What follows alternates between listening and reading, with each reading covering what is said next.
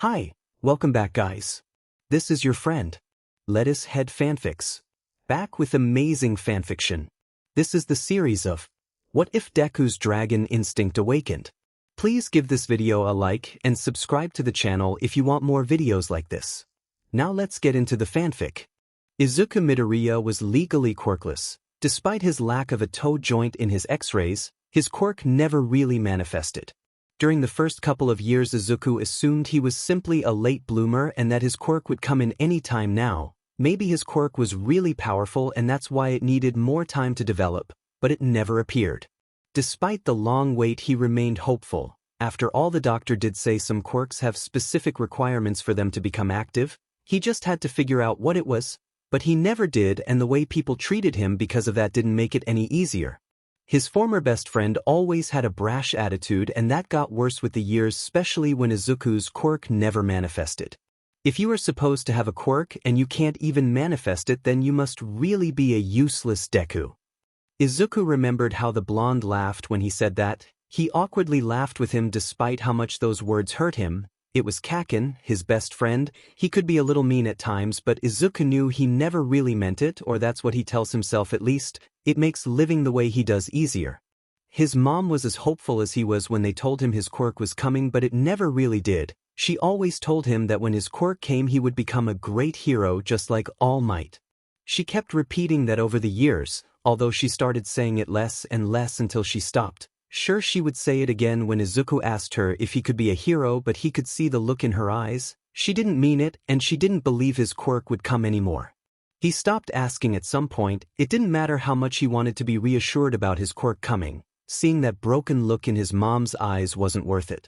As it was to be expected, he was bullied for not having a quirk. A rumor started to spread that he made up the whole late bloomer thing, that he did have a toe joint and that he truly was quirkless and was still in denial. Midoriya had the X-rays to prove his story, but he didn't bother trying to prove it. No one would believe him anyways. They would just say he made things up again. The best thing he could do was lower his head and try to make sure no one noticed he was there. But Kacchan noticed. He always did. Sometimes he thought the blonde had it out for him and he couldn't really understand why. He did his best to stay out of his way, and yet it felt like the teen made an effort to find him just so he could hurt him for fun. Izuku shook his head. That couldn't be right. Kacchan was going to be a great hero and heroes didn't hurt people for fun. He just annoyed him with his mumbling or something. Right now he was in class and his teacher was talking about what schools they wanted to apply to and what careers they would choose. Soon enough he threw all applications into the air. Oh, who cares?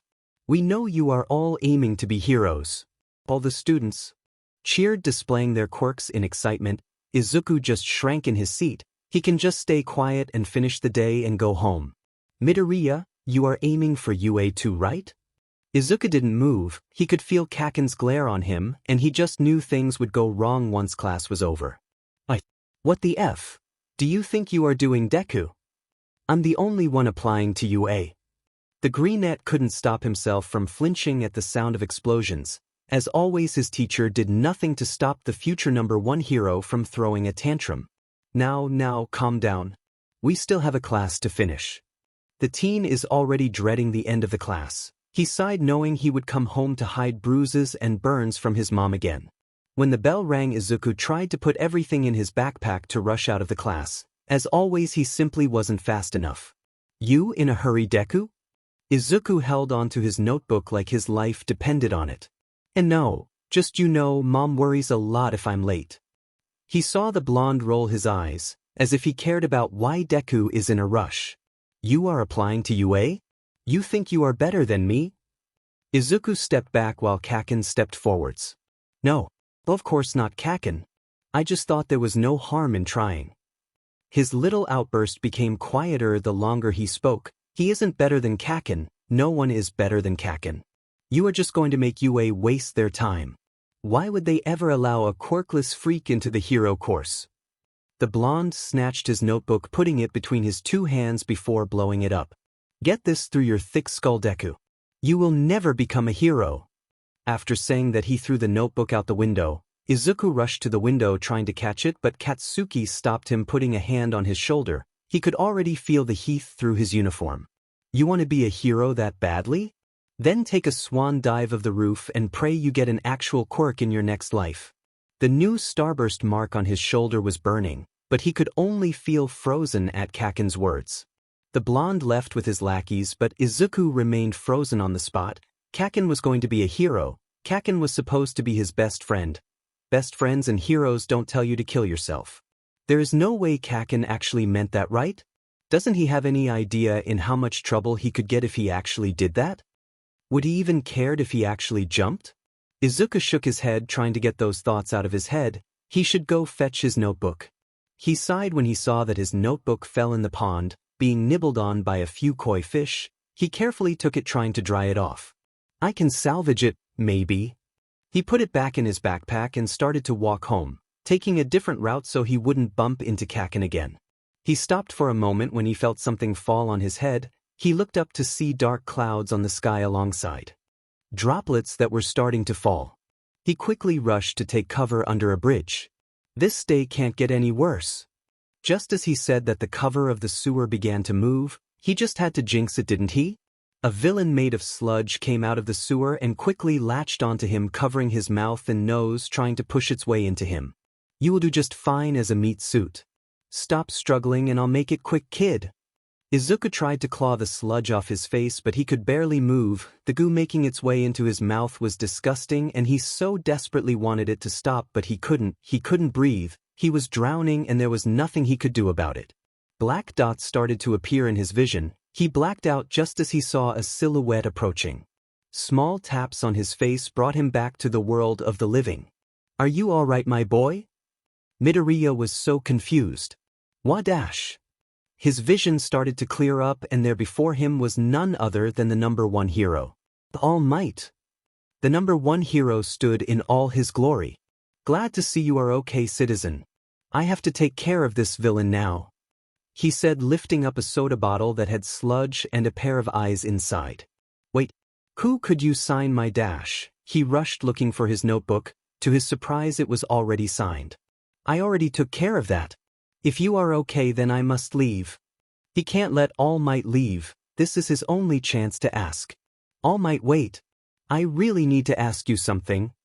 The hero walked out of the bridge and readied himself to leap away. Izuku, not having time to think things through, grabbed onto All Might's leg, shrieking loudly when the hero took off. What are you doing? Let go. The hero tried to nudge him off, but he held on tighter. His life quite literally depended on it. If I let go, I'll die. The hero had to agree with him, quickly finding a place to land on top a tall building. That was very irresponsible of you, young man. The hero scolded. He closed his eyes as he gripped the chest of his uniform, trying to even his breathing after that adrenaline shot. I'm sorry, but this is really important. All of my life I've want nothing but to become a hero, All Might. So I must know. Can one become a hero even without a quirk? When Izuku opened his eyes, there was no hero in sight, just a skeleton of a man. All Might. The man coughed into his hand, trying to hide the blood from the teen. At least the rain was helping him cover that up. Now that you've seen me like this, young man, I need you to know you can't spread this online. The hero said, sitting on the roof. Izuku nodded, slightly still in shock. 5 years ago a villain did this to me, he said, lifting up his shirt. Izuku gasped at the sight of the scar. I lost a lung in my whole stomach. That's why I look like this now. Due to my condition, I can only be a hero for 3 hours a day. Izuku gulped, still taking in everything. 5 years ago? Was it toxic? Chainsaw? All Might looked slightly impressed.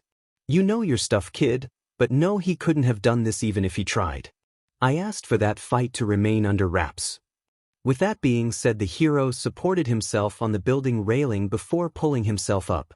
This happened to me with a quirk as strong as mine. Imagine what would happen to someone that doesn't have one. So no, I don't think someone without a quirk can be a hero. The hero began to walk towards the door. If you still want to help, you can become a police officer or a firefighter. They are not as recognized, but they still help others. Dreams are nice, kid, but you need to be realistic. With that, the hero left him alone on the roof. Izuku didn't know where his tears ended and where the rain began, but he didn't want to figure it out. Eventually he got down from the roof, walking home with his head down. Until he heard explosions, that is. Logically he knows he shouldn't go look and he shouldn't go closer, but his curiosity won. As he approached the scene, he could see a bunch of people under their umbrellas mumbling amongst each other about what was happening. When he raised his head he froze. It was the villain that attacked him earlier, but that couldn't be right. All Might caught him, but he got in the way. Did he cause this? He didn't have much time to dwell on it because soon enough his eyes connected to the ones trapped within the sludge, Kacchan. He looked so scared. Izuku looked around. There were a few heroes, but none of them were doing anything because their quirks weren't suited for this. The sludge kept growing in size due to the rain, and Kacchan kept firing explosions in an attempt to free himself. Nothing was catching on fire, but his explosions were strong enough to create debris whenever he fired. His former best friend is suffocating, drowning in disgusting waste, and no one is doing anything to help. Someone has to help. His feet moved before his mind could process it, the sky crackling with lightning with every step he took. A lightning bolt struck him and Izuku felt his body change. The lightning blinded everyone nearby, including the heroes and the villain. When everyone recovered, they saw the villain reforming himself with the debris his hostage caused and the endless supply of rainwater. Where is my new meat suit? Behind the villain some sort of black cocoon could be seen. No one was quite sure what happened and no one was willing to move before they figured it out. The heroes tensed when they saw the cocoon move. Something else had joined the fight and they had no way of telling whether it was good or bad. The cocoon began to open up rather than break open. What they originally thought was a cocoon spread into a wing and another one followed soon after. A beast with black scales stood up from the ground, standing over the hostage, that was heaving and coughing up the sludge, without stepping on him in a protective manner. The beast looked at the villain, its eyes turning into slit pupils before baring its teeth. The sky roared with lightning just as the beast roared at the sludge. I don't care what you are. You will pay for ruining this. A whip of sludge was directed towards the beast. That thing growled again before firing something at the sludge, making the whip explode. After that he looked at the villain, growling again, as if he was challenging him to try again. That won't stop me. Another sludge tentacle tried to reach him only for it to be exploded again. This happened a few more times before someone in the crowd spoke up. The kid isn't a hostage anymore. What are you waiting for? Do something. That seemed to be enough to break the heroes from their shock and engage into battle. The beast remained over the blonde boy, blasting away any sludge that tried to come close. It was a matter of time before the heroes could subdue the sludge villain. That only left them with one thing to address, the hostage and the beast.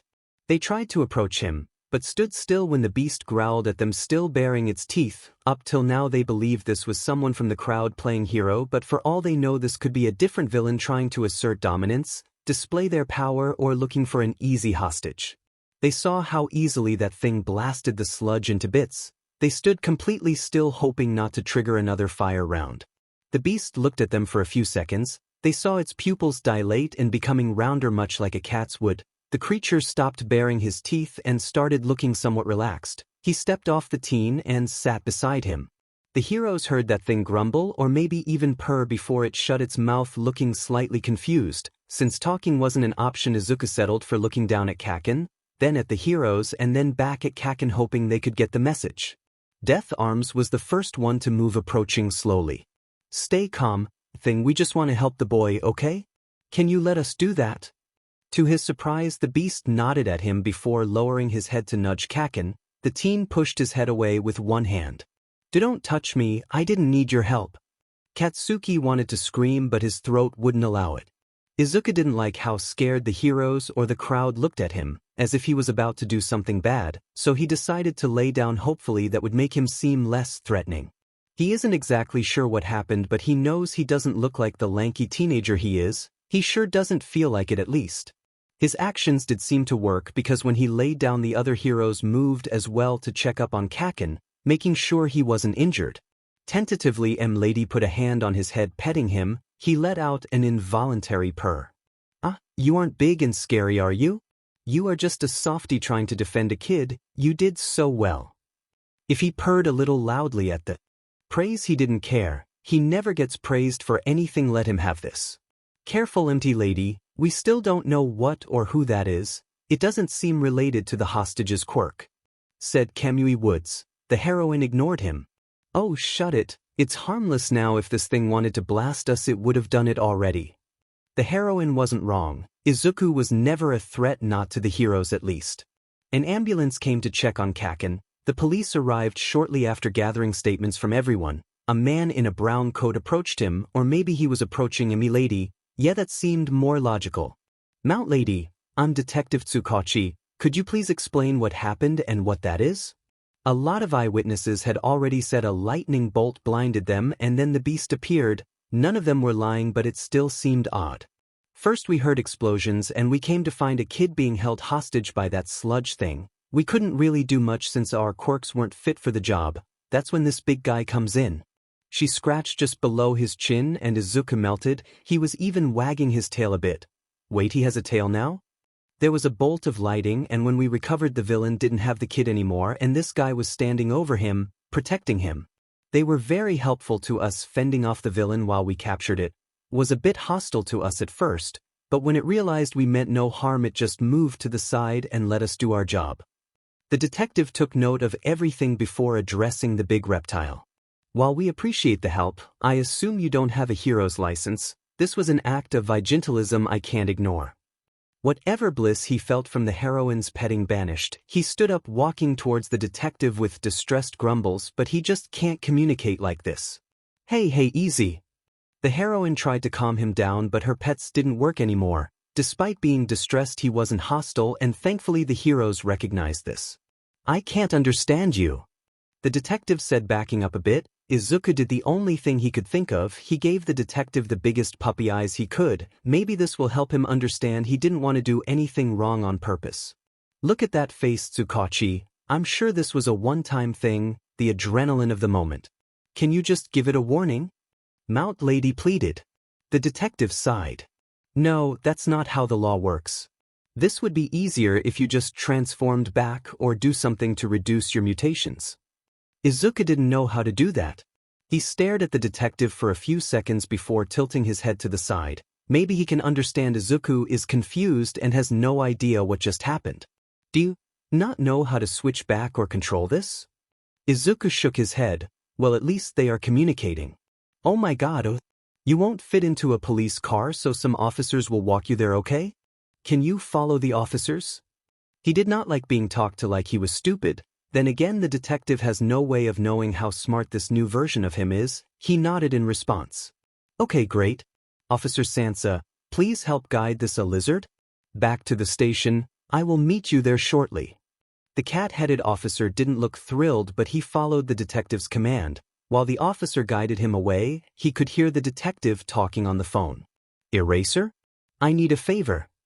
Izuku was led to the police station, but he couldn't quite walk in. Sure, the doors were wide enough for his new body, but well, they were to many desks and he wasn't exactly small enough to squeeze through that, and he couldn't quite control how his tail moved yet. He is sorry for anything he dropped.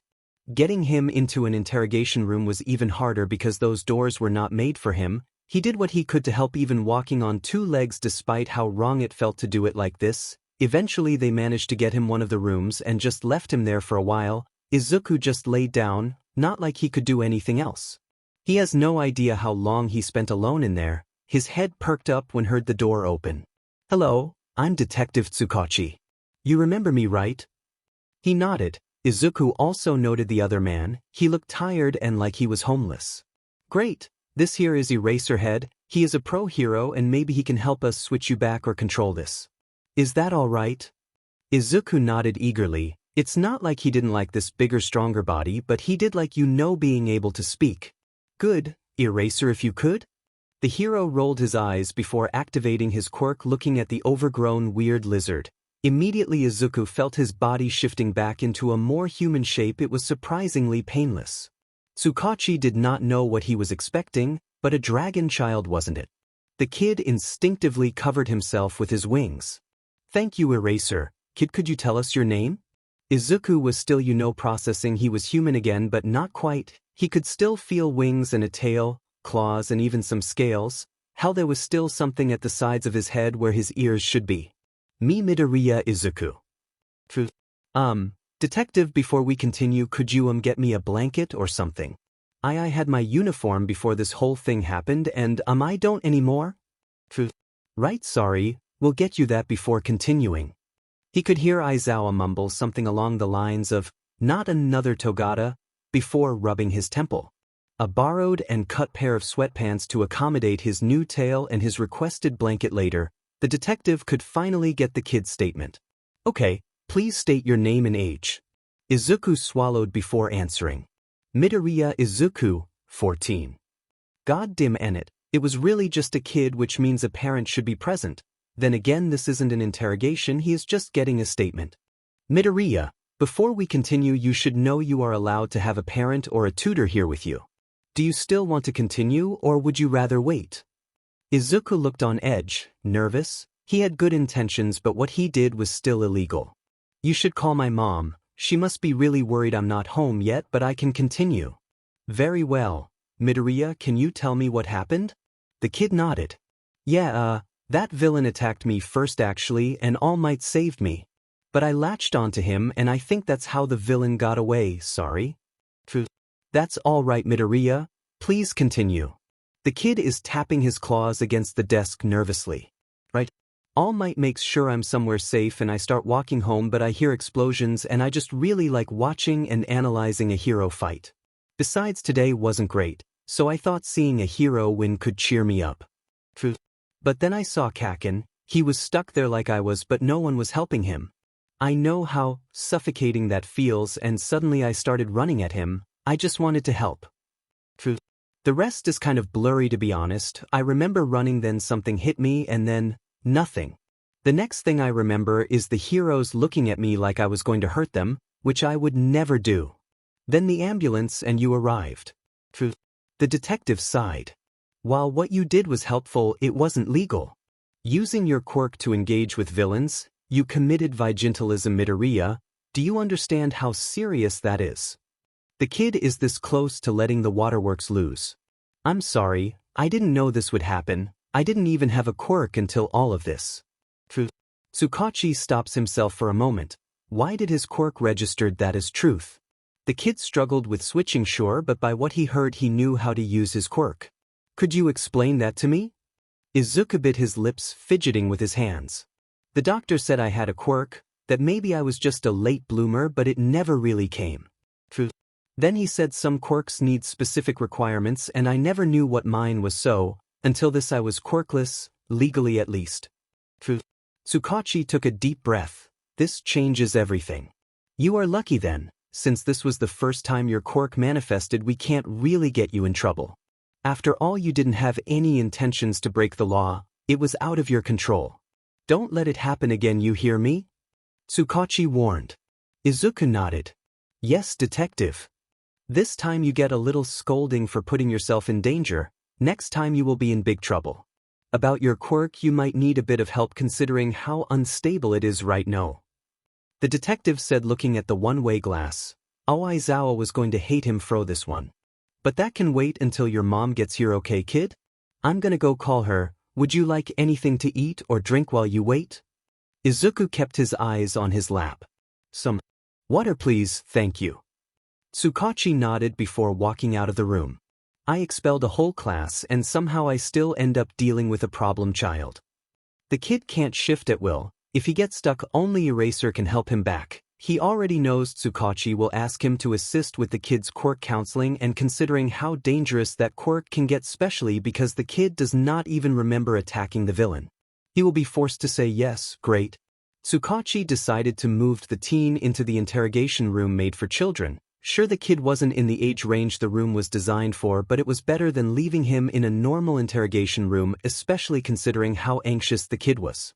He and Eraserhead watched from the other side of the glass. The kid kept glancing around the room, fidgeting with his hands. His tail was curled up around his ankles and his wings, while the kid didn't really know what to do with them.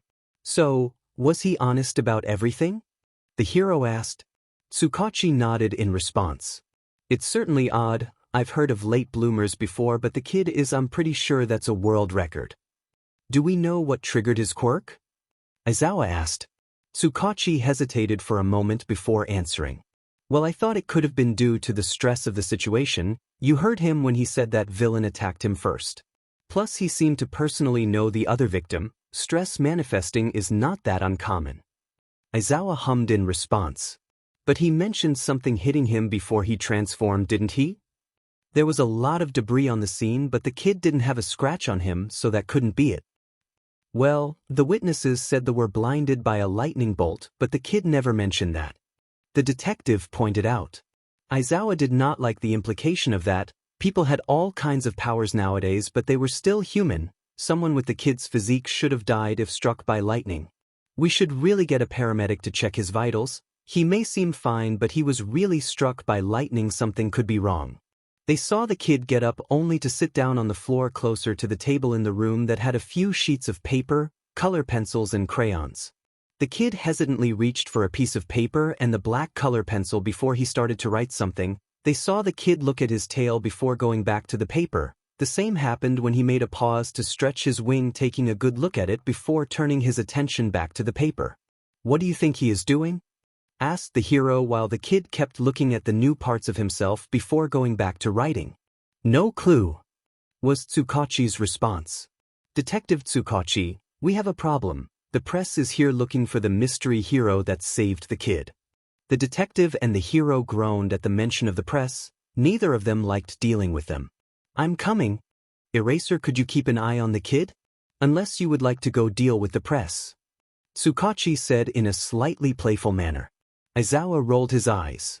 "I'll deal with the kid. You can handle those vultures." With that, the detective left. Aizawa stared at the kid through the glass for a few more minutes before stepping in. "How are you feeling?" Eraser noticed how the kid's tail curled around himself again now that he wasn't alone. Fine? A bit nervous, I guess? Mom must be really worried about me, and my phone was in my backpack, but I think I lost it with my uniform when I was in that other form, so I can't really tell her that I'm okay and yeah." The kid mumbles a lot. He uses his new mutant aspects to have some sort of shield or comfort. Aizawa is picking up a few red flags from this child that he isn't liking. "What are you working on?" Aizawa tried to glance at the piece of paper. The kid quickly tried to cover it. "Oh, it's nothing important really. I just always like to analyze quirks since I never got mine, but now that I got it I wanted to see what I could understand. I normally have a notebook for this, but it got ruined at school and I think the rain might have finished the job." Aizawa raised an eyebrow with mild interest. "Can I see?" The kid seemed hesitant but eventually agreed. "Okay. It's not much really and it's all over the place. Sometimes my mumbling passes onto my writing, sorry if that's annoying." The kid handed him the piece of paper and now Aizawa looked actually impressed. The kid has been conscious of his quirk 15 minutes at best, and he already has a rundown of basic aspects of his quirk. First, the kid tried to define what category his quirk was. Mutation was noted considering his new features, but he also added a note on transformation because what he deemed as full form was no longer his human body with certain add-ons. It was a completely different thing.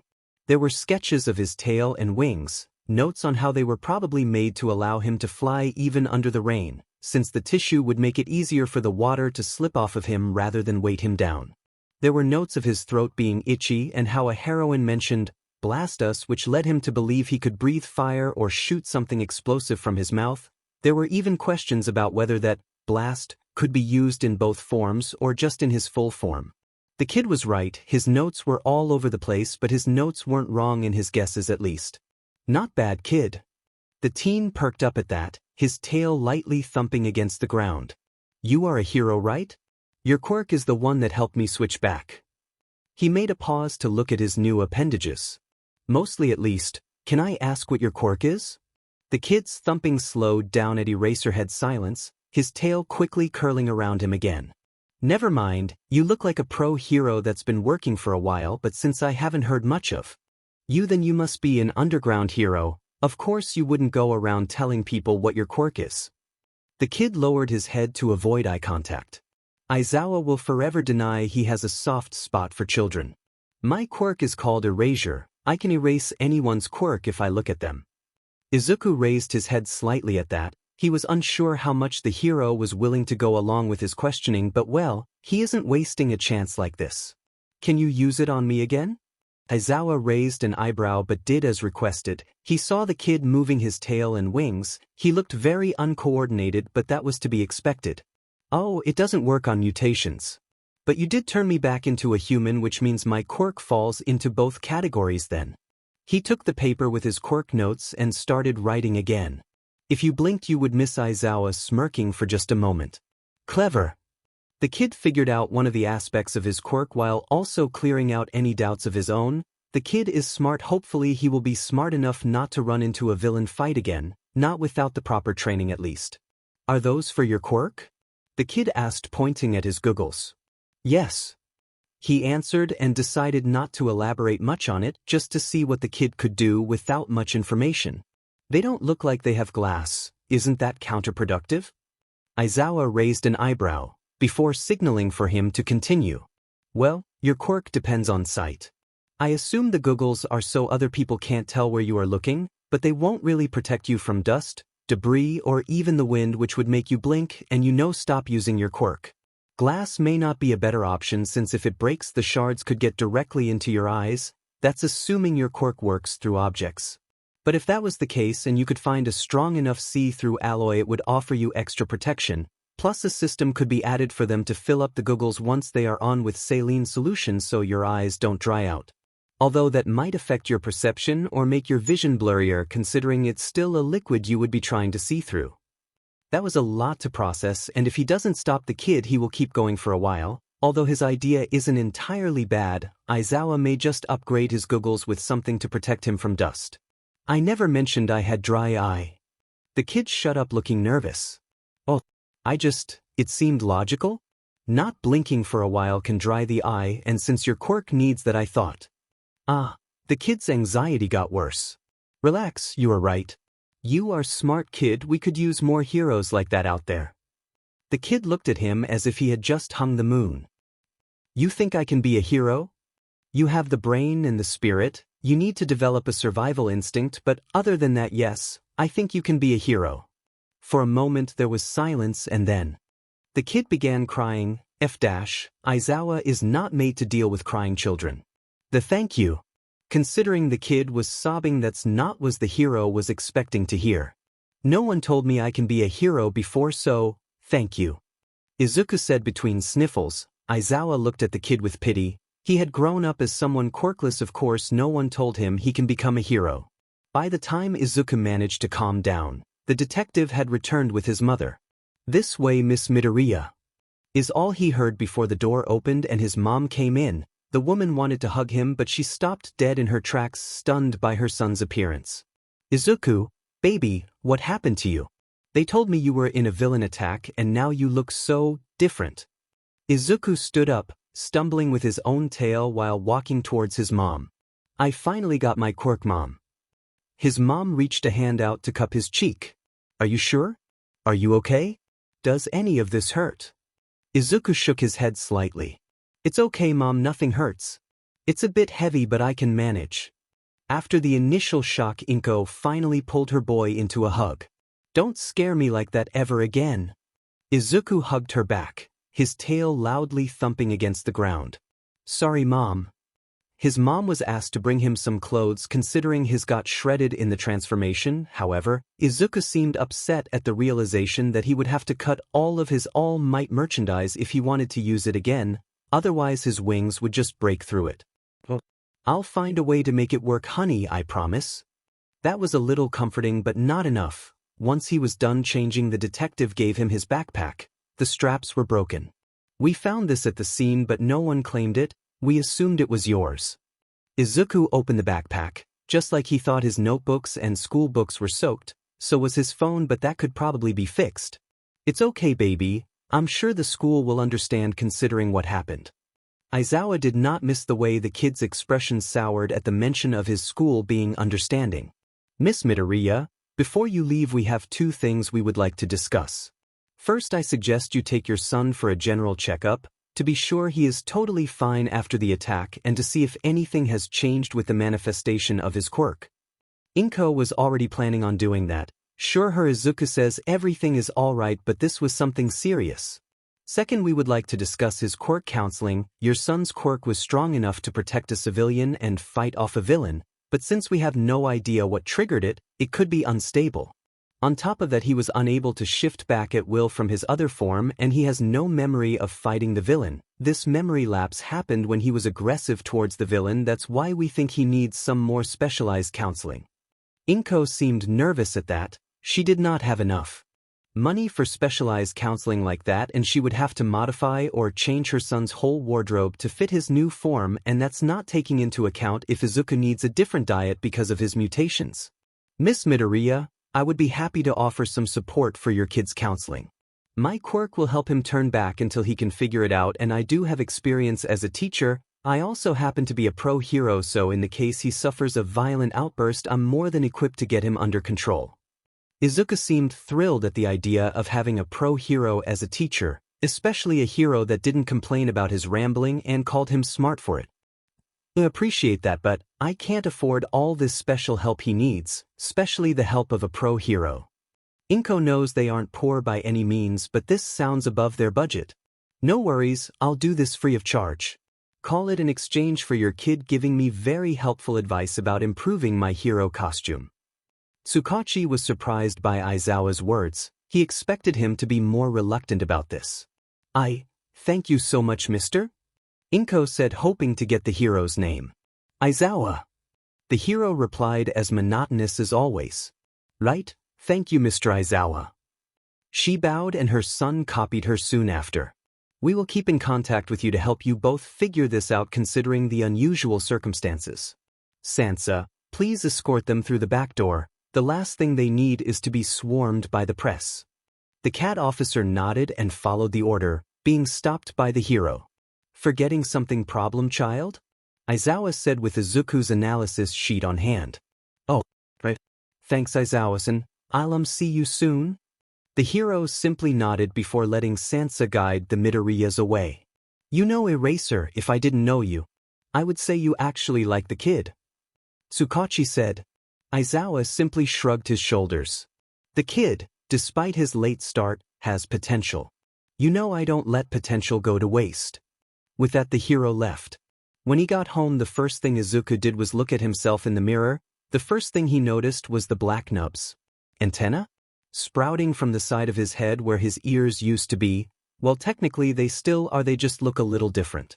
He noticed his canines were a bit sharper and longer, but he is a dragon now, or so he thinks, so that checks. Then they were his eyes. They were still green, but his iris was gone. Instead, his sclera was completely green, and his pupils had gotten wider, or maybe his iris was covering the entirety of the sclera like it happens with cats. He isn't sure. His wings were big. He was still making the conscious effort to keep his wings up rather than letting them flop behind him, and they still managed to reach the floor. Then again, Izuku isn't particularly tall, so that could be playing a role too. He already had a good look at his tail, a pair of wings, or well, more like fins at the start of his tail and another pair at the end. They are probably to help him change directions while he flies, or if he can fly. That's not something he can quite test yet. Seeing himself like this was odd but not bad. His quirk was finally here and it was strong. It already helped him defeat a villain. He can, and he will become a hero. Despite the police department's best efforts, Izuku's name and relation to the sludge attack was released to the vultures. They still don't know who leaked that information, but the damage is already done. Articles started coming out one after the other about the late bloomer whose quirk manifested just at the right time to save a life, about the brave bystander who jumped into action despite the disadvantage only to prove more helpful than the heroes on the scene. Articles questioning whether or not this should be counted as an act of vigilantism considering the quirk's sudden manifestation, but mostly it was praise about how his actions may be the only reason the victim was still alive. The name of Izuku Midoriya was spreading like wildfire on the internet, and that meant the vultures were fighting each other to get an exclusive interview with the man of the hour. The best way to achieve that? Well, find his address and surround his house until the kid comes out, of course. Mom, why are there so many people out of our house? He said, looking through the window, quickly closing the blinds again once he started seeing flashes of cameras. Well, what happened made you a bit of a celebrity? Izuku just stared at his mom for a while because what do you mean he is a celebrity? But how?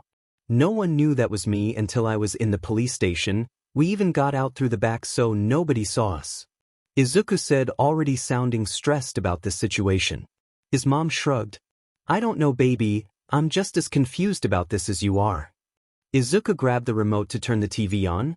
The news was talking about the case that took the internet by storm. There was even a picture of him on the news, well, a picture of him before he changed, that is. This is Izuku Midoriya. According to our sources, this young man was believed to be quirkless. Imagine everyone's surprise when the kid ran into a villain attack and suddenly his quirk manifested, turning out to be a perfect counter for the villain the other heroes were unable to deal with. Footage appeared on screen that captured him running before the lightning bolt struck him. There was a commotion from all the bystanders by the sudden shock. The news reporter kept narrating all that had happened, but Izuku was just stuck in his mind. Lightning struck him and then his quirk manifested. The requirement for his quirk activation was getting struck by lightning? Would any electrical charge of that capacity be enough to make his quirk manifest, or did it have to be specifically lightning? Shouldn't that have killed him? I mean, if that was the requirement, then maybe he had some resistance to electricity, but he didn't seem affected by any of it at all. He wanted to believe his quirk had some similarity to the one of Ryukyu, but his seemed to be completely different. If it weren't for the actions of this young man, it is likely that the hostage from the attack, Bakugou Katsuki, could have ended in a critical condition or even worse. The world is praising Midoriya for his actions. With a quirk that powerful and with a heart so courageous, many believe we are witnessing the rise of the next #1 hero. After that, the news moved on, but Izuku was starting to dread the reporter's words. They painted Kacchan as a helpless victim he jumped in to save. They claimed his quirk was strong enough to become #1 someday. Kacchan is going to murder him on sight. Honey, are you feeling okay? You look a bit pale. His mom asked, putting a hand on his shoulder, bringing him back to reality. Yeah, Mom. This is just a lot, you know? I've always just passed by and this just a lot of attention, don't worry about it.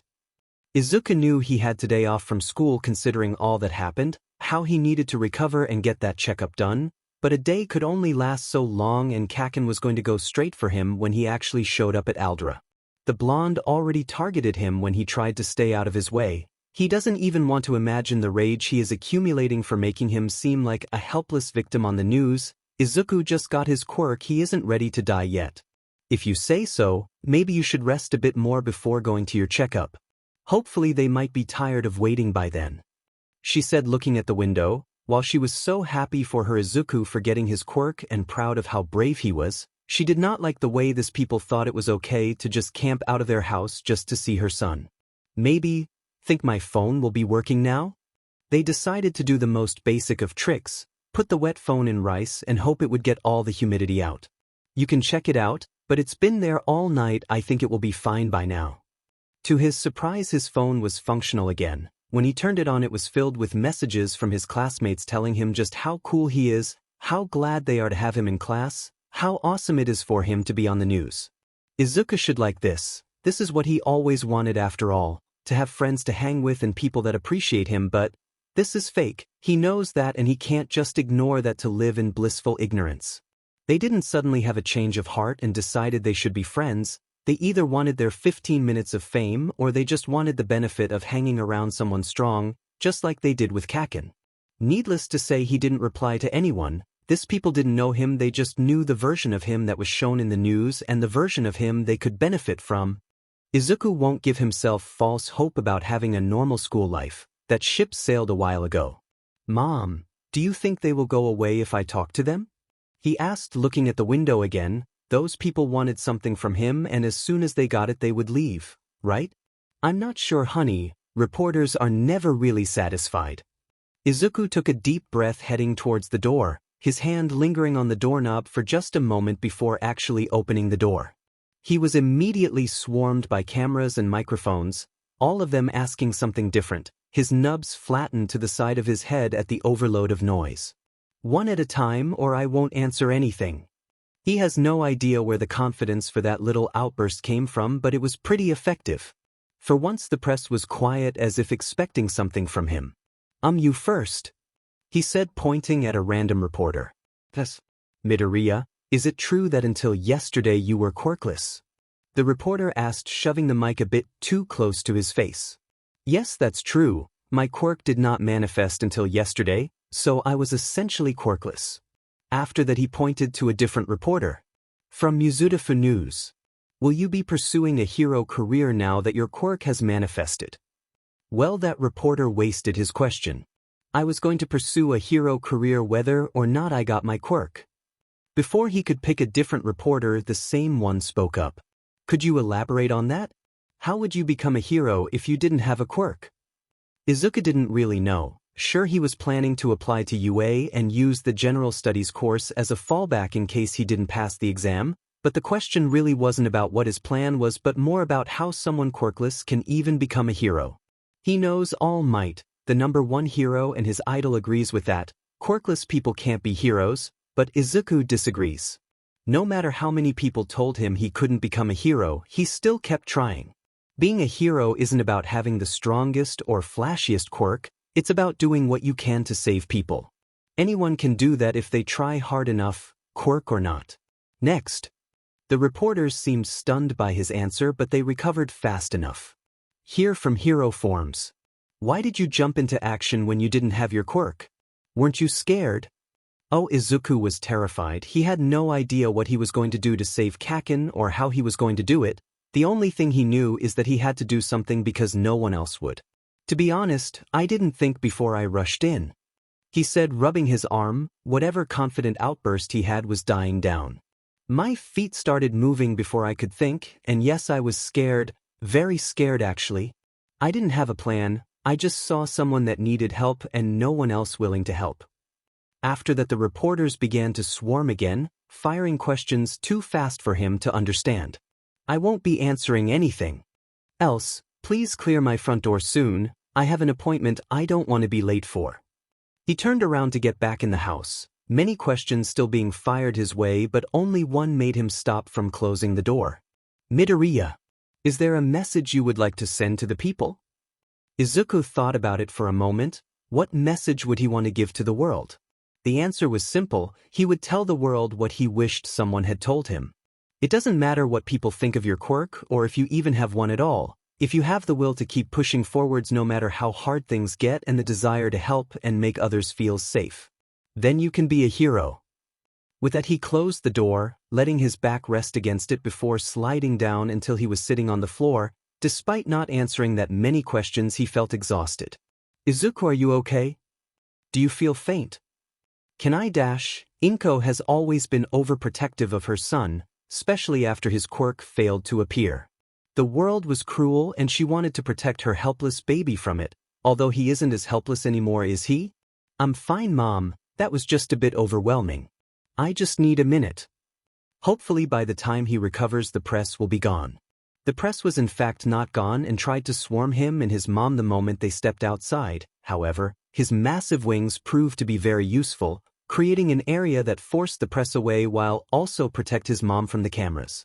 Some of them tried to follow them, but eventually they gave up the chase. At the very least they had useful footage of him, hopefully that would be enough for them to not bother him again. Dr. Tsubasa wasn't an option. The old man had retired the last Inko heard of him, so they had to go with a new doctor. Izuku and his mom sat down in the waiting room until the secretary finally called out his name. Izuku Midoriya? The Midoriyas looked at the lady. Dr. Ito will see you now. He nodded, standing up heading towards the doctor's office, his mom close behind him. When they entered they were greeted by a woman in her late 20s, her brown hair tied into a bun. Hello Midoriya, please take a seat. Your mother informed me about why you are here, but I would like for you to tell me yourself. You are my patient after all, plus there's something she could have missed because she did not experience this change. Despite his recent talk with the press, Izuku was not good when it came to talking with new people. Oh, well, I just got my quirk, I'm a bit of a late bloomer. The doctor simply nodded. And, it made me develop some mutations and I don't really know how they affect me, so I would like to know that. There's also a transformation aspect? But it's a bit dangerous because I can't control that. Maybe that's more for my quirk counseling instead of a checkup. The doctor smiled softly at him. It's quite alright, any information can be useful, let's start with some basics, okay? The doctor measured his stature. To Izuku's surprise, he didn't grow one bit despite his transformation being quite big. His blood pressure seemed to be fine, but his temperature was higher than it should be, for an average human that is. Interesting, it seems your temperature has risen without affecting you. This normally happens with fire-based quirks, so you might want to bring that up at your quirk counseling. Izuku nodded. He already suspected this considering the whole blast thing the full form can do. At least he has a way to confirm it. The doctor also checked his reflexes. His human parts seemed to react normally. Checking the reflexes of his tail and wings proved to be more difficult. The doctor had dealt with some bird-like mutations in the past, but his wings weren't that similar to a bird's. Ito prodded one particular spot that made Izuku smack her in the face with his wings. The dragonling immediately cocooned himself. "I'm so sorry. I swear I didn't mean to do that." The doctor simply laughed it off. "It's quite alright, you would be surprised how many times something like that happens." After that the doctor moved to check out his eyes, his teeth and his new ear like nubs. "I will be honest with you, I have never seen mutations like this on ears." "Don't worry, it's not a bad thing. The change doesn't seem to affect your hearing, maybe it has even improved it. Have you noticed any changes like that?" Izuku shook his head. He hadn't really had a lot of time to test all the new things his body had, but he will take note of this for future reference. "Well, just keep that in mind, alright? If your senses improve, it's very likely that sound, smell or light can overwhelm you until you get used to the change. Your teeth seem sharper. I do think you would benefit from a more carnivorous diet, but you shouldn't have trouble eating fruits and vegetables whenever you want." She typed all that information down on her tablet before continuing. "Midoriya, do me a favor. Close your eyes, please." Izuku simply obliged, his ears moving slightly at the sound of a click. "You can open them again." The room looked different. The lights were off, but Izuku could still somewhat see without much issue. "Are you able to see anything?" Izuku looked around, still being able to see his mom, the doctor, and her desk among other things. "I think so, yeah. It's not like the night vision goggles one can see in movies, but he can still see." "I suspected as much. Close your eyes again. The sudden switch of light could give you a headache if I'm right about higher senses." Midoriya simply obeyed her. "Okay, I would like to get some blood tests done and maybe a few x-rays. If his wings allow him to fly, it's very likely that his bones are hollow now. The x-rays are just to confirm that," she said, sitting back at her desk typing more information into her tablet. "Well, good news. Despite the changes, your son seems to be in perfect health, Miss Midoriya. We don't have exact parameters for average for people like him. Dragon-like quirks are not very common. So I have to use other mutations as reference like birds, lizard and even cats. Your son is something new, so it's very likely he will discover more things along the way, but for now everything is okay." Inko let out a breath of relief at that. Her baby had changed a lot in so little time, but he was still her baby. After getting the blood sample and the x-rays done, they were finally allowed to leave. Izuku was already itching to write down more possibilities for his quirk on his notebook, but that would have to wait for a quick stop at Aldra to get his new uniform. Thankfully his mom dealt with that. Once he was finally home, he went to his room and grabbed his brand new notebook to make more notes on his quirk. When he reached the notes of his full form, he stopped. He didn't know much about that. He knows it was meant to be quadrupedal and not bipedal, considering how uncomfortable it was to walk on 2 feet. But beyond that he knew nothing about it. Not even how he looked that way. Maybe Aizawa would remember what he looked like, or even better, he will allow him to transform and take reference pictures for him.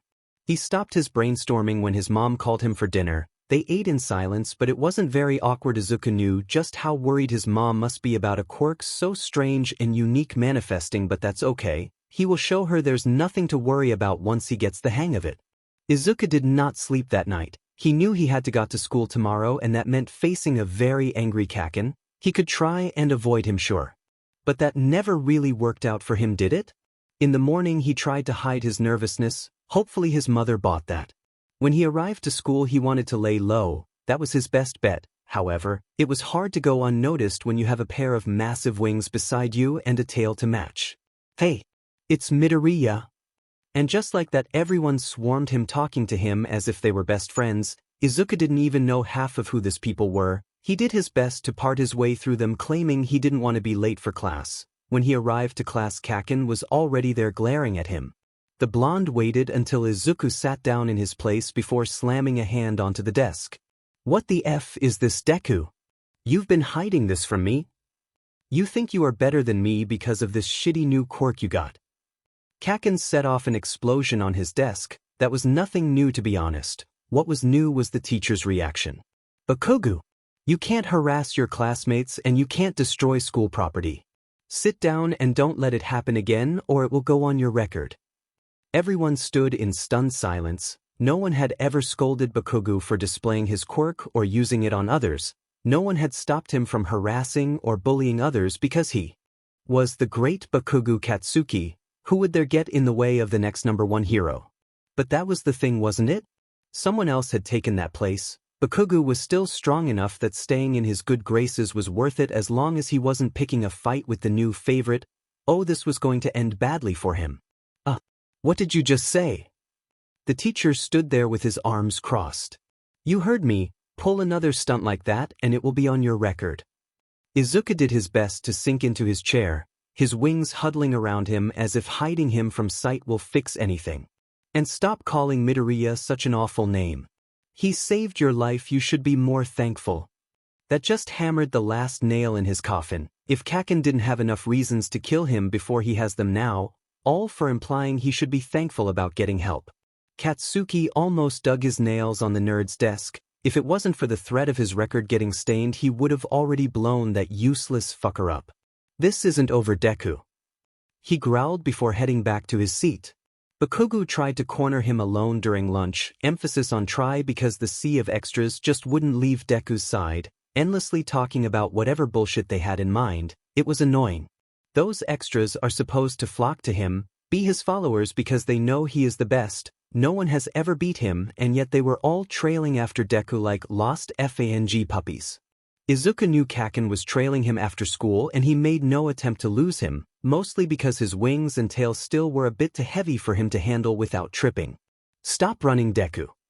Against his better judgment he obeyed. The more he delays this, the angrier Kacchan gets. All this time you were hiding this powerful quirk from me? Pretending to be a quirkless, useless Deku?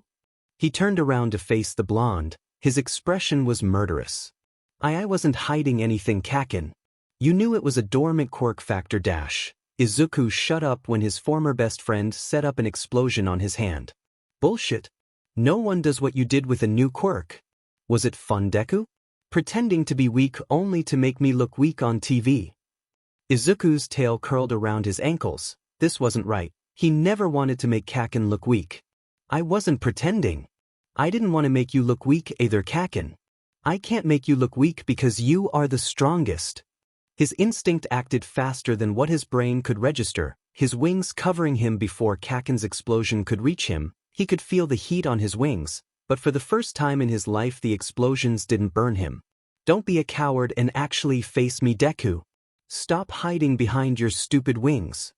He felt the heat of another explosion push him back, but once again he didn't feel burnt. Kacchan, stop.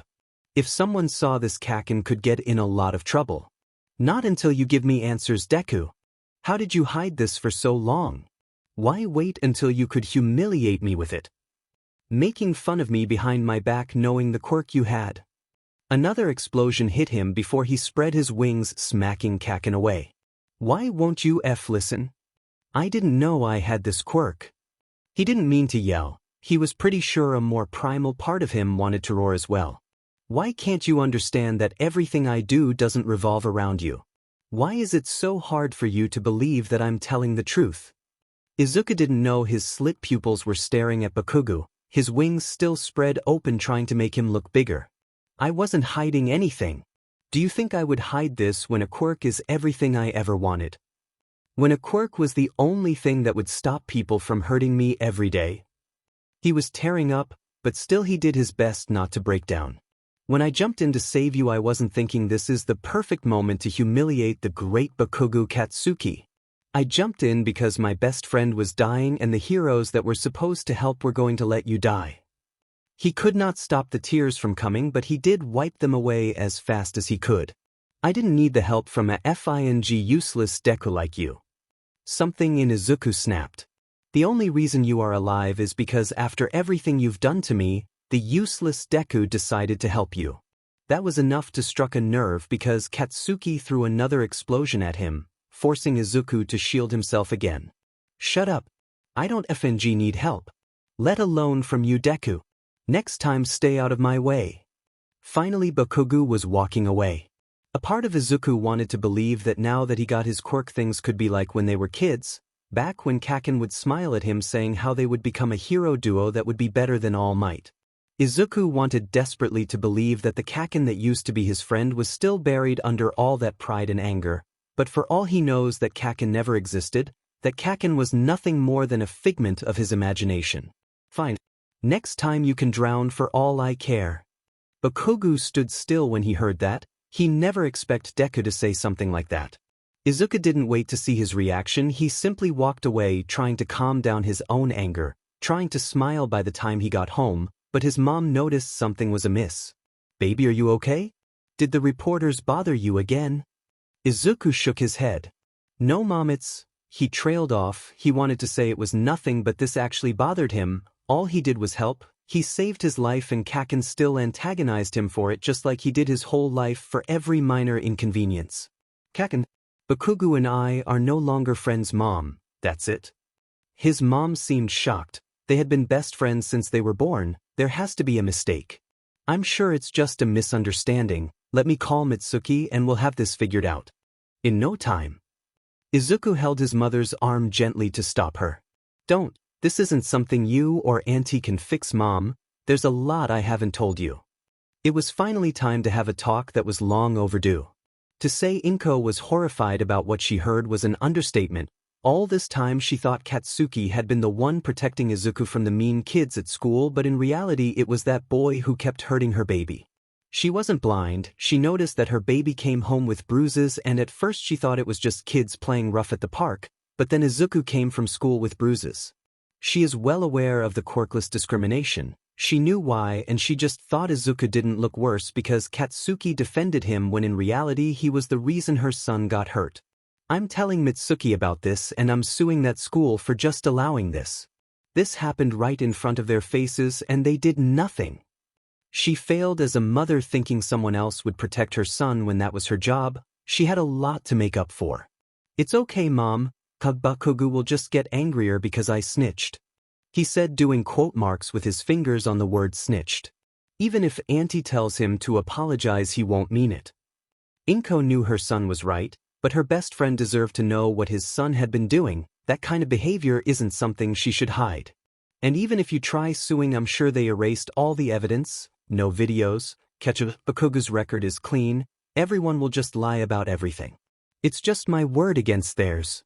Then again, it wasn't the word of a plain quirkless boy anymore, it would be the word of a current celebrity that people were looking up to against theirs.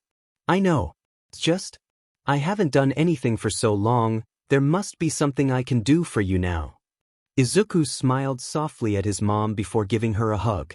You were there for me when no one else was, Mom, you've done enough. Inko couldn't help crying at her son's words and Izuku ended up crying too, mostly out of empathy.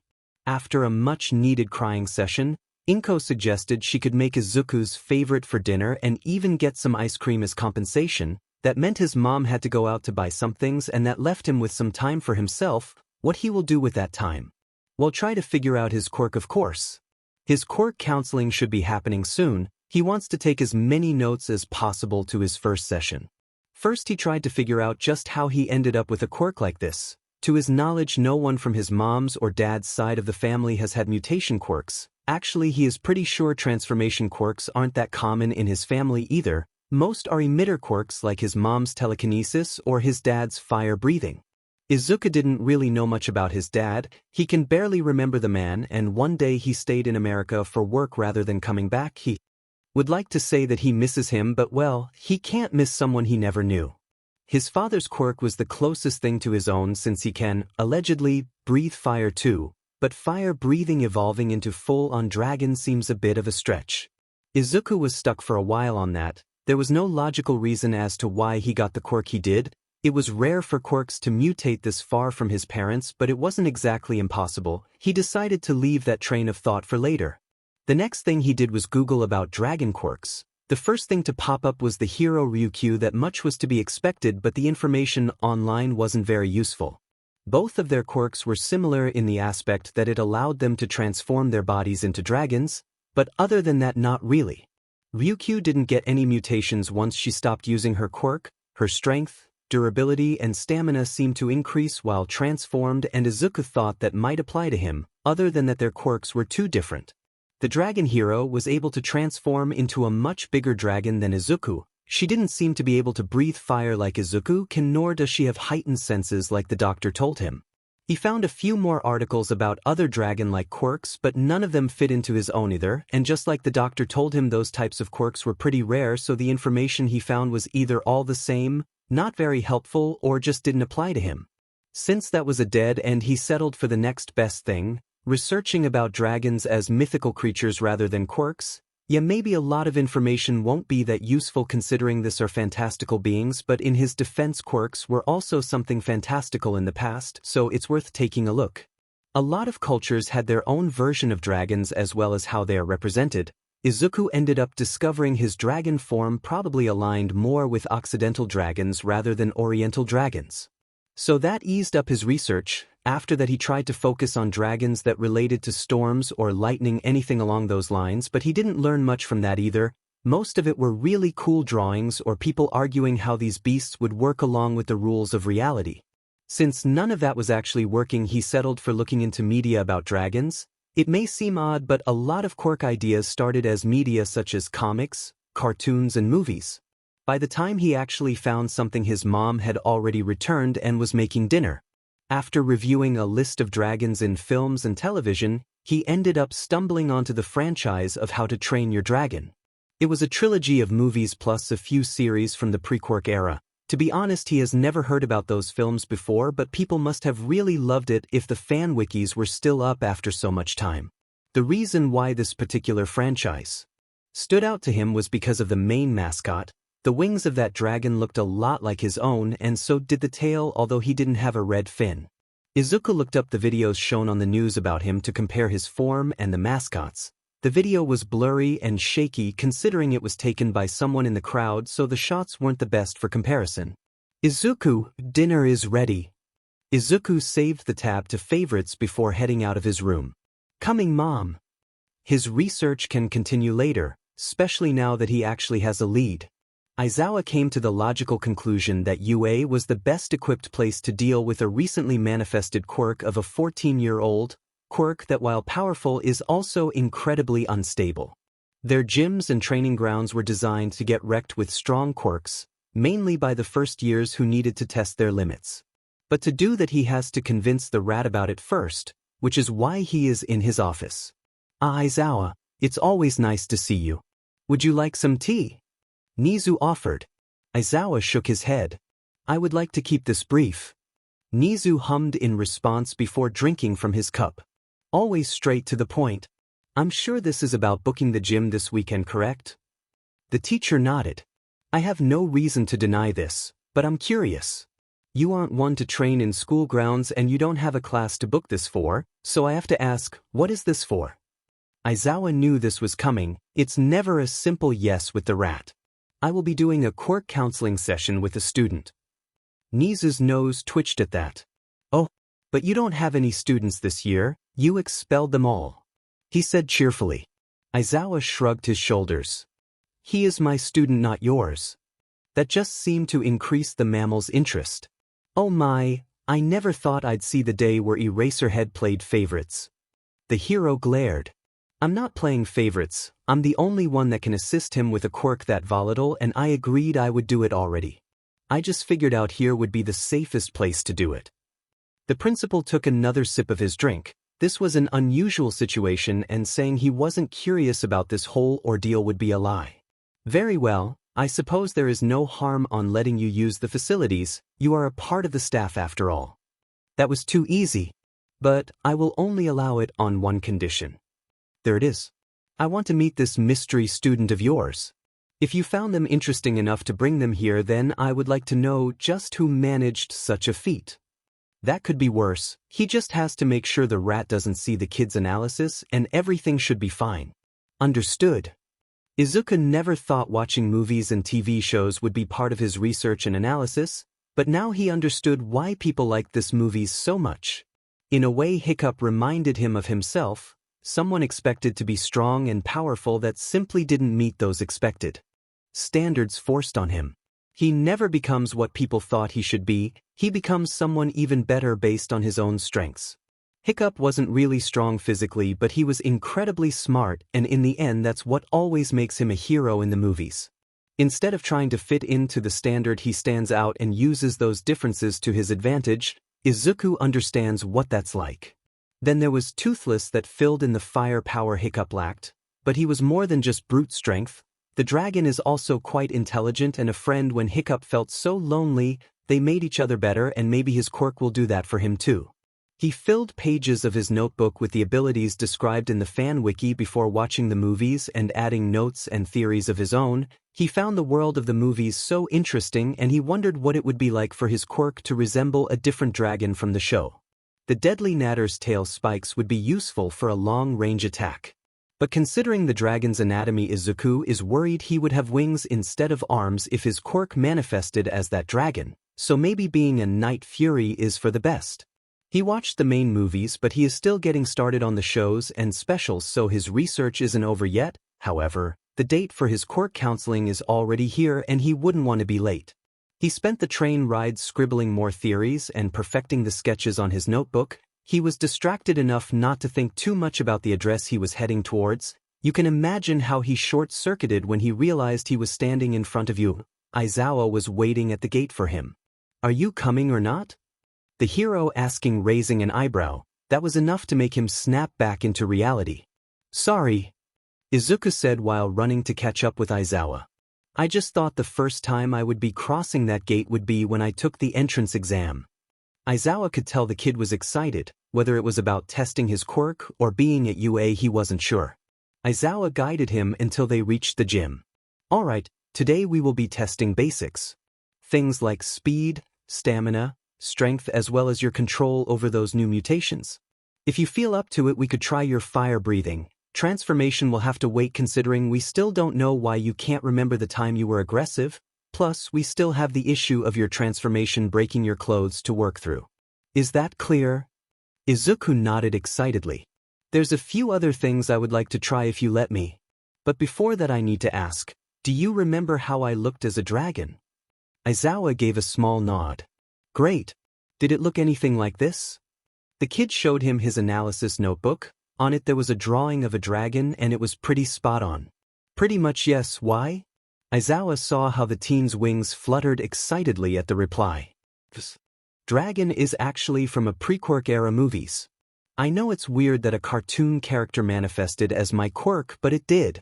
So I think there's a chance I have all the abilities this dragon does, one of which is summoning lightning, which would also explain why I got struck by one during the sludge incident.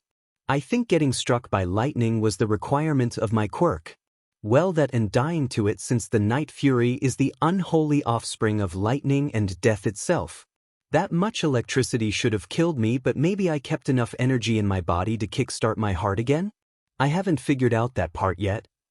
Izuku stopped his rambling when Aizawa raised a hand signaling for him to stop. His wings quickly stopped flapping, sticking to his sides, his tail curling around his ankles again. He must have annoyed the hero with his rambling.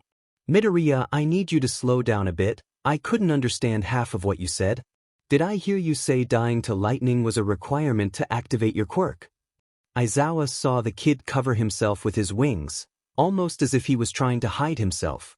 "Never mind, it's just a stupid theory anyways. We should just get started on the tests you mentioned."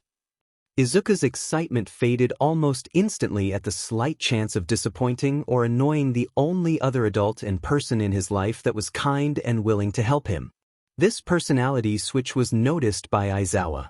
"Midoriya, I will say this once, so you better listen. Your theory is not stupid and I am not dismissing your ideas nor your research. You know your quirk better than I can because you are the one experiencing it. If you think something is important or that it should be brought to my attention, I will listen, but I need you to explain things a bit slower for me to understand what you need and for me to guide you safely into trying it." "Understood." The kid's tension seemed to ease up a bit after his explanation. He still seemed to be on a fight or flight mode. He should really work on the kid's insecurity as he goes along. "I understand." He didn't go back to his previous excitement, but he no longer seemed to see Aizawa as a threat or something to hide from. The hero will take that progress. After that, Izuku did explain everything he researched at a more understandable pace, and Aizawa listened to him patiently. He had to give the kid credit for the effort he put into his analysis. While he took the information from a fictional scenario, he did base it on the few things he could see about his new body and on the rules of the real world. There was a high chance he could summon lightning and that he just didn't get struck by chance. Considering his new heightened senses, echolocation was a possibility as well. He wasn't too sure about temporary invisibility through lightning, but that's not something we can test now. From your ideas, we can add echolocation to today's session. The rest still seems dangerous for a beginner, so that will have to wait. Izuku smiled at him just for acknowledging his ideas and actually be willing to implement them. For now, let's start with the basics and move on from there. Izuku nodded before following his instructions. The teen's strength and speed seemed to have increased with his mutations. His stamina not so much, he will have to work on that. So far, Izuku seemed to have a good control of his wings and tail, being able to move them on command, although they would also move depending on some of his emotions, probably an instinctual reaction the kid could learn to control. Aizawa even allowed him to take flight. Well, he told Midoriya to try to take off but maintain himself hovering over the ground for as long as he could. Midoriya lasted less than a minute. At first he seemed to have the hand of it, but after a while his wings became uncoordinated and he was forced to stand on the ground again. He was reassured they would work on that in future sessions. The fire breath or plasma shots, if his research was correct, was a lot harder to do. He did manage to do one shot, but it took a lot of concentration, and once again his throat was itchy after the shot. It was nice knowing that fire power was still there with him in his human form, but he needs to practice a lot if he wants to use it right. Finally, they did the echolocation, where Izuku learned he could roar just as loudly in his human form as in his dragon form. He didn't get the hang of this ability either, since he couldn't process the sound bouncing very well yet. He will work on it. Izuku didn't think all of this would be that tiring. Then again, his stamina is very low. That would be all for today. Take a break. Before you leave, the principal would like to speak with you. Izuku didn't know how to react to that. The principal of UA wanted to talk with him? Him? Oh, sure, I'll do that. There was a bit of silence for a moment, his tail swishing from side to side. I got really excited with training in UA and all that. I forgot to tell you something. Mom says you are invited to dinner if you want. It's her way of saying thank you for helping me even when she can't pay for it. He didn't want to make Aizawa feel like he had to say yes. Again, it's only if you want to, you don't have to be pressured into going or anything. Aizawa stared at him for a moment. Sure, he is not one for socials, but to be fair, neither is this kid, and he is trying. I would be glad join you and your mom for dinner, Midoriya. Besides, this was just a one-time thing. Aizawa led the kid towards Niza's office, and against his better judgment he let the kid walk in alone, mostly due to the rat's orders. He wasn't happy about it, but that was still his boss. Aizawa-san said you wanted to see me? Izuku said, walking into the room, his nervousness only getting worse by the second. This was his first impression with the principal of UA. He can't afford to ruin it. You must be Aizawa's mystery student. Please come in, take a seat. Would you like some tea? Izuku followed the orders of the mammal and sat down. However, he quickly denied the tea. No, sorry. I have a theory that certain foods could react negatively with my new mutations. I would rather not try too many things without knowing if it's safe. He truly hoped he hadn't offended the principal by refusing his tea, but Izuku discovered some plants were dangerous or toxic for dragons in the show. He could only wonder if there was an equivalent in his reality, and for now he just couldn't risk it. The principal nodded. I understand. I more than anyone appreciate someone smart enough to prevent accidents based on unknown factors. After saying that, the rat simply stared at him. That lasted long enough for Izuku's tail to start swishing again. He didn't understand why the principal wanted him here, but now that he wouldn't talk to him. Did you, want to see me for something in particular? He didn't want to be rude, but he couldn't just sit there forever. Not really. I'm just trying to figure out what it is about you that caught Aizawa's attention. Believe me when I say that is no easy feat, Midoriya. The principal said cheerfully, leaving the teen a little confused. He caught Aizawa's attention? Wasn't this whole counseling because his quirk is dangerous, especially since he can't control it yet? Besides, he was just a teacher doing his work. What did that have to do with getting his attention? I never told you my name. That was not one of the questions in his mind, but the fact that the principal knew who he was when the mammal hadn't bothered to introduce himself made him feel uncomfortable or vulnerable. Point is, his instincts do not like that. You didn't have to. I know everything that happens in this school. Plus, you have been the only thing people have been talking about for the past week. Ah, right, Izuku forgets he doesn't really have privacy anymore and the world more or less knew everything about him. Right? That makes sense. What were you saying about me catching Aizawa's attention? He might as well get some answers while he is here. Thus, while Aizawa has been a teacher for many years, he has never been one to pick personal students, but he picked you. I just would like to understand why that is. He could understand Aizawa not picking personal students, in a way that would be like picking favorites, and Aizawa didn't seem like that kind of teachers. He would know he grew his whole life with teachers who had a favorite. Because there's no one else who can teach me safely right now. Izuku saw the mammal's ears twitch before he signaled for him to continue. My quirk manifested a week ago. I may be 14, but I have the control of a toddler. It is powerful, perfect for hero work according to a lot of articles. But it's also dangerous. I can't remember anything from when I was aggressive, which means if I have another outburst it's very likely I could hurt someone. Because I have no control of myself. On top of that, I can't switch on command, and Aizawa is the only one that can force me to switch back.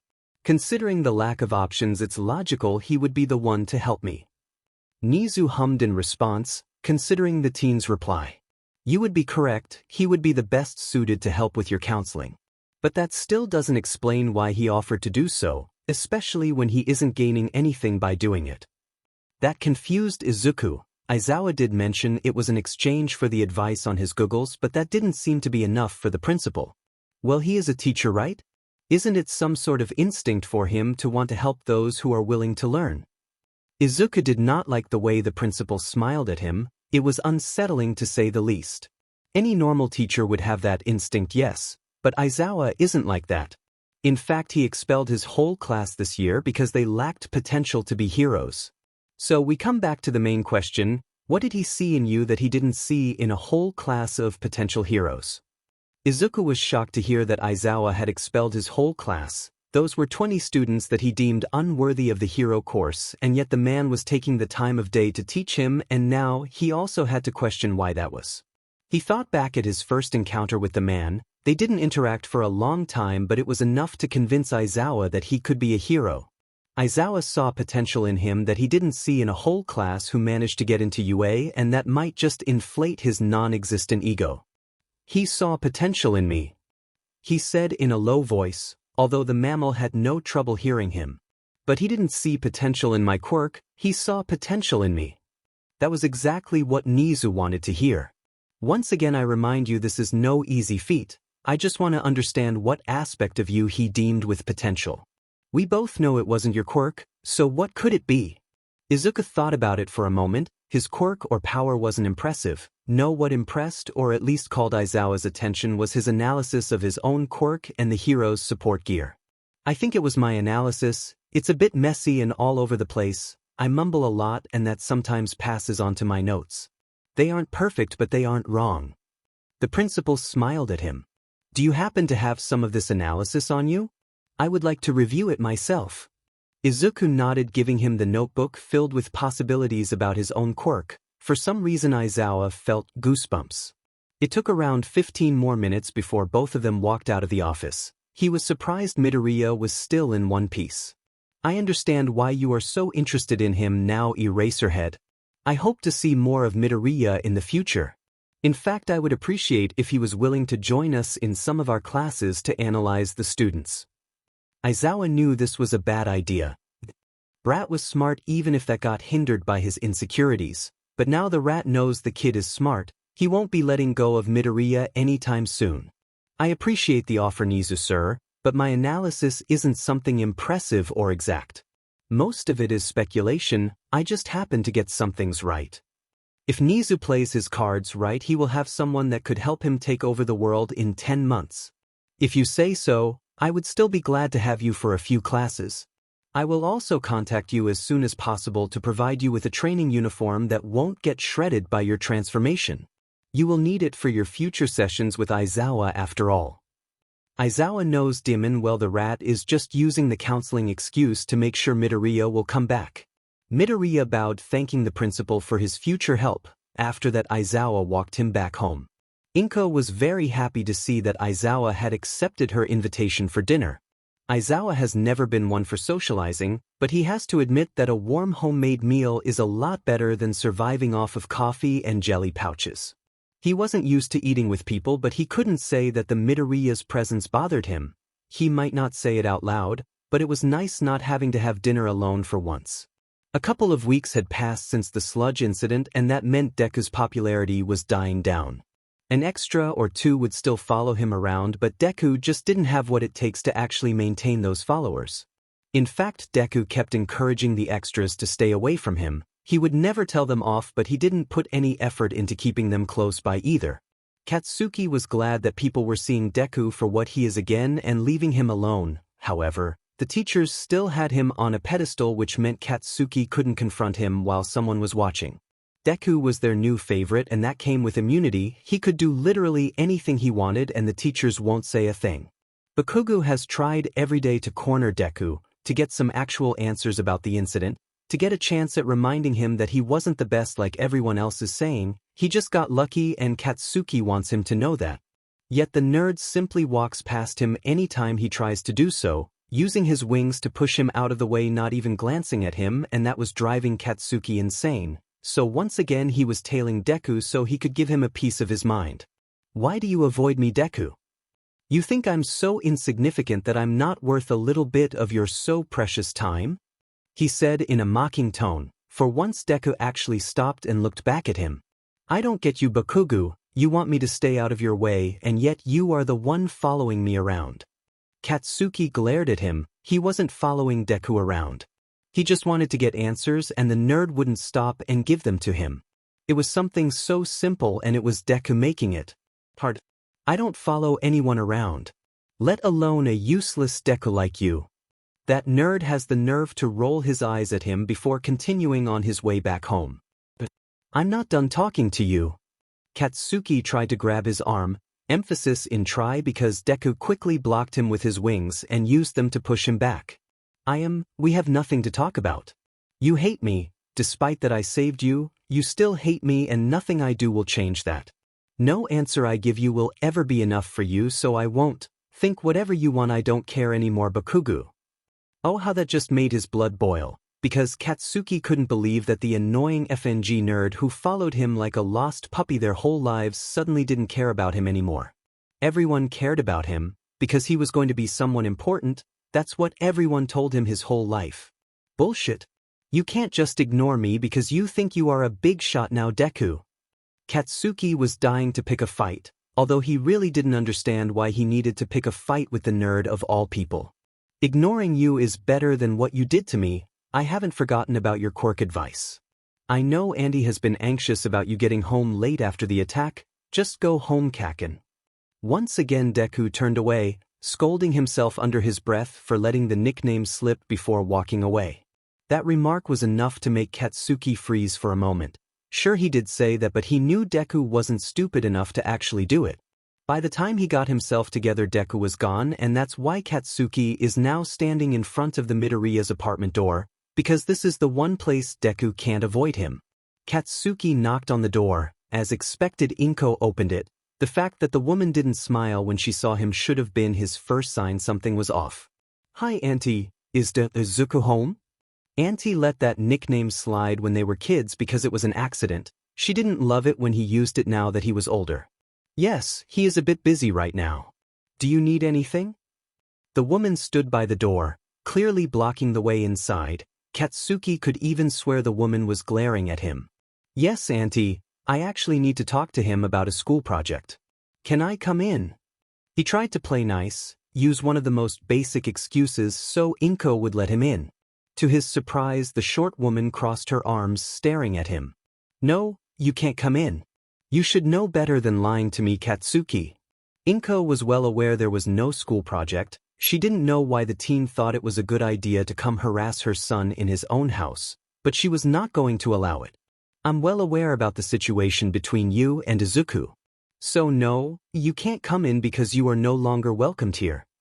Katsuki was shocked. This was the first time his action had consequences after all. He didn't think Deku would snitch. Auntie, please, I can explain dash. Explain what? How he tormented Deku for following a dream. For getting in his way of becoming a hero? For using him as quirk practice? I don't want to hear it. Inko had never scolded him before. All this time I knew Izuku had it rough because he didn't have a quirk. But I thought maybe things weren't so bad because his best friend had a strong quirk to protect him with. He saw Auntie tear up. I'm so disappointed in you, Katsuki.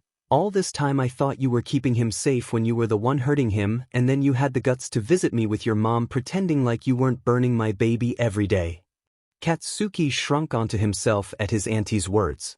I don't know what happened to the little boy that was best friends with Izuku, because I can't see him in you anymore. Unless you are here to apologize for what you did to him, don't come back. With that, Inko closed the door on his face. Katsuki didn't really know how to process that, but it was clear Inko wasn't going to let him come inside. The only thing he could do for now was go home.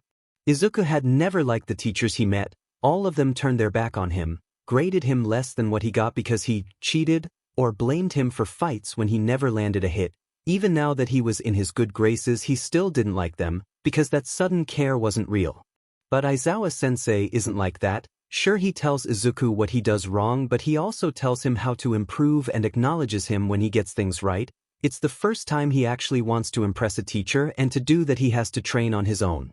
His strength and speed got better due to his quirk, but his stamina is still as terrible as it was before, so he began to go on runs to improve that, Aizawa encouraging him during his counseling after seeing his improvement. During some of his runs he would pass by Takoba Beach. What once was a beautiful place to relax was turned into a dumpster. Every time Izuku ran past the beach he slowed down to look at it. It was kind of sad seeing what that place had turned into, but it didn't mean the beach was useless. The place was filled with all kind of trash, from cars and fridges to cans and other small litter, and some of that trash would make a perfect target practice for his plasma shots. Izuku decided he would clean up what he could and create a training area there to practice before meeting Aizawa on the weekends. Even with his new strength he couldn't lift a fridge, but his blast did help him turn that fridge into more manageable pieces. It was a win-win situation. In due time the beach could be a beach once again, and he could practice without causing actual damage or disturbing people.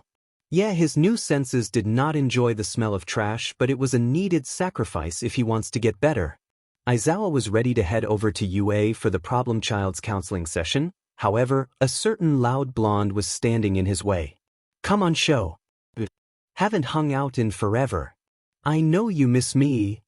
Aizawa rolled his eyes at Yamada's whining. While he does enjoy spending time with his best friend, he finds it much more enjoyable to have a student that actually listens for once. That and the benefits that comes with teaching said student. Sorry Hisashi, I have a class today. He said walking past him. Yamada simply glared at him. You need to come up with a better excuse. I know for a fact you don't have a class to teach. You have no students. And it's a weekend. We don't even teach on weekends. Much to Hisashi's dismay, Aizawa simply shrugged his shoulders and kept on walking. Aizawa would eventually make it up to him, but that would be on a day he didn't have any plans.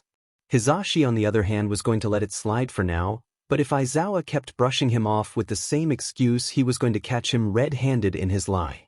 Once Aizawa arrived to the training grounds, it didn't take long for his problem child to show up.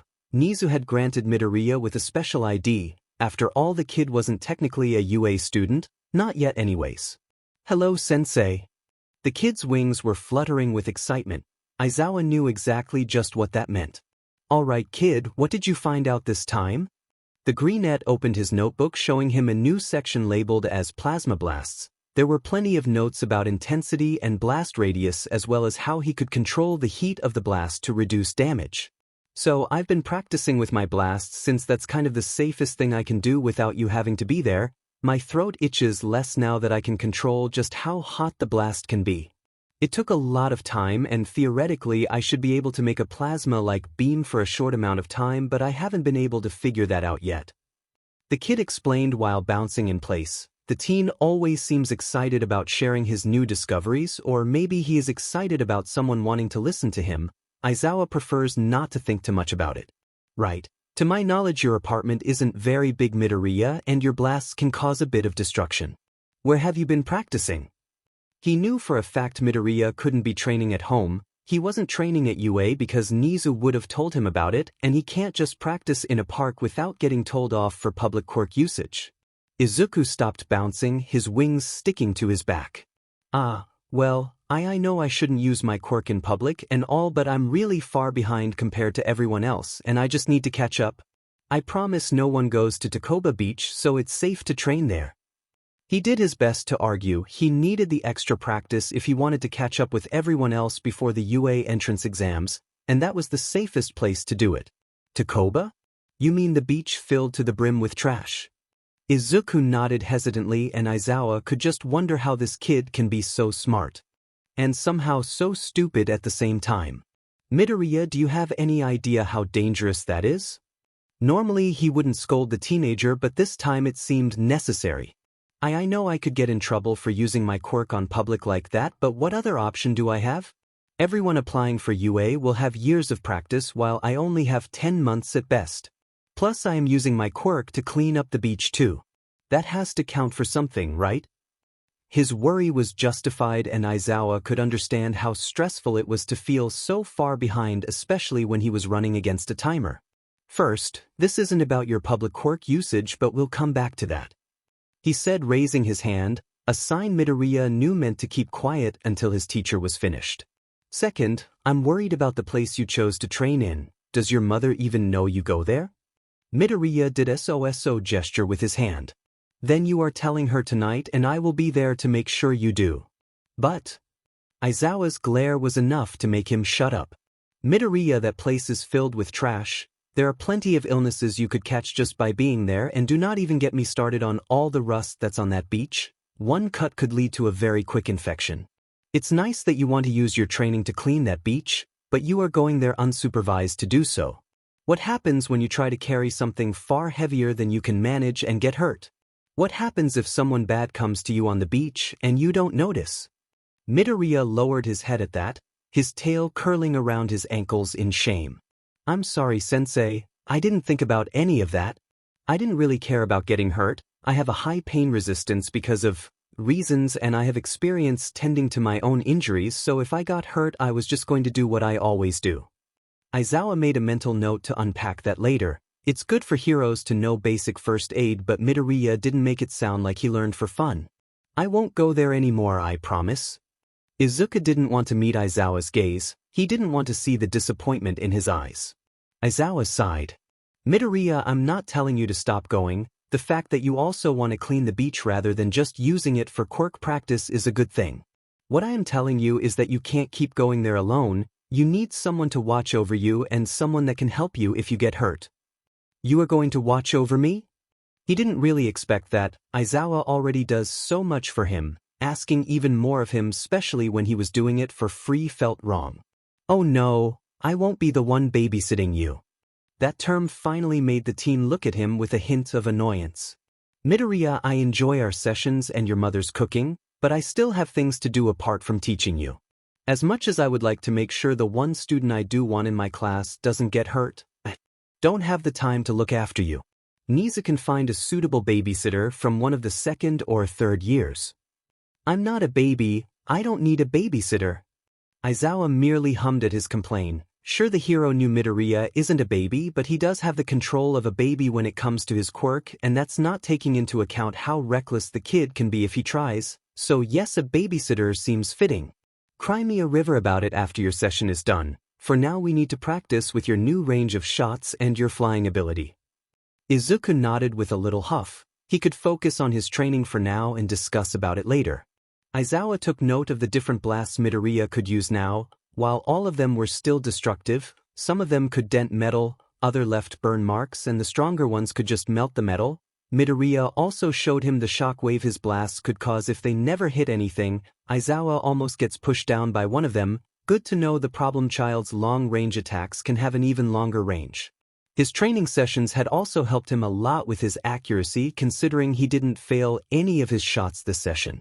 For the flying section, Nizu had set up plenty of safety nets on the training gym, which meant that Midoriya could fly freely without the fear of getting hurt if he fell. He did fall a few times when his wings stopped cooperating with him, but at least he managed to stay longer on the air before his wings became uncoordinated. All in all, it was a good session.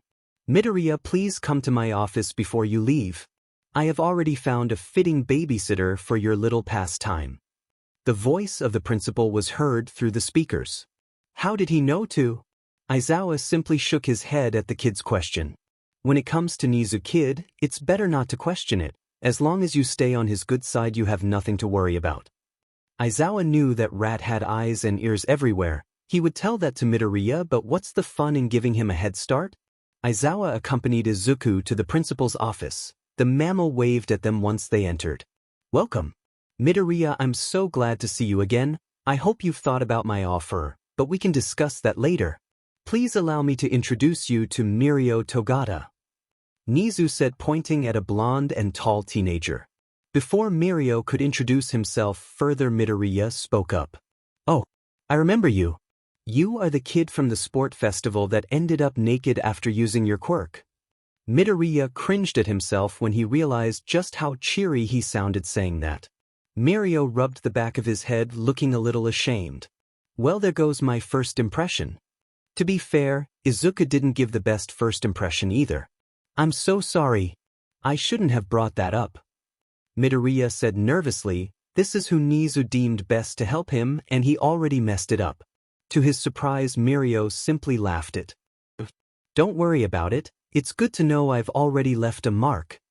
Aizawa couldn't help but groan at that. Just because it made an impression, it doesn't mean it was a good one. The principal cleared his throat. While this conversation is amusing, this is not why I called either of you here. Togata has a difficult quirk, and while it isn't like yours, I believe he could give you plenty of helpful advice while helping with your after-school activities. Plus, he isn't the only one who has issues with his clothing because of his quirk. Isn't that right, Midoriya? Izuku gave the principal a small nod. That's the only reason Aizawa hasn't started testing his transformations during training. Due to the nature of Togata's quirk, we had to design a hero costume as well as a few training uniforms based on his DNA. I believe the same could apply to you, Midoriya. Izuku has heard of suits and clothing like that before. Although it only applies to certain quirks, he can't deny that it would be very useful, but while I appreciate the offer, Nizu-san, I can't agree. I know how expensive clothing like those are, and right now I would have no way of paying for it. His mom already worked enough as it is, and while his dad did send child support, he just sent the bare minimum. They weren't poor by any means, but just a piece of clothing like that costs a fortune. The mammal waved his paw, dismissing his worry before drinking some of his tea. Do not worry about that, Midoriya. I will invest as much as I please in my personal projects. Aizawa did not like his student being referred to as a personal project by the rat. He stood a bit closer to the greenette, sending a small glare to the principal. There was a quiet understanding between them. Oh, thanks. Izuku said, sounding a bit confused about it. Midoriya, why don't you go outside with Togata and tell him about your beach project? Aizawa said, a hint of emotion in his normally monotone voice. Both kids knew that meant the adults had to talk. Sure. The kids obeyed. Izuku felt a bit less confident speaking on his own with Mirio. He doesn't have the best track record with loud blondes, but he could do this. Midoriya is not one of your personal projects. Aizawa snapped as soon as the door closed behind them. He hasn't known the kid for that long, but he knows just Nizu and how insensitive he can be. That's not something a kid like Midoriya needs right now. Aizawa, you more than anyone knows I can't let such a brilliant mind go to waste.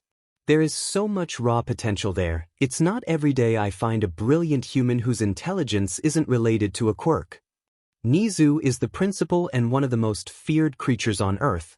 There are very few people who would ever go against his desires.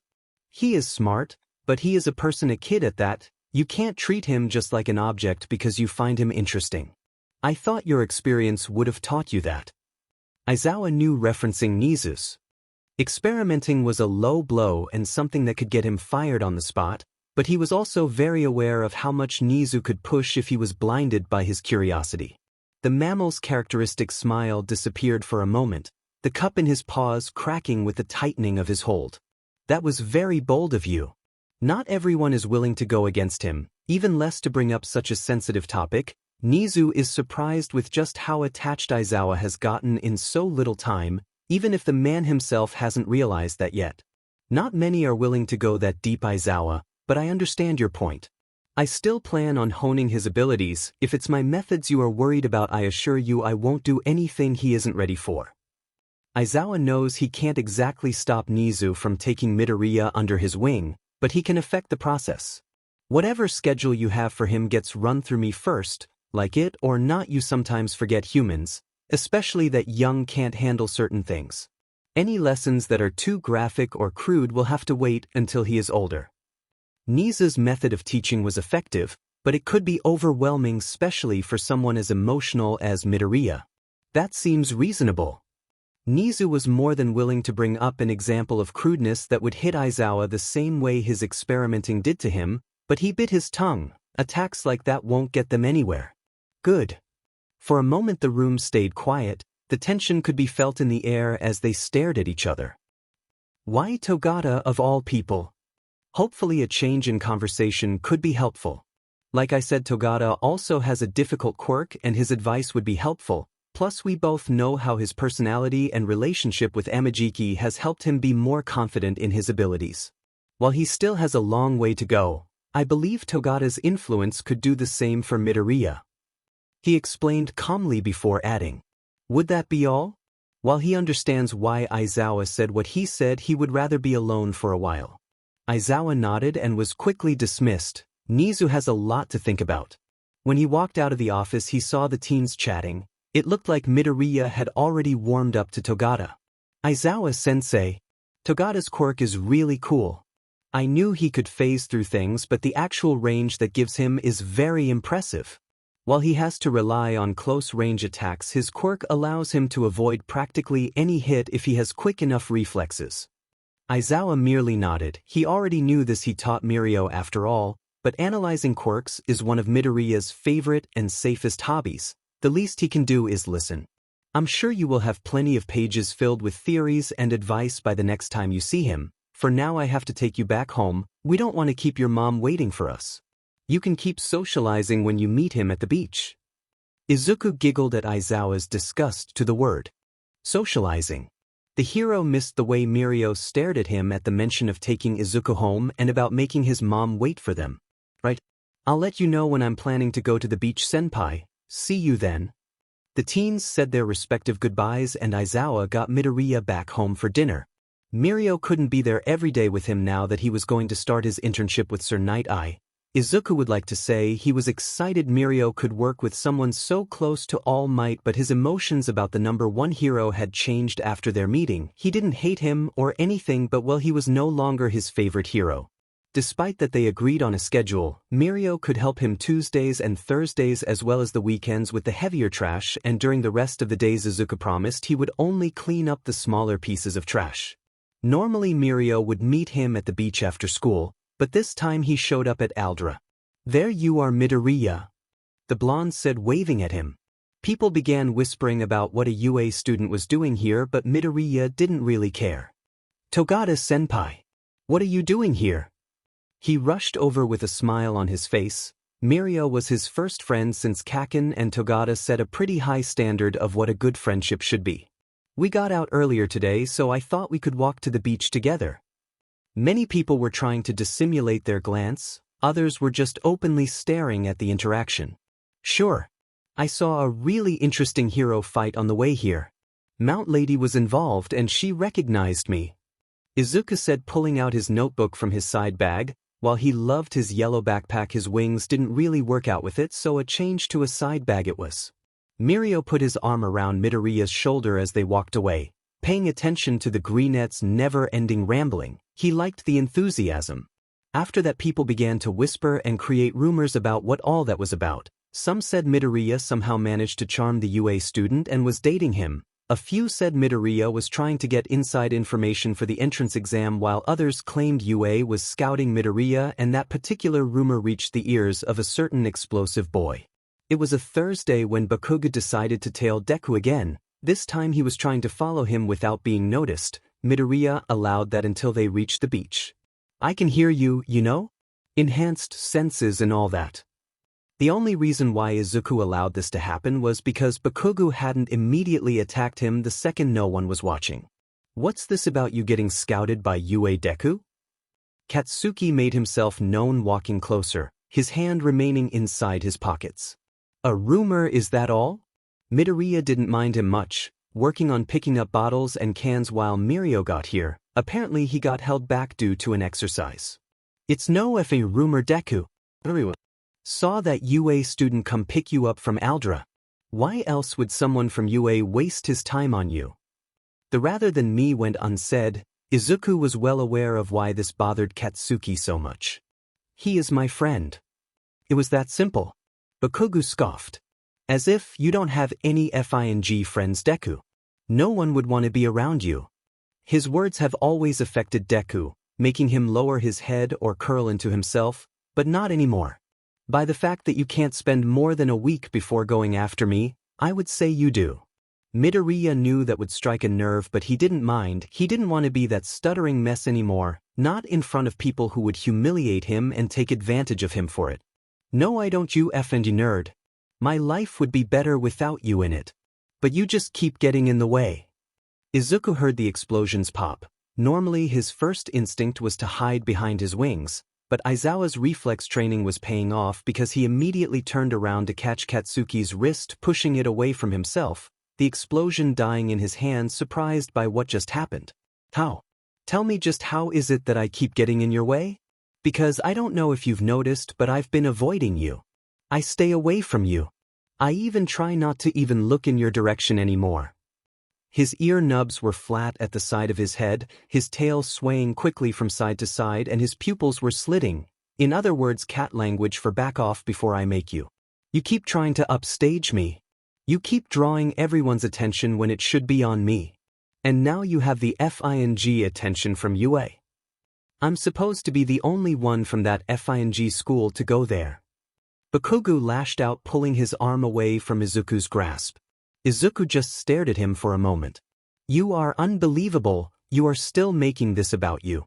I know this is hard for you to understand, but my world doesn't revolve around you. I don't care where you go or what you do in your free time.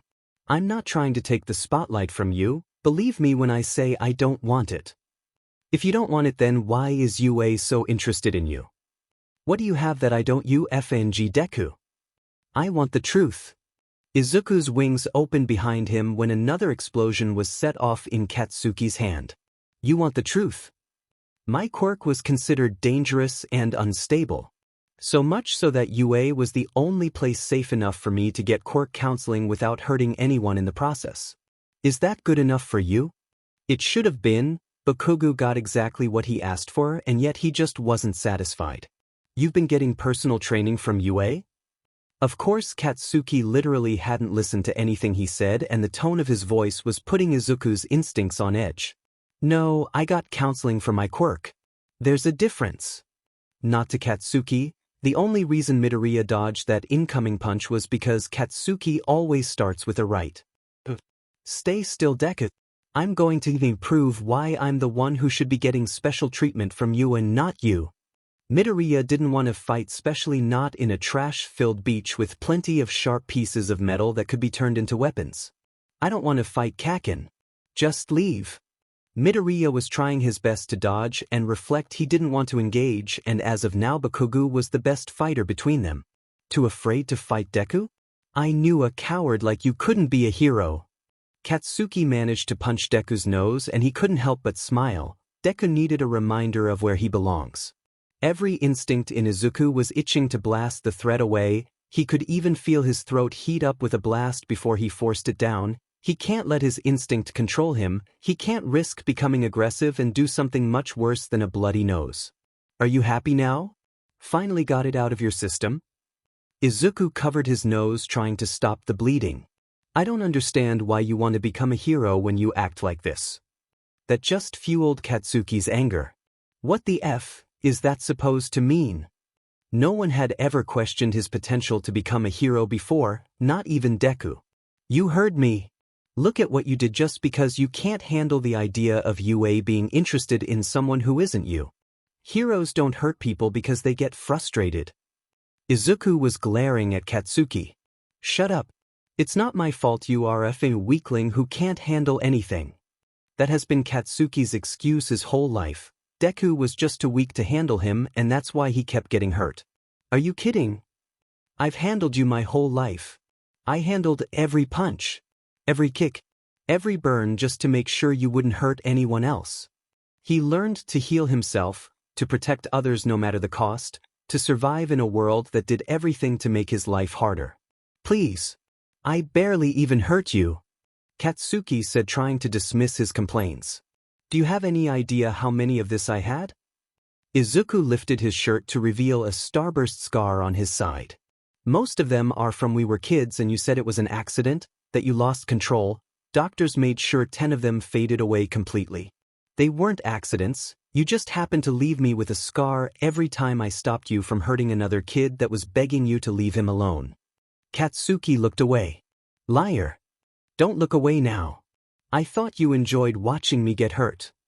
Izuku had bottled up too many emotions, it was about time to let go. This one? You had a bad day and you needed to blow off some steam. The one in my leg? I managed to win a race against you once, I never tried to win again. What about the two on my back? When I ran away from a beating and you wanted to make sure I wouldn't try that again. Izuku stepped forwards, Katsuki stepped back. I didn't scar you. You just dash. If he had scarred Deku before then Auntie would have found out about what happened earlier. This wasn't him, he didn't do it. You didn't? Really? Because there aren't many people in my life that would leave perfect scars of explosions. You hurt me and the reason I'm the only one you kept hurting is because I stopped you from hurting anyone else. Izuku was tearing up, but he refused to cry for Katsuki any longer. If hurting others makes you so happy, if you enjoy it so much, then why do you want to become a hero? Izuku screamed as loud as his lungs would allow. Because I'm going to prove to everyone that I'm the best. Because I'm going to be the next #1 hero. Katsuki screamed right back. He would never acknowledge that he was shaking slightly. No. That's your effing excuse for getting away with whatever you want. I asked why you want to become a hero. Izuku couldn't help the angry growl that escaped him. They both stared each other down, neither of them wanting to back down, but ultimately Katsuki didn't have an answer. What's going on over there? Did you bring a friend, Mito dash? Mirio's words died on his tongue when he noticed the hostility between both teenagers and more importantly that Midoriya was hurt. Mirio's happy demeanor vanished instantly. Midoriya, are you alright? Who do you think you are to dash? He said, getting in between them, trying to shield the greenette. Izuku simply put a hand on Mirio's shoulder, the blonde's sudden presence helping him calm down. It's fine, senpai, Bakugou was just about to leave anyways. Izuku spared him one last glare. Katsuki scoffed but walked away from the trash-filled beach. Mirio turned back to Izuku. Stay still, let me see how bad it is. Mirio carefully cupped Izuku's face, gently touching his nose. Midoriya barely winced at that. Are you okay? It seems bruised, but it could be broken. Togata was hoping it was just a bad bruising. He was expecting a stronger pain reaction if it was broken. I'm fine, it doesn't even hurt that much. Trust me, I've dealt with worse. Izuku grew used to ignoring his injuries, mostly because he didn't have another option. He didn't quite understand that wasn't normal. Mirio grabbed him by the shoulders. Midoriya, you do understand that isn't a good thing, right? You shouldn't have had to deal with something worse. Izuku only stared at him before shrugging. He didn't know what to say. Mirio took a deep breath. Okay, we can deal with that later. Come on, I'll get you to recovery girl, she can fix you up in no time. Mirio started walking away but Midoriya didn't. But I have to clean the big parts of the beach today, I can't just leave. Midoriya, you are taking today off from cleaning, it's not good to work when you are hurt. Mirio's heart shrunk at Midoriya's confused look. Izuku was normally happy and chatty even if a bit nervous. Why would a kid like that think he has to work even if hurt? He'll bring that up to Aizawa next time he sees him. You can afford to take one day off, even the strongest heroes need to rest. After getting hurt. Come on, it's a long way to UA, and the worse that knows gets, the angrier recovery girl will get at me for not bringing you sooner. At least the idea of getting Mirio in trouble got Midoriya in motion. On the way to UA, Mirio noticed the bruising spread under Midoriya's eyes. Definitely broken then. When they got to the school, Mirio walked him to recovery girl's office. Togata, you left less than an hour ago. Why are you back? The old woman's anger died down when she realized it wasn't Mirio who got injured. Oh dearie, I haven't seen you before. Please sit down and tell me what happened. Midoriya obeyed, sitting on the hospital bed while the nurse checked his nose. I have a personal project. I'm trying to clean Takoba Beach. Someone from school followed me there to talk about something. He didn't really like what I had to say. He's never been good with emotions and tends to lash out like this, he said, pointing at his own nose, hissing when recovery girl added too much pressure. That's not good, it seems broken. Don't worry, it's nothing I can't fix, I just need to make sure it's aligned correctly. You might feel a bit tired after this, so don't try to stand up immediately after, okay? After a small nod, the nurse kissed his forehead. She wasn't kidding when she said he would feel tired afterwards. Izuku was tempted to lay down on the bed for a few minutes and hope for the best.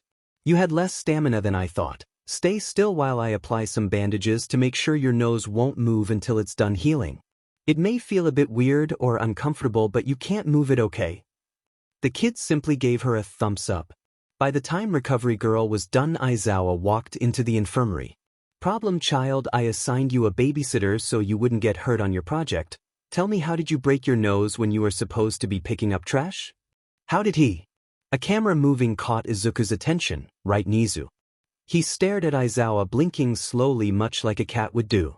In my defense, my beach project had nothing to do with this. It's not my fault someone doesn't know how to process his emotions and just lashes out at every minor inconvenience.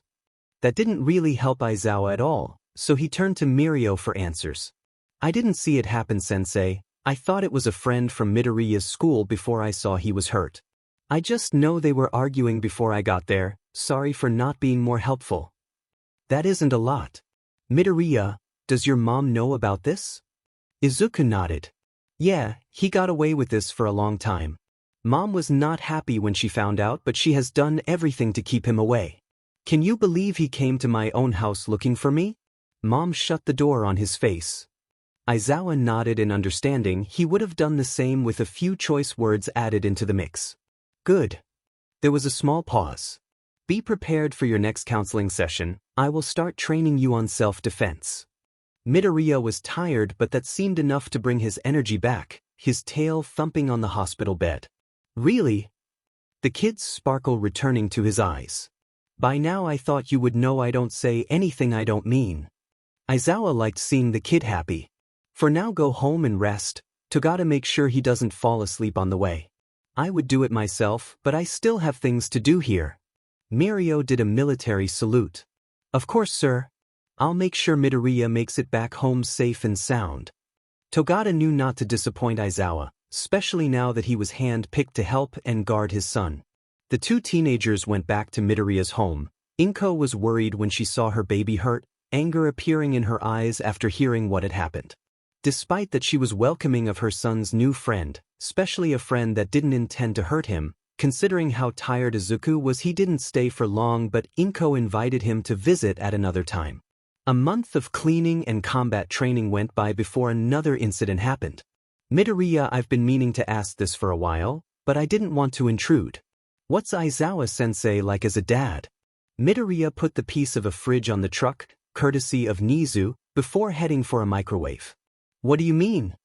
He said, sounding clearly confused. Well, he's always been pretty strict as a teacher. I just kinda wanted to know if he was the same at home. Since he is your dad, I thought you would know. Needless to say, Midoriya short-circuited. He is my what? That moment of shock was enough to make him lose his grip on the microwave, causing him to drop it on his foot. Mirio rushed to help, taking the microwave off, praying Midoriya didn't break anything because this time it would be his fault. Shoot, you okay? Can you stand up? Midoriya shook his head, curling up to hold his hurt foot. Okay, here, let me help. Mirio carefully picked him up before taking him to a part of the beach they had already cleared. I'm so sorry, I know a lot of heroes keep their families secret for their safety. If I knew it made you this nervous, I wouldn't have asked. Midoriya would very much like to clarify that's not the case, but he was a bit occupied at the moment. Not the best moment for apologies. He didn't mean to snap at Mirio, but this hurt more than the other injuries he's had to deal with. Right? Sorry. Midoriya texted Nizu on the way there, begging him not to tell Aizawa he was there this time. To his dismay, he didn't get a response. Recovery Girl was not happy to see Midoriya again. The kid wasn't even a student yet and he ended up in her office twice. Please do not be mad at him, Recovery Girl, it's my fault. I shouldn't have distracted him when he was lifting something heavy. Mirio bowed to the old lady who whacked him on his head with her cane. No, you shouldn't have. I need to take an x-ray before I heal you, dearie. Wouldn't want anything to heal the wrong way. Well, at least he wasn't on her bad side yet. An x-ray. A kiss and a cast later. Midoriya was resting with Mirio watching over him while Recovery Girl left to deal with something. Again, I'm so sorry, I shouldn't have brought it up. There must be a reason he kept it a secret for so long. Midoriya couldn't help but groan. He is not my dad. Where did you even get that from? Midoriya wasn't mad that Mirio thought that, it just caught him by surprise. He isn't? It's just that he always seems a little softer and happier with you. He seems to care more about you than he does with other students. There's also how he always walks you home whenever you are here and he never wants to be late for dinner with your mom and he looks really fond of you. I just thought it made sense. Mirio said, trying to explain his reasoning. Midoriya hated that his reasoning wasn't wrong even if it wasn't the case. That's not, okay, so those things may be true. Not sure about the softer, happier thing, but he does walk me home and he does have dinner with us when he comes over, but it isn't like that. My mom just invites him to dinner as a way to be thankful for helping me with my quirk and everything else even when we aren't paying him for it. That's all there is to it.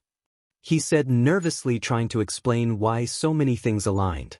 I see, I shouldn't have assumed, and I also shouldn't have spread the rumor Aizawa's son was going to join the next batch of first years. Mirio said, trying to sound apologetic. You did what? Midoriya's face turned pink and Mirio couldn't help but laugh. I'm kidding, I didn't do that, I promise. He was being honest. It was Nijire who spread that rumor, not him. I can't believe you thought that.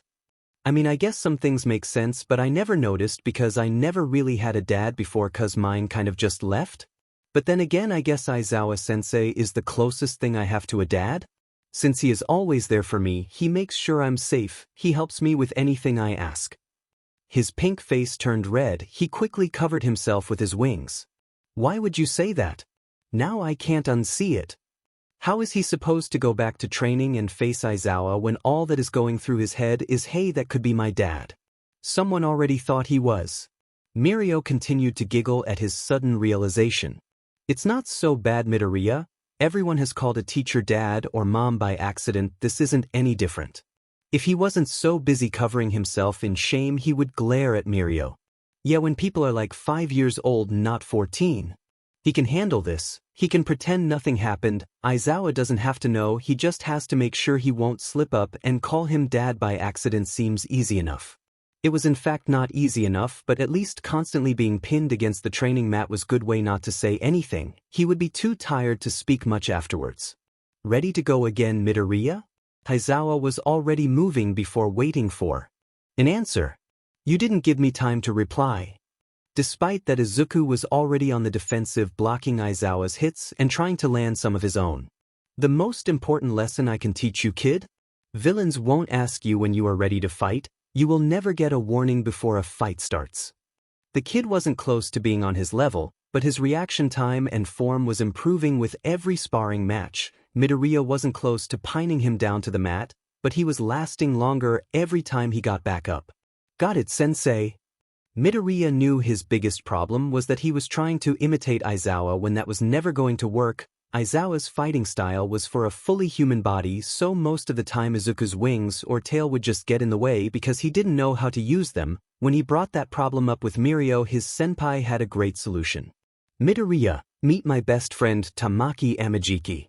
Mirio said, introducing a lanky teenager. Despite being hunched, he still seemed pretty tall. It's a pleasure to meet you, Amajiki senpai. Izuku said, offering a handshake. To his surprise, Amajiki turned his back on him. Imagining him as a potato isn't working. I want to go home. Izuku just looked at Mirio, hoping he could explain what he did wrong. It's okay, Midoriya. Tamaki can be a little shy, that's all. He is working on it. Please don't leave yet, Tamaki. Midoriya needs some help with his fighting style and you are just the person that can help. Tamaki appreciates Mirio's go-lucky attitude most of the time because keeps attention away from him, which he isn't doing right now. Why me? Wasn't someone more qualified to do this? Oh, it's because Togata-senpai told me about your quirk. You can manifest anything you eat throughout your body, right? Amajiki nodded. Well, mine isn't anything like that, but I do have this, he said, moving his tail and flapping his wings. Togata mentioned you fight with the animal parts you manifest, and I wondered if you could teach me how to fight with mine. I don't really know what to do with them when I fight, so they just end up getting in the way. Could you help me with that? Please? Tamaki didn't really think he was the best to help, but when he turned around to say no, the kid was looking at him with big puppy eyes, and as if that wasn't bad enough, Mirio decided to join him. I guess I could give you some advice, he murmured, but it was loud enough for Midoriya to hear. Izuku's tail began to wag, showing his happiness. Thank you so much, senpai. I promise I won't disappoint you. To be honest, Amajiki thought it would be the other way around. To his surprise, Midoriya was extremely patient, calm and quiet when he chose to be, paying attention to every piece of advice given, even writing it down before trying to apply it to himself. He thanked him every time he got something right, but most importantly, he somehow knew when Tamaki was getting overwhelmed and backed off, asking for a break. He thought it was just a coincidence at first, but it somehow kept happening. How do you do that? Izuku looked at Tamaki, seeming a little bit confused. What do you mean? Whenever things get too much, you just walk away, ask for a break even if you don't look tired. You don't have to ask or anything. How do you do that? Many people have noticed Tamaki's discomfort or how tense he got, but never really did anything to ease up that discomfort. I'm not entirely sure, but I do have a theory. Izuku pulled his notebook on his own analysis. Rather than showing Tamaki himself, he handed him the notebook so he could do it on his own terms. Ever since my quirk manifested, I've noticed I tend to do more things on instinct like an animal would, like my tail moving, growling if I feel cornered, or even my pupils slitting if angry. A lot of animals, especially pets, are able to understand the feelings coming from people and act accordingly. Despite being more or less a giant lizard with wings, I do have a more cat-like behavior when it comes to my instincts. I think that could be it. Mirio smiled before putting a hand on his shoulder. Your analysis never disappoints, Midoriya. But I think that's enough for the day. We can pick it up again at another time, right, Tamaki? Tamaki was not very happy about having to be a guide or teacher again, but Midoriya did seem nice, and he did like someone that could literally feel when things became too much and just stood back. Sure, I guess. Izuku gave him a little smile before bowing. Thank you so much, senpai. I'll see you next time. After his training sessions, Midoriya didn't win against Aizawa just yet, but their sparring matches started to end in draws since Izuku managed to hold his ground in the timer his sensei set. As the months passed, Izuku began to train his transformations with his new training uniform provided by Nizu. During the first few weeks he struggled with switching back. He managed to do it eventually, but it wasn't as instantaneous as when Aizawa used his quirk on him. His teacher reassured him that with practice transformation would become a second nature to him. 5 months before the entrance exam, Izuku had a grasp of his transformation time as well as transforming at will. Despite not needing counseling anymore, Aizawa still offered to train him in preparations for the exam alongside Nizu, and Izuku was more than happy to agree.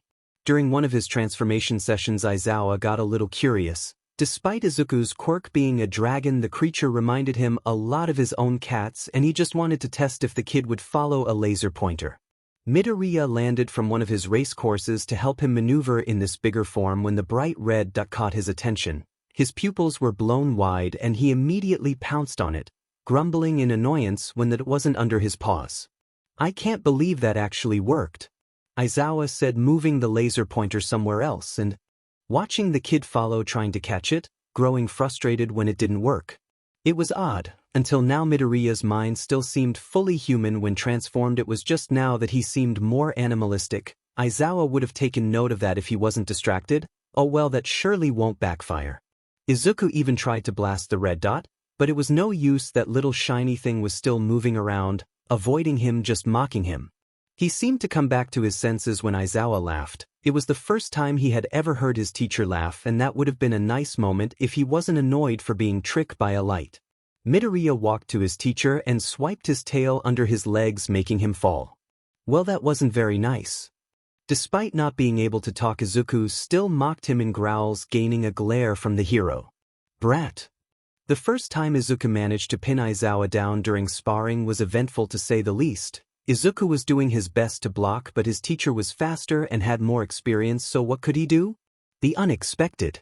The second there was a space between them, he blasted a plasma shot. It wasn't bigger than a gumball, it was simply meant to disorientate and hopefully blind Aizawa long enough. Midoriya didn't waste any time rushing in now that he had taken Aizawa by surprise, putting a hand on the man's shoulder, hooking a leg behind one of Aizawa's knees, and using the man's height against him to bring him down. While unnecessary, he did transform and just laid on top of him for good measure. This was going to be his first win. Aizawa struggled trying to get off from under the dragon, to no avail. You know, I can just use my quirk to turn things back in my favor, right? He only got a reply of little growls and grumbles. Yes, not everyone has a nullifying quirk, I see your point. Fine kid, you win. Just remember, you can't do this every single time. You never know when distance with a villain will play in your favor or against you. Now get off. Before Izuku could move, they got a surprise visit in the gym. Alright Shoyuta. I've had it with your excuses. I want to know what this training you've been ditching me for actually is. Whatever Mike could have come up with could never compare to what was actually happening. Sho, what is that? Mike did not dare come closer to the giant creature currently laying on top of his best friend. Teacher and student looked at each other before Aizawa turned his head back to Mike. It's my emotional support cat.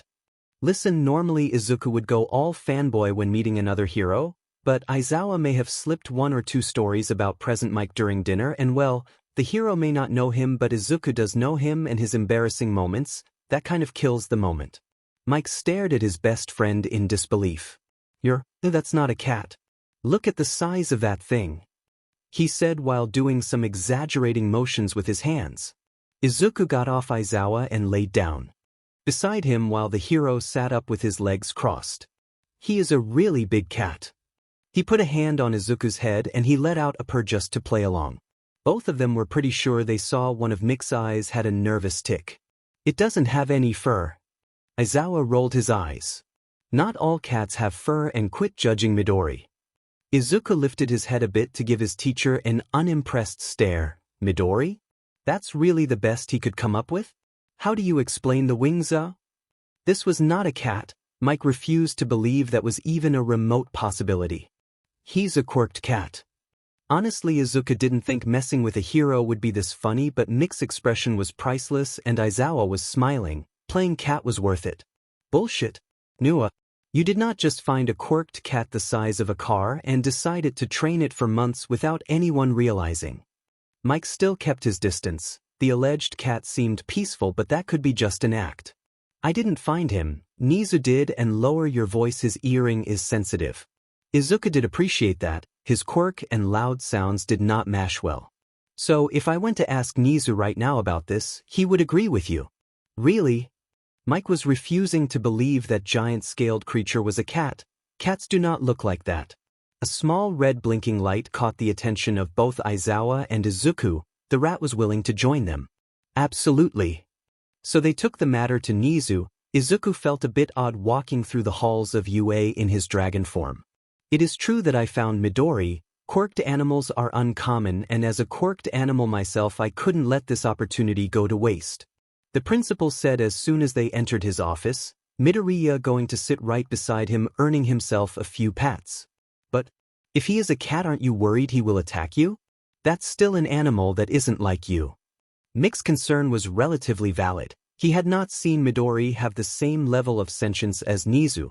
I wouldn't worry. While Midori isn't capable of speech, he is very understanding of everything we say. He can easily follow directions, and he has made an attempt to communicate with us despite his limitations. To Izuku's dismay, Nizu brought out the laser pointer and he just couldn't help himself. While some of his instincts still remain, he is entirely harmless. As long as you don't alter him, of course.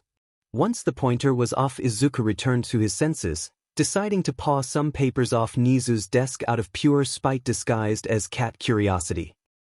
I can't actually believe you of all people found a quirked cat, adopted it, and somehow managed to keep it a secret. How did you do that?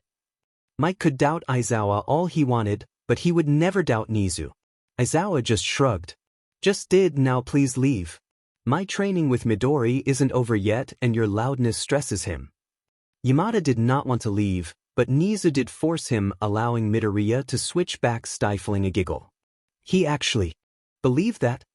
Izuku has never been one to play pranks, but he had to admit it was funny. Sure did, you were a pretty convincing cat kid. Think you can keep it up until the entrance exam, Midoriya? Aizawa was more than willing to keep the prank for as long as possible, but he wouldn't force the kid to play cat for his own entertainment. Seems easy enough. It wasn't often that he saw Aizawa smile or even show a slight amount of happiness. If playing cat to trick a friend did that, then he would do it. Aizawa ruffled the kid's hair. Thanks, kid. As the months went by, the beach began to look cleaner. During that time, Izuku got to meet Nijire. The girl could fire as many questions as Izuku could. Needless to say, they got along well. Mirio still kept his babysitter duty. Occasionally Amajiki or Nijire would join them and lend a hand. This were the first friends Izuku had since he was 4, and he thought himself to be lucky for having them now. 2 months before the entrance exam, Izuku's wings and tail became itchy. The itchiness became much worse when he was fully transformed, as it spread all throughout his body. A quick visit to the doctor was able to tell him that he simply needed to shed his scales. It was something completely natural that would happen on its own between 2 or 4 times a year. He didn't shed like most reptiles where most of the scales came off in one go. It was likely that since his scales were big, they would fall individually.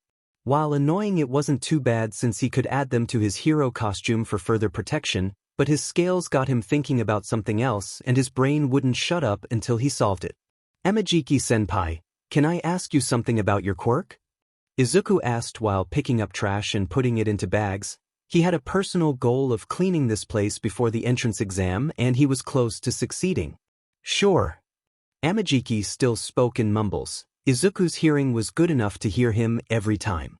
Your quirk is named Manifest. You can manifest whatever you eat in any part of your body, right? Amajiki nodded. Do you think it's possible that you could manifest someone else's quirk? The 3 older teenagers stopped in their tracks at the question. No one had even considered it. Wouldn't he have to eat people to do that? Nijire asked, tilting her head to the side. Amajiki seemed terrified at the idea. Not necessarily. I'm pretty sure a blood sample would be enough to test it, or in my case, one of this. He said, showing one of his shed scales.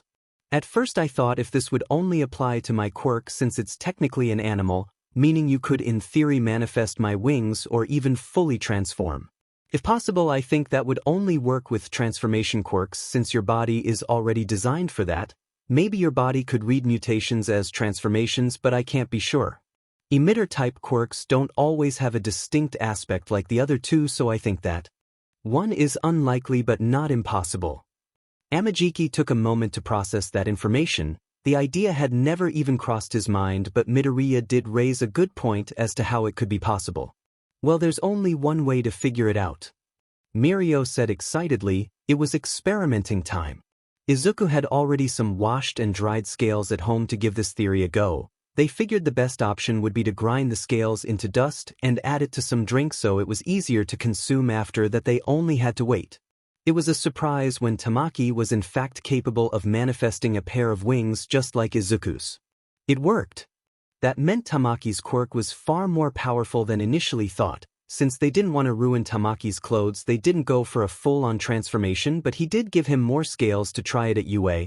A few days later, Izuku was ecstatic to know Tamaki could in fact transform into a night fury like him, although that night fury seemed larger and had deep blue eyes. Maybe the physical form depended on the user, then not that he could test that.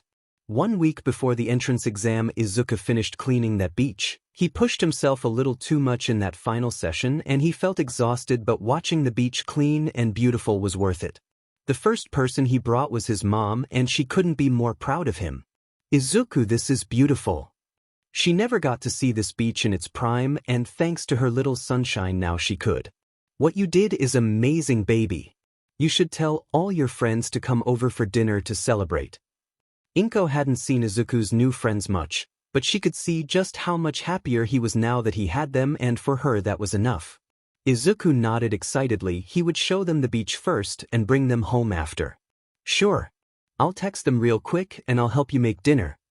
He sent a text to those three, and he also extended an invitation to Aizawa. His friends all agreed to come, but Aizawa didn't reply. He was probably busy and would come later if he could. If not, there wouldn't be any hard feelings. When the trio arrived, they rushed to hug Midoriya to congratulate him, or well, Nijire and Mirio did. Amajiki wasn't a big fan of physical touch, and they all respected that. The four of them ran along the beach shore for a while before Inko asked for all of them to get together so she could take some pictures. Mirio stood behind Midoriya while Nijire and Amajiki stood to one side of Izuku each. Nijire did a peace sign with a small wink. Amajiki had a nervous smile on his face, while both Mirio and Midoriya had bright smiles on their faces.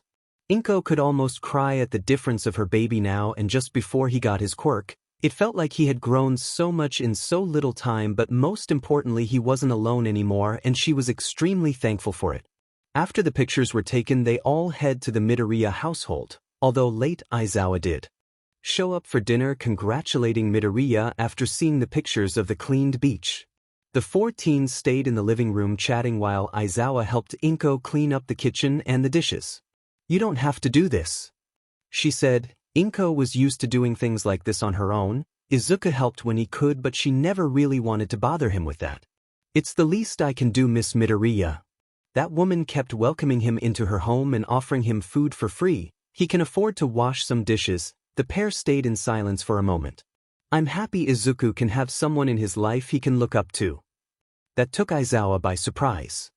He has always looked up to heroes because there was never someone at home he could look up to. His dad was never really involved in his life, and I don't do much. But having you in his life has changed him for the best. He is so much more confident now, he smiles more often, and he has friends that care for him. I don't think that would be the case if he hadn't met you, so thank you for being there for him and taking the time to get to know him. Aizawa hummed in response. You shouldn't sell yourself so short, Miss Midoriya. That got the woman's attention. You may not be a hero in the same sense as I am, but you are a hero to him. Despite everything, you were there for him, supporting him, you care and raised him all on your own.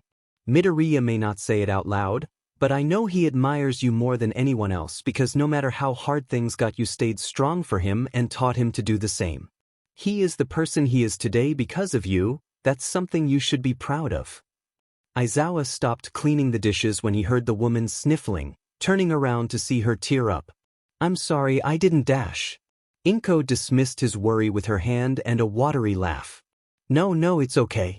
I've always been very sentimental. You didn't say anything wrong. She wiped her teary eyes before her gaze turned to her little boy, who was still happily chatting with his friends. In fact, I think I needed to hear that. Thank you, Aizawa-san. Despite her tears threatening to come out, Inko was smiling. Izuku kept training during his last week before the entrance exam, while Aizawa didn't have much time to spare considering he had to get ready for the new semester. His new friends were more than happy to spar with him. To be honest, Izuku wasn't very good when it came to sparring with quirks. Mirio did pack a hell of a punch, plus Nijire and Amajiki were very skilled as well. However, when it came to quirkless sparring, Izuku seemed to gain the upper hand, always keeping in mind a rule Aizawa drilled into his brain. Your quirk is not something you depend on, it's a tool you use to your advantage. If you can win quirkless, then nothing will stop you with your quirk. Togata had insisted that Izuku should call him by his first name, and upon hearing that Nijire requested the same thing, Amajiki wasn't quite there yet, and Izuku could respect that, despite that he did tell the three of them they could call him Izuku if they wanted to. Niza did offer him the opportunity to apply through recommendation since the rat would be recommending his star student himself, but Izuku declined. He appreciated the opportunity very much, but he was confident in his abilities. He could pass the regular entrance exam with his own strength, and the principal respected that. Izuku didn't want any shortcuts into achieving his dream, he would prove to himself he could do it. Nizu's teaching was truly something. The principal explained to him that every year every written exam was different from the past one. Not only that, but each sheet had random questions pulled from a pool of over 5,000 possible questions, making it harder for anyone who would try to copy. So there was no way Nizu could prepare him for a specific exam, since even the mammal had no idea what combination he would get, so instead he taught him every possible topic those 5,000 questions could cover. It was exhausting to say the least, but Izuku has always been eager to learn. Nizu also taught him the basics of hacking and coding. While Izuku didn't really understand what he could use that for, he still paid attention and did his best to meet the principal's expectations. That's one of the lessons he struggled the most with. Finally, one of the oddest things the mammal taught him was how to move around through the school's vent system. They were surprisingly big. It's not like he could open his wings in there, but they didn't feel cramped either while he was human, that is. Nizu said he designed the vents like a maze in case an intruder made it inside and tried to hide there. Anyone would get lost if they didn't know how to move in there. He also mentioned that it was a nice fresh place to hide in when people got too loud. Perhaps that would be the use Izuku was going to give the vent system. He struggled a lot with moving through the vents quietly, but he got the hang of it eventually. When he did, Nizu proposed one more prank against Mike. That's how Izuku found himself squeezing through the vents as a dragon. It was a very thigh squeeze, and he was surprised the vent didn't give in under his weight. When he reached the vent connected to the teacher lounge, he waited until he heard Present Mick's voice before pawing at the vent and dropping down. Yamada accidentally screamed with his quirk on after that surprise, forcing Izuku to try and cover his nubs with his paws as he whined in pain. His heightened senses did not mix well with the loud hero. "Holy shit! What are you doing here? Does show you to know you are here," Yamada said, clutching a hand to his shirt where his heart would be. The cat didn't bother to look at him, still whining and covering his ears. They were still ringing after all. "Wait, what are you? Shit, did I hurt you? Sho is going to kill me. Here, let me dash." Yamada tried to reach out hand towards Midori, only to reel it back in when the animal hissed at him. "Right angry at me, let me Before he could continue, Kayama walked into the room, stopping at the door. "What are you screaming for this time?" she complained before she realized who, or more accurately what, was in the room. "Hey Mike, what is that?" she asked, pointing at the black animal that was curled up on itself, whining like a little puppy. Mike turned to her, still in a panic. "That's Midori Aizawa's new rescue cat, and I may have hurt it by accident." Mike had no idea how to fix whatever he had done. He just knew he had to do it before Aizawa realized what happened and broke every single bone in his body for harming one of his cats. "A cat? How is that a cat?" "You know what, never mind. Let me see what I can do before Aizawa chops your head off. I'm not in the mood to cover one of your classes again." She approached the alleged cat and crouched down at a distance. "Hey buddy, was he mean to you?" The animal uncurled, slightly peeking through his wings. "Don't worry, I won't let the bad man hurt you again, okay?" That got her a complaint from Mike, but it seemed to be working. Once again, Izuku didn't love being spoken to in a baby voice, but if they thought he was a cat, then that's to be expected. He moved a little closer towards the heroine with a small growl, as if he was answering that yes, the mean man did hurt him. Kayama reached a hand to him and Izuku leaned closer. Head pets were nice every once in a while, especially as a dragon. "Aren't you a cutie?" "I have no idea why Yamada would be so mean to you. What could you possibly do?" Yamada was left speechless when that thing was so aggressive or well defensive against him, but warmed up to Nemuri instantly. "That's not fair." In response, Midori pulled his head away from the heroine and growled at Mike, making him give a few steps back. "You know, Mike, I don't think Midori likes you." She sat down on the floor, the dragon placing his head on her lap and purring at the scratches. "Don't you say?" he murmured, looking at the interaction, watching the gigantic cat melt when Kayama reached under his chin. "Yeah, Mike, you are the problem. Look at how docile he is." "Who is a good kitty?" "You are." Eventually more staff members walked into the lounge. The only reason Izuku didn't freak out was because his dragon mindset was more dominant at the moment and the dragon liked being pampered so far. Eventually Aizawa made it to the lounge, wanting nothing more than to have coffee or have a very long nap in his yellow sleeping bag. He did not expect his problem child to be laying on the floor surrounded by his curious coworkers. "How did you?" The camera light gave a few blinks making him sigh. Of course, Midori, playtime is over, get out. The kid normally followed his orders, although this time he merely mocked him before leaning back into the petting hands around him. Brat, don't make me say it again, get up and get back to Nizu. He was very sure. The kid growled in annoyance before actually obeying him, standing up and arching his back before walking out of the teacher's lounge, every other teacher staring at him. What? You get a new giant cuddle kitty, you don't tell me, and the only thing you have to say is what? Does our friendship mean nothing to you? Kiyama said, complaining with a little whine because the giant purring warm cat was gone because of Aizawa. If or when I rescue another stray isn't any of your business, anyone else? There was no response. Good, if Midori ends up in here again let me know immediately. He is still in training for a reason. In reality he didn't want the brat wandering around places he shouldn't be, and he didn't want him winning the teachers over before he was officially enrolled. Needless to say, if Midori did show up again none of the teachers said anything. No one takes kitty time for granted. The day of the exam was finally here and he was all nervous and jittery. He had nothing to worry about. Nizu trained him to make sure no question would take him by surprise and his blasts could easily melt the robots of the practical exam. Then again he has always been a bundle of nerves. He stood in front of the gates and took a deep breath. He has been in and out of this school for almost a year now, but now this is the real deal. Today he will prove whether or not he truly belongs into UA. A certain blonde bumped into him before he could walk inside. You shouldn't be here, Deku. Izuku took a deep breath. Good morning to you too, Bakugou. Good luck on the exam. Izuku tried to walk away but Bakugou grabbed his arm. I'm not letting you upstage me again, Deku. I'm going to prove you aren't better than me, is that clear? He asked with a snarl. Izuku didn't look at him. I'm just a useless Deku, right? Why would you have to prove anything to me? He knows throwing fuel into the fire is not his brightest idea, but he is on UA grounds and Katsuki isn't stupid enough to do anything that could jeopardize his chances of getting in. Katsuki's hold got a little tighter. I'm not proving anything to you, Deku. Stay out of my way. That being said, he shoved Deku out of the way and got inside the building. Izuku was about to flap his wings to stop himself from falling, when a small tap on his back did it for him, making him float instead. Are you okay? What is that guy's deal? He heard a girl say before helping him back into a standing position. Don't mind him, it's not worth the stress. That was Izuku's only response before the girl touched the tips of her fingers. If you say so, also sorry for using my quirk on you. But falling before the exam would be a bad omen. She said, smiling at him. Izuku returned the kind smile. Thank you for that. Izuku would love to introduce himself, but they were running out of time. We should get inside before the exams begin, wouldn't want you to be late for helping me.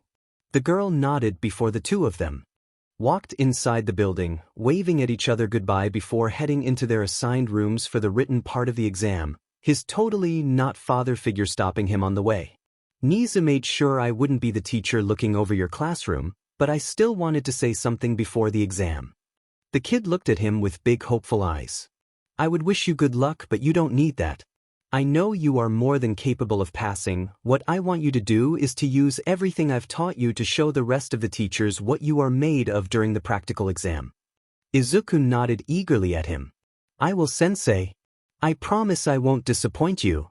That gained him a hair ruffle. He would complain at Aizawa for messing up his hair, but his hair was always a mess anyways. I expect to see you in my class this year, Midoriya. With that being said, Aizawa let Izuku continue towards his classroom while going towards his own. If there was someone eavesdropping, neither of them noticed. Izuku would like to say he struggled with the written exam as much as everyone else did, but that would be a lie. Nizu's teaching paid off since he finished the multiple answers part faster than anyone else, even having enough time to double-check. He tried to take longer during the essay part, but well, the topic was a free choice and Izuku has had a lot of experience with quirk analysis. You can imagine how that went. With a little bit of embarrassment, he raised a hand so the teacher would come to his desk. Are you having any problems, love? Miss Midnight asked. Izuku wasn't a fan of the pet names that the heroine tends to use, but he does understand it's kind of her brand. Not really, I am finished, Miss Midnight. The heroine stared at him in disbelief. Are you sure, hon? Don't you want to double-check? They've had students with intelligence like quirks apply before, which was not the case for this student, but even they took longer to finish. I already did, miss. Izuku was starting to regret this. He should have just stayed quiet until someone else finished. The heroine stared at him before paling a bit in realization. You are the student Nizu has been bragging about. Her flirty tone disappearing completely from her voice. You may leave, you can pass by the cafeteria to get something while you wait, okay? She said before picking up his exam and ushering him away. Izuku could feel everyone's eyes on him. He was sure they were even muttering. Eyes back on your exams. Kiyama exclaimed while cracking her whip against the air. You aren't done and you may not get time to spare, although I wouldn't mind punishing whoever makes it to the retake, she said, regaining her own playful persona. Izuku just walked away faster. There were plenty of tables in the cafeterias filled with snacks for all applicants. Izuku could see plenty of cups with fruit and some packages with melon bread as well as an abundance of water and juice bottles. He settled for a piece of bread and some water before sitting down in the empty cafeteria. He did consider eating his snack in the comfort of the vent and maybe even show up as Midori one last time in the teacher's lounge, but all the teachers were busy. Since no one would be there, it wasn't worth it. Eventually more people began to fill in the cafeteria, but when he saw Katsuki he booked it going into a hallway and then into one of the vents. He waited there until the practical exams were going to begin. His luck beat med he had to sit next to Katsuki. Great. Izuku had some sort of comfort in the fact that Katsuki wouldn't try anything in a room filled with so many people and a hero who was explaining the practical exams. The greenette already knew it would be present mic since Aizawa warned him about no one actually answering to his introduction. If it wasn't for that warning, Izuku would have screamed back yeah like the hero requested while the auditorium remained silent. Thank you, sensei, for one less embarrassment to deal with. During the end of the explanation, an applicant stood up. Excuse me. The pamphlet provided by UA says there are 4 robots, but you only explained 3 of them. If this is a mistake on UA's part, it should be fixed immediately. Such a prestigious school shouldn't be making errors like this. Yikes, he just interrupted the hero to complain. Mike could have very well be about to explain that if he stayed quiet a few more minutes. Good observation, examinee 7111. That robot is a faux villain that will give you 0 points. Its main purpose is to be an obstacle, so I recommend you avoid it at all cost. The hero answered. After that said examinee bowed, apologizing for his interruption. Mike dismissed them to their respective exam grounds. After changing into his special training uniform, he joined the crowd waiting to start the exam. Izuku was still nervous. He glanced around to see if anyone shared that nervousness, and to his surprise he found a familiar face. It was the girl from this morning. He walked towards her about to propose a team-up, while Nizu made sure no one from the same school was together to avoid cooperation. Working with another candidate wasn't forbidden. Personally, Izuku thinks this is part of the exam. On the field you don't decide who you will team up with. You have to take what is given and do what you can. Don't you see that she is trying to concentrate? Are you trying to sabotage her? The same guy from the auditorium said, standing in his way. Izuku's nubs flattened to the side of his head. He did not like this person making assumptions and getting in the way. Before he could voice his thoughts, Mike spoke up. Begin. Examinee 7111 just saw the teen in front of him disappear in a black blur. Izuku immediately took flight. Who knew Aizawa's advice was going to help him in the exam? Villains won't ask you when you are ready to fight. You will never get a warning before a fight starts. Gravity girl. Hands up and hold on. The brunette turned to the voice, recognizing the boy from this morning that was coming at her fast with his hands extended towards her. She barely processed what he said before obeying on impulse. Midoriya grabbed tightly onto her wrists before lifting her up, dashing towards the center of the fake city. He felt a bit sorry for making her scream like that. This was probably scary for someone who doesn't fly often. The rest of the examinees stood there in shock about what just happened. Well, what are you waiting for? The test already started. You won't get a warning in real life. Go, go, go. The hero yelled, setting the rest of the examinees in motion, but 2 students already had an advantage of time and terrain.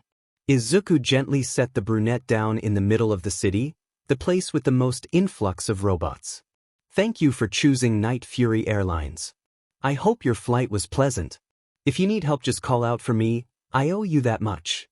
Good luck. He winked at her with a smile before going to blast one of the incoming robots. Uraraka stood there in shock for a moment at what just happened. She quickly shook her head to focus. The boy had just given her an advantage and she had to use it. Izuku tried his best to keep the girl in sight, and while it was just the two of them, that was a relatively easy task, but when more examinees began to flood into their area, he lost track of her. Hopefully she would be alright. If he was keeping track of things correctly, he should have about 50 points by now, more or less. He knew that was enough to pass, but that didn't stop him from gliding above the streets looking for more robots, landing when he saw someone trapped under the rubble and scrap from the robots. Here, let me dash. His hand was smacked away, the person pushing themselves from under the rubble muttering they didn't need help. Well, that was just rude. Before he could take flight again, the 5-minute warning was blasted through the city, and with the warning came the 0-pointer. What was supposed to be an obstacle came in the form of a gigantic robot that was destroying everything in its wake. Panic spread like wildfire among the examinees, and everyone booked it, pushing each other in an attempt to outrun the massive robot. Izuku couldn't help but think how dangerous this was, not so much the robot but how everyone was running away. Anyone could trip and get trampled by the crowd. In the best case scenario, the person would have broken bones, and in the worst, well, UA wouldn't allow anyone to die, right? Izuku stood his ground, closing his eyes and pushing his senses. Someone could be in trouble and the panic wouldn't let anyone else notice. That's when he heard it. Help! Please! Even among the screams he could recognize her, Gravity Girl. He opened his eyes, opening his wings to force people away before flying up trying to find her. She was directly on the robot's path, her legs stuck under the rubble. Izuku was fast and he could reach her before the robot. The question was if he could get the rubble off her and take her to a safer place before the robot crushed them. The answer was no, so plan B it was, face that thing head on. Izuku charged one of his strongest blasts and fired, effectively making the robot stumble back, making it stop to look for the threat, in this case him. What did Nizu make that thing with? His strongest blasts were able to melt metal. That thing only got dented. He maneuvered himself in the air when one of the robot's hands tried to hit him like a fly. However, his attack was enough to make him stop, so Gravity Girl won't be getting crushed now. He has to make sure he won't get crushed by those hands either. Izuku was doing his best to be an annoying little pest to that robot, continuously blasting it, hoping the time would run out. The robot, realizing he would not be able to hit Izuku, resumed its journey. Hey Kacchan, I'm not done with you. The robot ignored him. Izuku began to grow anxious, and with that stress a swirl of black clouds began to form on the exam arena. Izuku didn't know what to do. His mind was not in the right place to think, so he allowed his more animalistic instincts to take over, his body fully transforming into the Night Fury. Despite his rigorous training, he never managed to summon lighting at will, but right now, his body could feel the static building up in the air. He flew around the robot before landing directly on its face, using his claws to hold on as best as he could before letting out a deafening roar, charging one of his blasts, spreading his wings as far as they could go, and then he felt it, the static raising before a lighting bolt hit him. More bolts followed, hitting his body, and Izuku did all that he could to remain still, working as a bridge between the robot and the electricity. The lighting bolts did exactly what he hoped. They overcharged the robot, charring its insides. Izuku used the last of his strength to fire one last plasma shot, making the robot fall backwards while he began to fall towards the ground. The dragon was fading in and out of sight as he fell due to the electricity still in his body. He was falling with his back towards the ground. He knew he had to turn over, to fly off, or to at least open his wings so they would work as a parachute, but his body felt so heavy. By the time he managed to turn around, the ground was too close. He tried to open his wings, but he just couldn't. He overdid it. He closed his eyes, hoping the fall wouldn't hurt so much, when a hand managed to touch the side of his face, and suddenly he wasn't falling anymore. Re-release. Izuku's body slumped on the ground. Aizawa almost had a heart attack from the watchroom. Why did his problem child had to be so reckless? Izuku was very close to fading in and out of consciousness, but he pushed himself up. If Gravity Girl helped him while she was still trapped, then he can help her no matter how tired he feels. He put his head against the rubble on her leg before pushing it off, coming closer to her face to see if she was okay. You know, she said, heaving. When you said I could just call you for help, I didn't think you actually meant it. After that she let out a small giggle and Izuku purred in response. Look, he would change back but he just doesn't have the energy for it. Mike informed them the exam was over and the girl tried to stand up, only to stumble forwards when she couldn't step on one of her feet. Izuku rushed forwards, letting her use his body as support. Thanks. Izuku nudged her leg before motioning his head towards his back, extending one wing to make it easier for her to climb up. What? You want me to get up? Izuku nodded. The girl clearly couldn't walk but he could, even if a little too slowly. Are you sure? You don't look really good either. He nodded before nudging her leg again, even trying to push her up a bit, despite being unsure she got the message and climbed on the dragon's back. Honestly, it was a relief not having to walk to the exit. She felt a little bad for accepting the ride when her helper wasn't in the best condition either, but he wouldn't have offered if he couldn't do it right. Once she was safely and comfortably on his back, he stood up, walking proudly with his head high towards the exit. Most examinees just watching in shock or awe at the person or animal right now that single-handedly beat the 0-pointer, the only person to run towards danger when everyone else ran away in fear. When they reached the exit, Recovery Girl was already there waiting. You know, Midoriya, I was hoping I wouldn't be seeing you today, but you spend too much time with Togata, so I was expecting this. The dragon smiled at her before reaching his head down for pets, which he got. And I see you already made a friend. Hopefully she isn't as reckless as you. The heroine said, looking at the girl on his back. Alright dearie, what happened to you? I doubt Midoriya here is giving you a pony ride for the fun of it. That got her a huff from the dragonling. He is not a pony. Some rubble fell on my leg and my ankle really hurts. I couldn't really walk, so he insisted on carrying me. Recovery Girl hummed, coming closer to check her ankle. That was too much purple and swelling for it to be just twisted. That's going to need more special treatment. Let me heal the examinees with minor injuries and I will see you in the infirmary, alright? Your ride already knows how to get there. Midoriya may or may not have given the healing heroine a small bump with his wing for calling him a ride. Don't test me, boy. Ashu. The sooner I finish with them, the sooner I can help your new friend. The dragon rolled his eyes but obeyed anyways. Slowly but surely making his way to the infirmary. He could use a nap there, to be fair. Mike was very confused when he saw Midori walk out of the exam grounds with a student on his back. Where the hell does that cat keep coming from?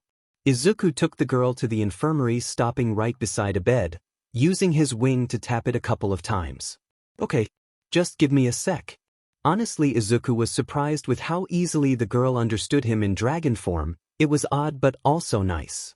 Once the girl was on the bed, Izuku just sat down on the floor and transformed again. He really wants to just knock himself out, but he can still help. Are you okay? You don't look too good. The brunette asked, sounding worried. Yeah, just quirk exhaustion. I have never done that before, I just need a minute. His body felt heavy and he was a little dizzy, but overall he was fine. He waited a couple minutes before getting up, stumbling a bit before regaining his footing, searching in the small fridge in the nurse's office. Here, this should help until Recovery Girl comes back. He gently put the ice pack over her swollen ankle before sitting on a different bed, his wings flopping behind him. Thanks, she said, keeping the pack in place. You seem to know your way around here. Izuku nodded at that. My quirk manifested like really late and it's really strong and powerful, but I couldn't really control it. Since I was too dangerous to be left alone, Yua offered to give me quirk counseling, so I know how to get around. Izuku had no reason to lie to the nice girl. The girl snapped her fingers. Oh right, I remember you from the news like a year ago. I knew you seemed familiar, but I was sure I hadn't met you before. Her memory was a bit vague. She didn't remember it all that well, but it was hard to forget that someone manifested their quirk at 14. Wait, you only had your quirk for a year and you can do all that? Izuku shrunk onto himself at the outburst. Ah, yeah, that was actually a new development. My counselor is gonna want to know about that. He probably already knows, all things considered, but since Aizawa hasn't burst into the infirmary to scold him, he would like to believe he isn't that mad. Even so, it's still pretty amazing.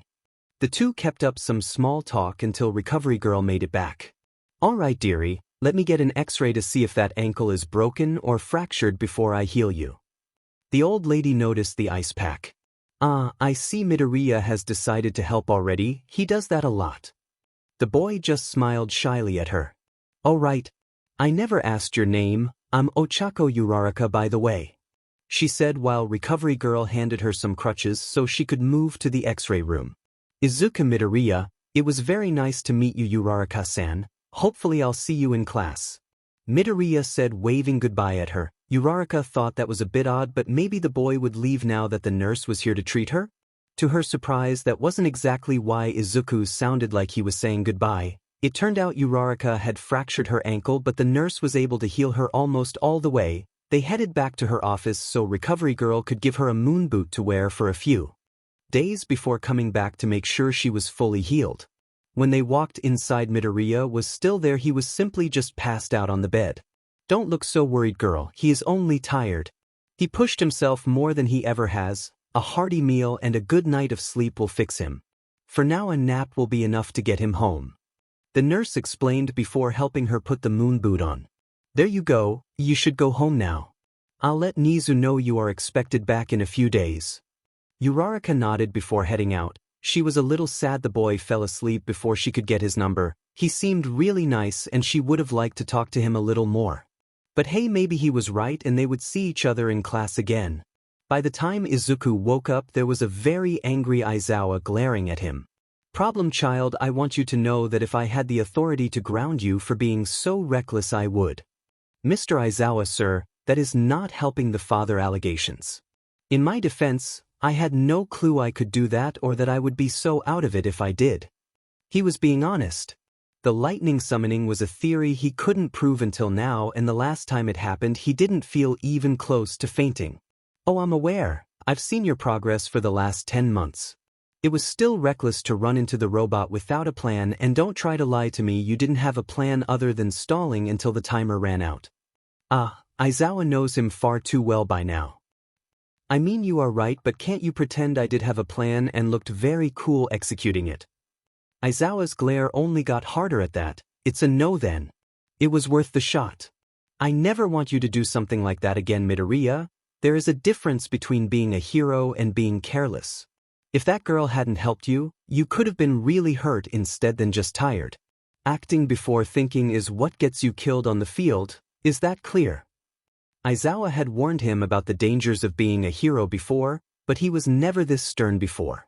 Izuku lowered his head, any playfulness dying on the spot. Yes, sensei. I'm sorry. Aizawa had never really scolded him before, not like this. Izuku knew that what could have happened must have been really serious if it got his sensei like this. Aizawa sighed. He didn't like seeing the kid sad, especially because it looked like a sad kitten to him, but he has had more experience as a hero. He has seen things and lost people important to him when he was barely older than the kid. He doesn't want history to repeat itself. Alright, I think that's enough. Go get your things so I can get you home. Your mom called me when it got late and you didn't make it home or answer your phone. I told her you overused your quirk and needed to sleep for a while.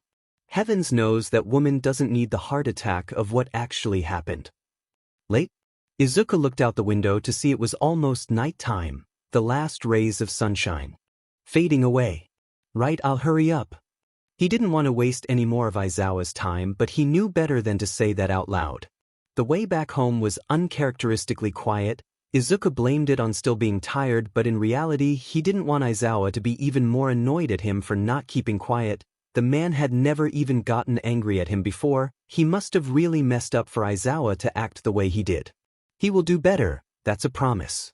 As usual, Aizawa stayed for dinner and Izuku still remained quiet when the man expected him to talk excitedly about all the quirks he saw or maybe about the girl he saved. Was he too tough when scolding the kid? Is nothing he wouldn't have said to his students, but Midoriya struggled with connecting with adult figures because he was ignored or downright bullied by every adult he met. Aizawa was his first experience beside his mom that didn't diminish him or push him down just for existing. Perhaps his disappointment specifically wasn't something the kid wasn't ready to handle. They would have to work on that. Midoriya, can I have a word with you before I leave? The kid only nodded. Inko gave them some space to talk. Izuku kept his head low. Sensei, I know you are disappointed by how I acted, but I promise I won't do anything like that again. I will do better. Just give me another chance to prove I'm still worth your time. So that's what the kid's mind has been looping on. He thinks Aizawa is going to leave because he did something wrong. Kid, calm down. I never said that I was disappointed or that you weren't worth my time. I was angry at what you did, but I was also really scared that you were going to get hurt and I wasn't going to be fast enough to reach you. The kid looked up at him with watery eyes. I've seen a lot during my career, kid, but the worst one happened when I was just about your age. I lost someone very special to me and there was nothing I could do to change that. If I sound too strict, it's not because I'm disappointed or because I expect perfection from you. It's because I don't want you to face an experience like that, especially at this age. Aizawa took a deep breath. He didn't speak about Shirakumo often for a reason, but he needed to be honest with Izuku. Something like that scars you forever, kid. If I can prevent that from happening, even if that means being too tough at times, I will. I'm not acting like this to spite you for what you did. I'm acting like this because I care about you and I want to protect you from things you aren't ready to deal with, okay? Izuku nodded, rubbing his eyes. He didn't want to cry in front of Aizawa, but the mere idea of suddenly not being good enough for him, of Aizawa not wanting anything to do with him anymore over a mistake, was too overwhelming. Okay, I understand. Aizawa has never been a fan of physical touch, but he can make an exception. All right, brat, come here. The hero opened his arms and Izuku didn't waste a second before rushing to hug him, holding onto the man like a lifeline. Aizawa hugged him back, although he didn't have such a strong grip on the kid. Aizawa waited until the kid was ready to let go before saying his goodbyes to the Midoriya family. After that exhausting moment of emotional vulnerability and almost breakdown, Izuku needed to sleep for the next 3 to 5 workdays, or at least he felt like it. It was comforting to know that he didn't mess up badly enough for Aizawa to not consider him worthy anymore. That was never the case, but considering Midoriya's experience, could you really blame him? At least things were okay now. Aizawa didn't contact him much while he waited for the results of his exam. He did, however, get a video from the hero from when they were reviewing his exam. It was on the part when he transformed to fight the robot. His review video got paused by Present Mike, who screamed, "I knew I was an AF cat." Followed by Aizawa's and Nisa's laughter. Izuku laughed as well. The jig is up, but it was fun while it lasted. Actually, if Tamaki is willing to help, they might just be able to keep the joke going. After the long wait, the letter was finally here, delivered by Aizawa himself. He trained the kid and he was proud of that brat, plus he wanted to see his reaction. The Midoriyas plus their guest sat in the living room. Izuku opened the letter and he found a disc inside. He set it on the table and a projection began. "I am here." As a projection. Aizawa did not miss the way the kid's expression soured when All Might appeared. That kid got excited about any minor hero. The reaction was odd. You might be wondering why I am here? That's because as UA's new teacher, I will be giving you your exam results. Izuku deflated a bit when he heard new teacher. Once again, this didn't go under the radar for Aizawa. You got a perfect grade on your written exam. Be proud of yourself, young man, because that is no easy task. Inko hugged her baby at that. She knew he was smart, but a perfect grade on such a difficult test was amazing. Now on to the practical exam. By your own means you got 50 villain points, and that would be enough to get into the hero course. But that's not all we are grading. Footage from how he helped Uraraka at the beginning of the exam appeared on the projection. This is the first time we are granting teamwork points. While they have always been here, no one had earned them before you and your new friend. Congrats! His score raised from 50 to 60 because of that before the projection changed again, showing him fighting the 0-pointer, thankfully omitting how he fell off. While fighting villains is important, a hero must also seek to help others, which is why we grant rescue points. This categories raise your score from 50 to 120. Congratulations, young man. Welcome to your hero academia. Midoriya stared in awe as the projection showed he got first place on the practical exam too. He got first on both exams. He needed a moment to process. Inko hugged her baby even tighter, almost crying at his success. Oh Izuku, I'm so proud of you. Look at all you've accomplished. To think her son's dream was about to become a reality was amazing. Aizawa ruffled the kid's hair. Welcome to my class, brat. Don't think I'll go easy on you just because you know me. Izuku laughed at that. I wouldn't dream of it, sensei. Aizawa may like him, but that man does not play favorites. Inko got up to get some cake from the kitchen. something she got in advance thanks to a certain teacher warning her of the results. You know, Midoriya, I thought you would be more excited about All Might. Of all people, I thought you would be thrilled to have him as a teacher. He was not leaving this conversation for later. Midoriya sunk into the couch. Ah, you noticed that? It's nothing really, it's just that I kind of already met him? And meeting your favorite hero only for him to tell you, you can't be a hero isn't a very fun experience.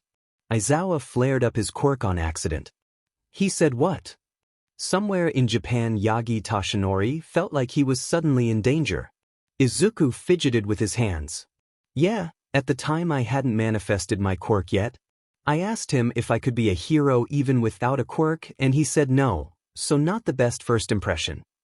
Aizawa took a deep breath. They are celebrating the problem child getting into UA placing first on both exams. He can plan revenge at a later time. That has to be the stupidest thing I have ever heard. Izuku looked at him surprised. Kid, I'm practically a quirkless hero. The only thing my quirk does is make sure my opponent is quirkless too. With the right training, even someone quirkless could be a hero. A quirk is just a tool, remember. Izuku smiled at that. It was nice to think that even if his quirk didn't manifest, Aizawa would have been willing to train him if he showed potential. I know, I got my quirk, but even if I didn't, I would have kept fighting to be a hero. That's exactly what Aizawa wanted to hear. The plan to obliterate All Might for trying to destroy his problem child's dream could wait. For now, the small family can celebrate. The following days after the small family celebration, Inko got Izuku every single thing he could possibly need for school, and his son was more than grateful. But what Izuku spent more time on was redesigning his hero costume. His initial design was done way before he got his quirk, and that design was desperately trying to imitate All Might, something he didn't feel very comfortable with anymore. To get some inspiration, he went back to the source material of his quirk. The armor from the third movie was tempting as a costume design, but some changes could be made. For starters, the mask wasn't something he adored, and he didn't see much use for it considering it would just make it harder to blast his plasma shots. Maybe he could reintegrate it as a hood for additional head protection. He can figure that out later. Another thing that wouldn't be useful for him were the gloves. While they protected Hiccup's hands, they wouldn't work the same for him considering he has claws. Maybe he could replace it for a pointed sleeve like the ones dancers use. That way his hands would still be mostly free, have some sort of protection, and he would look pretty. Then he had to actually consider how effective an armor would be. If it was too bulky, it would just limit his movements or drag him down, which would be a problem because his whole gimmick revolves around being fast. That meant the original armor was transformed into more of a full-body leotard that would be covered with his scales to offer him that extra protection the armor would have offered. After all, his scales were hard, especially those he shed. Hopefully the hero costume company could portray his vision. He made an emphasis that the suit should be elastic and allow for easy movement as well as it having to be made based on his DNA.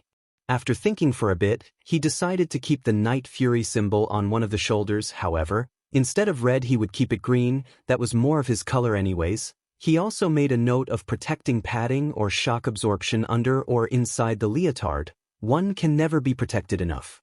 He got a little stuck at the shoes. There were no issues with the original boots, but since he changed the bulkiness of the whole fit, maybe they wouldn't look as good anymore. Then again, he would hopefully be flying most of the time, so the shoes he uses wouldn't be an issue. The company can figure that one out. Finally, he didn't develop any support gear for now. He desperately wanted to add Hiccup's flaming sword, but in the end he decided not to. While it was such an exciting idea, it wouldn't work. Sure, his costume could have some sort of utility belt to carry it, but it wouldn't work when he went full fury. His dragon form wouldn't be able to use it, and honestly, how many times would he use a flaming sword when he can blast anything? So that idea was kept away but not discarded. He thought of a box that could release a controlled shock since he couldn't summon lightning at will just yet, but he came back to the first problem. Once he transforms, there is no way for that box to stay attached to him. He will have to stay as basic as possible for now. After that, he sent his design along with the scales. He was a bit afraid those scales wouldn't be enough to cover his whole suit, and he couldn't really give out more until he shed again, so he will have to make do until then. In the worst case scenario, he would stay transformed until danger went away. With all that said and done, he could only wait for the first day of classes to actually arrive. It was kind of funny that he was nervous about starting classes at UA considering he has already been taking classes there with Aizawa as his teacher for 10 months. The only difference now would be that he wouldn't be the only student. Izuku wondered if the nice girl from the exam, Uraraka he remembered, would be in his class. He would like to get to know her better since she was a decent human being to him before remembering he was the kid of the news. She seemed genuine.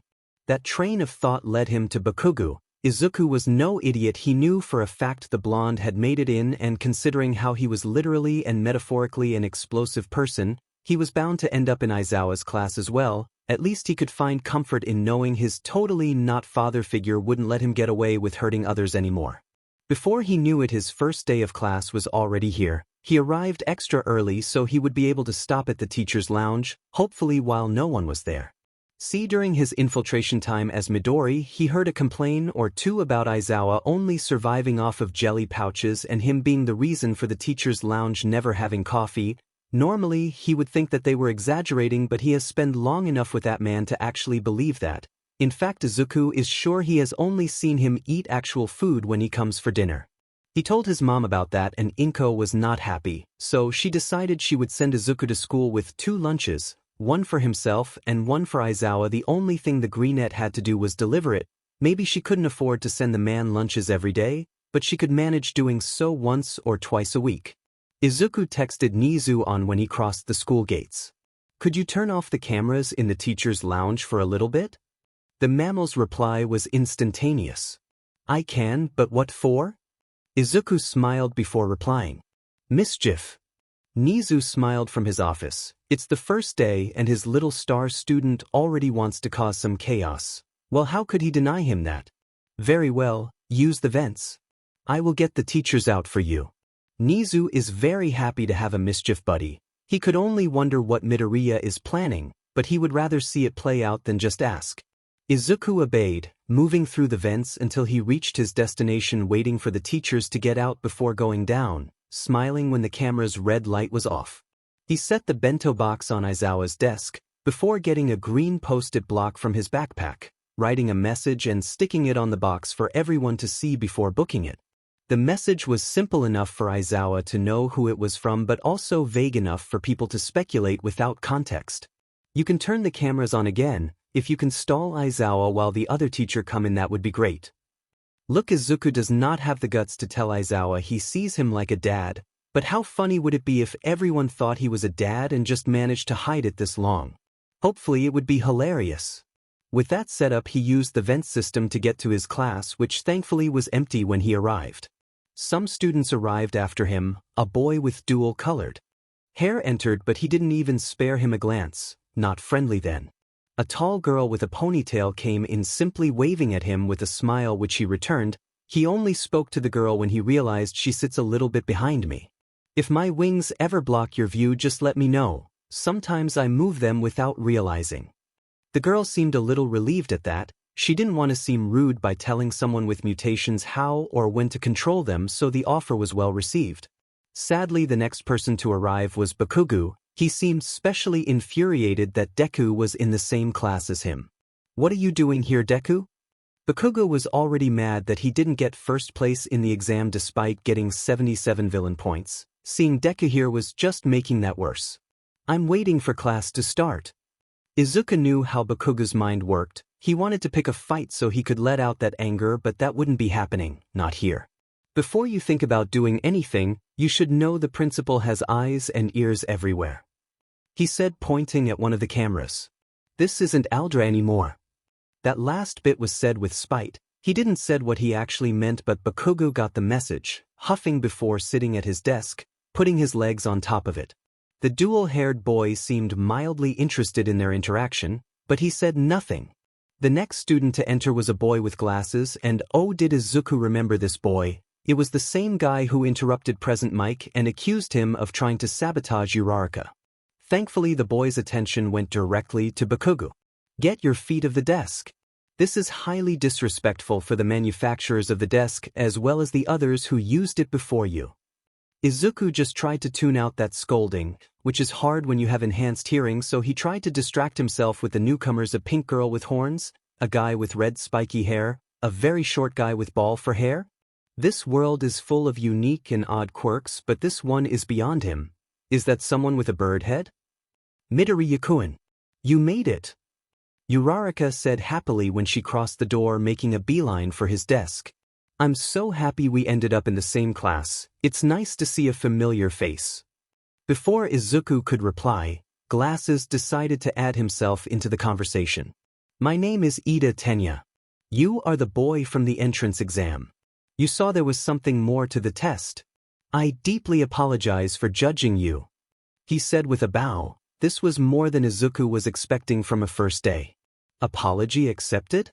He didn't actually know what to say. People don't tend to apologize to him. This is a new experience.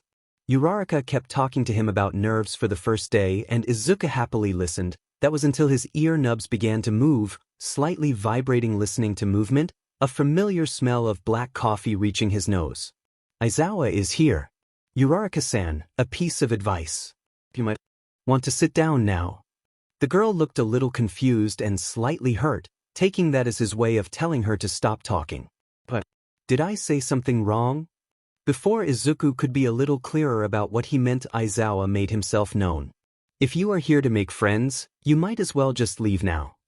At the presence of the man, everyone who was standing up scattered to their desks.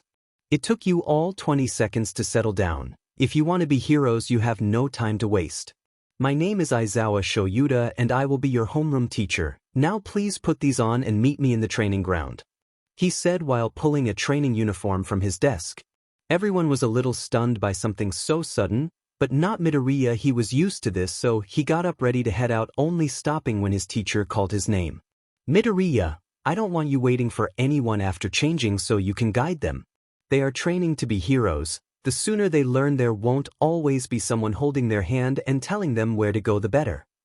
Izuku nodded. Aizawa knew him well because that's exactly what he was planning on doing. Oh well. After that, everyone else got the memo and got up to grab a training suit and head to the changing rooms. Midoriya minding his business and changing into his special uniform, which caused Ida to complain or maybe scold him. He wasn't sure. Midoriya, that uniform does not align with the standards set by UA. I suggest you change immediately into the appropriate uniform. Izuku's training uniform was the same as the rest, but instead of blue and white he had black and green respectively. Ida-kun, my quirk has a transformation aspect that breaks normal clothing. A special uniform was made for me using my own hair. Since it's mostly black and green, the school decided to keep it that way, since bleaching it would make the hair thinner and that could compromise the uniform's integrity. Nizu explained as much. Mirio didn't face that same problem because his hair was blonde and easier to dye. I see. I apologize for my intrusion. Izuku has a feeling Ida will be doing that a lot. Anyways, he is changed and good to go. You might want to hurry up and not get lost. Aizawa-sensei doesn't tolerate tardiness. He warned before getting out of there. He knew better than going against Aizawa's orders. Unless he was playing as Midori, he could do whatever he wanted then. As expected, Izuku was the first to arrive. Dual hair and ponytail followed shortly after, followed by some of the other students. Eventually everyone made it. It took most of you 10 minutes to get ready and find this place. I want you all to reduce that time in half by the end of the semester. Today we will be doing a quirk assessment test. Once again, Ida simply voiced his concerns instead of actually asking for a chance to talk. Sensei, shouldn't we be in orientation? Aizawa didn't seem very interested in his question. Here at UA, teachers are free to give their class however they see fit. Orientation is a waste of time, and if you are hoping to be heroes, that's not something you can afford, he explained before turning to his problem child. Midoriya, you placed first in the entrance exam, correct? If looks could kill, Izuku would be 6 feet under with the way Bakugou is glaring at him. Yes, sensei. Good, please stand in the circle. Midoriya obeyed, his teacher throwing him a ball once he was in position. Throw this ball as far as you can using your quirk however you want, as long as you don't leave the circle. Izuku pondered on it for a moment. His blasts were strong, but it was likely the ball would get destroyed if hit by one of them, so he would have to work around it. He smiled before letting out a round of plasma shots, each stronger than the last, before throwing the ball. If he timed it correctly, and he did, the shock wave of each explosion should keep pushing it forward. He charged one last blast, seeing how far the ball was before firing, using that last blast to get the ball out of sight. 2,250 meters. Aizawa announced, showing the class the score. Most let out sounds of surprise or excitement. Izuku just let his tail thump against the ground. This is going to be so fun. He heard one of the girls said cheerfully, and Izuku couldn't help but cringe, turning around to try and find that poor unfortunate soul. You really shouldn't have said that, was the only thing Midoriya said before Aizawa took the reins of the situation. Fun? Is this how you are going to act for the next 3 years? Aizawa said, turning to the pink girl. If you expect training to be a hero to be all fun and games, you are severely mistaken. Since none of you is taking this seriously, I will have to raise up the stakes. Whoever gets the lower score will be expelled. He was met by an outburst of complaints from his new students. You, the green one, the pink girl said, pointing at him. You seem to know Aizawa-sensei. He is joking, right? Midoriya simply shook his head. Not at all. In fact, Aizawa-sensei expelled his whole class last year. There was a 50-50 chance Aizawa would actually expel the student who came in last. It depended how much potential said student showed. The class seemed to pale at his comment, realizing no one was safe. It's our first day. This isn't fair. Oh, Uraraka, why did you have to speak up? Fair? Do you think tornadoes are fair? What about earthquakes or tsunamis? Life isn't fair, especially when you are a hero. He knows that far too well. Let's stop wasting time complaining. The test begins now. First, it was the 50-meter dash. Izuku did particularly well on that test, finishing in 2.85 seconds. He got a few weird looks when, instead of positioning to run, he began to fly in a small circle, trying to give himself a bit more inertia. Then it was the grip strength. For this test, Izuku did well, but he did not claim first place. That went to a guy with a lot of arms. Izuku found that quirk extremely intriguing, but he could analyze at another time. The standing long jump wasn't even a challenge since he can fly, but to be fair, he did jump using his wings for extra impulse, as well as gliding easily, clearing the sandbox like many other students. The repeated sidestep was his most average. While he had much more control over his tail and wings, every so often they would still get in the way, this being one of them, tripping on his own tail. Izuku is sure he did well with the seated toe touch and sit-ups, but some of his classmates seemed to have much more resistance than he did. During the distance run, he tied with Ponytail, which he learned was named Yaoyorozu. The girl made a scooter that works with solar energy with her quirk, while Izuku changed between running to flying and vice versa to let his legs or wings rest respectively. Finally, the other students had their turn at ball throw, something Izuku could sit out from. During the whole test, he could hear Bakugou muttering about how Deku is cheating, but Izuku's attention was set on a different person, the small student with ball for hair. The whole test he has been making very uncomfortable and disgusting comments about the female classmates and their bodies. Izuku is not a violent person most of the time, but this kid is pushing his limit, so when it was his turn to throw the ball, he made him trip with his tail. Sorry. I still have trouble controlling it sometimes. The only reason he apologized was so Aizawa-sensei wouldn't call him out on it. Ball Kid just got up accepting his fake apology, and he just smiled before turning at the girls, giving them a small thumbs up, murmuring, "I won't let him bother you."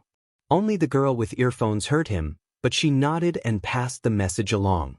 Izuku stood up to inform his teacher about the teen's behavior, which Aizawa listened to carefully, thinking his next course of action. He displayed the scoreboard for everyone to see. Mineta Minoru had placed last, and the teen was devastated, and Izuku would feel slightly bad if he hadn't said, "I can't be expelled. How will I get the hot babes to come to me if I'm expelled?" He truly hoped Aizawa-sensei kept his word, but he did not. "I lied. No one is getting expelled. It was a logical ruse, so you all gave it your best." All of the girls seemed to deflate at that. They would have to deal with the creep for a little longer. However, I was made aware that Mineta has made comments that have made plenty of students uncomfortable. Mineta, you are on very thin ice. One more complaint about this and consider yourself expelled. Is that clear? The kid nodded, looking angrily at Midoriya, murmuring snitch under his breath. Not that Izuku cared about his opinion. Bakugou saw his name on the scoreboard. If being fourth angered him, seeing Deku above him in third place made him livid. He turned to the green net, stomping towards him with explosions on his hands. How did you do it? Deku. Once again that nerd that should be quirkless outshined him. It wasn't fair. He was the best. The only reason Deku did better was because he got special treatment from UA. He had to have cheated somehow. That's the only possible explanation. You know, it's kind of funny. Izuku has gotten used to the sound of explosions considering he has heard them his whole life and that his quirk can produce them. He has never flinched at one of his own explosions, and yet despite his progress sometimes he would still find himself flinching at Bakugou's explosions. This was one of those times. The reaction didn't go unnoticed by his teacher and another student. Aizawa threw his capture weapon at Bakugou before he could reach his problem child, activating his quirk to stop the explosions. Attacking another student outside from training is forbidden. UA has a very strict bullying policy. I would recommend you don't try something like that again. Whatever issue you have, solve it outside of the school. After that, he let the blonde go. He merely glared before scoffing and leaving him alone. He knows that teacher and Deku have some sort of relationship. That's the only reason he protected that useless nerd. After that, Aizawa dismissed them, telling them to go back into the changing rooms and to get their syllabus from the classroom before they could leave. While Izuku disliked Mineta's comments, he could kind of understand that it could be the doing of hormones considering their age and whatnot, but saying or thinking things about their classmates was very different from doing something to them. Guys, look, a gift from past students. Everyone turned to the short boy, noticing how he found a peephole behind a poster. Mineta, get away from that. It would be highly disrespectful to violate our classmates' privacy like that. Ida said, doing a chopping motion with his arm. For once Izuku agreed with him. Mineta on the other hand seemed completely unfazed by his scolding. I can't wait to see Ayarosa's melons. Or Ashido's slim waist. Or Uraraka's fine body. He made a reach for the peephole, Midoriya getting in his way, spreading one of his wings to block the peephole from sight, wincing slightly when he felt something stab his wing, the girl with earphones, he assumed. Despite that, he did not move. What do you think you are doing? Do you have no respect for any of the girls? It was rare for Izuku to become so hostile, but he was raised by hard-working women who taught him respect for everyone around him. People who simply view women as objects to lust after makes his blood boil. He wouldn't let anyone slide making comments that would make his mom so uncomfortable. Same goes for any other girl. They are not something for you to ogle at. They are people who are very uncomfortable by this, and believe me when I say they are not the only ones. Mineta backed up when he noticed Midoriya's pupils slit. What is wrong with you, man? Don't you want to see some hot babes too? Mineta was clearly scared about Izuku's sudden change in demeanor. Good. No, I don't. He growled, making sure to show his sharp canines. You were lucky Aizawa-sensei didn't expel you for your tasteless comments. But he warned you about not getting more complaints, and yet this is the first thing you decide to do after he said that. So what? Are you going to snitch on me again? He said as if that was a bad thing or that would somehow persuade the Greenette from saying something. I am, and even if I didn't, Aizawa was very clear. One more complaint is all that it takes, and I believe there are 6 more complaints that will be reaching him besides mine. He was sure all of the girls would speak out about this. He grabbed Mineta by the collar of his uniform and dragged him along. If any of you try something like that, I will find out. He said with one last snarl towards the rest of the boys in the changing rooms. While no one had seemed to join Mineta in his desire to look at the girls, he just wanted to make sure no one would try while he dealt with Mineta. He dragged the boy around the corridors, following the scent of coffee before reaching Aizawa. The man lifted an eyebrow at his brat. Midoriya's eyes and ears were telling enough that the boy was angry, and the student he was dragging behind him seemed enough of an answer. Mineta spoke out before Midoriya got the chance to. He is the one that tried to peep on the girls, sensei. He is just trying to blame me for it. Aizawa knew that was just a desperate attempt. He knew Midoriya the kid wouldn't do anything like that. He also knew Inko, and he knew that woman would have never raised someone who behaved like Mineta. Is that so? The kid nodded eagerly. Midoriya said nothing. He didn't really have to. So, if I were to ask any of the other students, they would back up your story?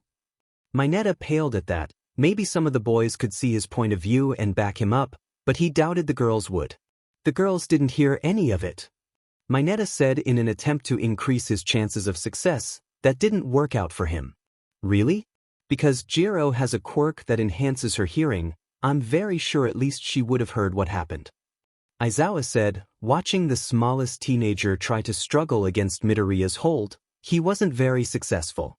Mineta, go to the principal's office and wait for me there. If you try to sneak away, you won't only be expelled, I will personally make sure no other hero school accepts you. That seemed enough of a threat to make the boy follow his command, Izuku finally letting go of his uniform. Midoriya, follow me please. Izuku just nodded, following after his teacher. Deep breaths, problem child, your anger is showing, he said, pointing at Izuku's whipping tail.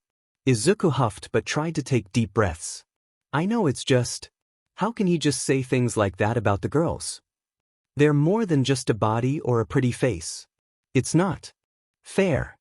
He knew some heroines embrace that as part of their image, such as Midnight or Mount Lady, but just because some heroines did that doesn't mean every girl wants to be seen that way. I know that and I agree, kid, it isn't fair. But being angry won't solve the issue. You did the right thing by bringing this to my attention when you heard the comments Mineta made, and I assume you also stepped in when he tried to spy on them. Izuku nodded. By the lack of injuries, I can guess you didn't get physical to stop him. That's a good thing because otherwise you would also be in trouble. Izuku hadn't even thought about getting in trouble himself. This situation will be dealt with, and I'm sorry to say we can't change people's points of view no matter how against them we are. What you can do is step up just like you did today when those views can affect others negatively. I know it doesn't feel like you did enough or that you could have done more, but you did the right thing and handled the situation to the best of your ability. Don't beat yourself about it. Izuku took one last breath, his tail finally calming down and his eyes returning to normal. Understood, sensei. Izuku felt so conflicted because this hit too close to home. Before his quirk failed to manifest, his mom was a slim woman everyone called pretty, but after he was considered quirkless, she gained weight due to her own stress, and all the comments about how pretty she was faded away. Everyone would comment on how she should take better care of herself, about how that was the reason Hisashi hadn't come back to her or why he left. They were diminishing her value as a person simply because she wasn't pretty enough for them anymore. The worst came from his own father during one of their video calls. Izuku never told his mom he heard when his so-called father humiliated her for her appearance, saying how he regretted ever getting with someone like her when she was so disgusting now, how he would vomit at the thought of having sex with her again before effectively cutting himself from their lives. Izuku heard his mom cry that night, hating herself for her looks, and in that moment he swore he would never let another girl feel like that again just because of how they looked. Their looks or sex appeal should never be what defines a woman. Inko filed for a divorce shortly after. Father and son, teacher and student, waited outside the girls' changing room until they came out. Girls, Midoriya informed me about what happened in the changing rooms. Since all of you are affected, I would like you all to accompany me to the principal's office so you can tell your side of the story. The girls seemed somewhat surprised that something would be done about this. Sensei, I thank you for your involvement, but I don't feel comfortable being the reason someone gets expelled. Yaoyorozu said, being the first of the girls to speak up. None of you are the reason why Mineta is getting expelled. The only reason is his harassment against other students. That is not something we allow here. Normally the cameras around the school are enough to catch someone red-handed. However, for privacy reasons the changing rooms do not have those. That is the only reason I am asking you to come with me to explain what happened. Aizawa explained calmly. None of the girls were in trouble for what happened. After all, they did nothing wrong. With that explanation, the girls followed their teacher. Aizawa-sensei. Uraraka said. Why is Midoriya coming with us? Because he was directly involved with stopping Mineta from watching you. That, and Mineta accused him of being the one trying to peep. The girls seemed outraged at that. While they didn't have Jiro's hearing, they were able to hear Midoriya's angry screaming through the wall. He had defended all of them. I know he didn't do that, but the accusation was made and it has to be dealt with. I take it all of you are vouching for him? All of the girls agreed with that. When they reached Nizu's office, Mineta was already sitting inside. And here I thought this would be the first year you wouldn't be expelling someone. Then again, it's some sort of tradition at this point. The principal looked at all the kids in his office. So much trouble on the first day. Mineta here claims Midoriya tried to peep into the girls' changing room and is trying to blame him for it. Mineta seemed a little smug despite the immense disadvantage. That was until the principal spoke again. You know, I find that extremely odd since I've personally taught Midoriya for the past 10 months and I have never received such a complaint against him or noticed any behavior even remotely close to that. Mineta paled at that. He was not counting on the principal being connected to the snitch. Well, he is lying, Mina said loudly, glaring at the purple pervert, the girls agreeing with her. I heard the whole thing, Jiro said. Mineta found the peephole and told the rest of the boys. Only Ida said something about it. Mineta said things about our bodies before he tried to peep. Midoriya stepped in to stop him. I know because I accidentally stabbed him with my jack instead of Mineta.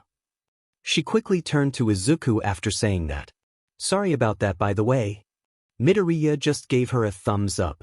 Anyways, Midoriya stood up for us. He even warned the rest of the boys not to try that while he wasn't there. None of them did. All the other girls and Midoriya himself backed up that version of the story. They are lying. They are all just banding against me to get me kicked out. That was too desperate. Izuku almost felt sorry. No, yeah, actually he didn't feel sorry at all. In his opinion, Mineta can act even more pathetic if he wants. I highly doubt that a group of students that have known each other for less than a day would team up together just to target you, someone they've also have met for less than a day. Nizu said, taking a sip from his tea. Girls, Midoriya and Aizawa, thank you very much for bringing this to my attention. I assure you these actions will not go unpunished and I will immediately start the paperwork for Mineta to be expelled. The small boy complained, nobody really cared. If something like this happens again, whether it's a student from your class or another course, do let me know. While we pride ourselves in our specialized teaching, we also hold the integrity of our students in high regard. You may all leave now. Mineta, you will stay here until your parents come pick you up. The students walked out from the principal's office, Aizawa staying behind to help the mammal with said paperwork and to keep an eye on the ex-student. Uraraka gave Izuku a hug. Thanks so much for defending us, Midoriya-kun. Izuku's tail thumped against the ground. No problem, Uraraka-san. He happily hugged her back. Yeah, Midori-kun. That was awesome, Mina said while giving him a thumbs up. While I'm not happy about someone getting expelled, I do thank you for having our back. It was very thoughtful of you. Yaoyorozu added, the other girls giving similar opinions. You don't have to thank me, it's what anyone should have done. It was the right thing to do. Jiro shrugged. True, but still you were the one to actually do something. The girls will not forget that. Besides Ida, the rest of the boys said nothing about what happened. The group got their syllabus from the classroom before heading out. Oh, Midoriya, wait, Uraraka said while pulling out her phone. I wanted to ask for your number since the entrance exam, but you fell asleep before I could get it. Ooh, we should all exchange numbers. I will even make a group chat. Mina said, pulling her phone out too. Eventually they all exchanged numbers before saying their goodbyes. After dealing with Mineta, Aizawa headed to the teacher's lounge. He hadn't been able to set food in that office the whole day since Nizu holed him up in the morning, and by the time he dismissed him it was already class time.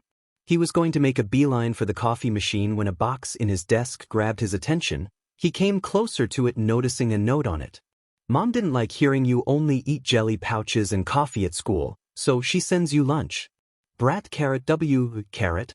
Aizawa let out a small snort when he read who signed the note, taking it off the box and saving it in one of his drawers, unaware of the way the other teachers were staring at him. He opened the bento box to find onigiri in the shape of cat heads. If you blinked you would have missed the amused smile that appeared on his face before hiding in his capture scarf.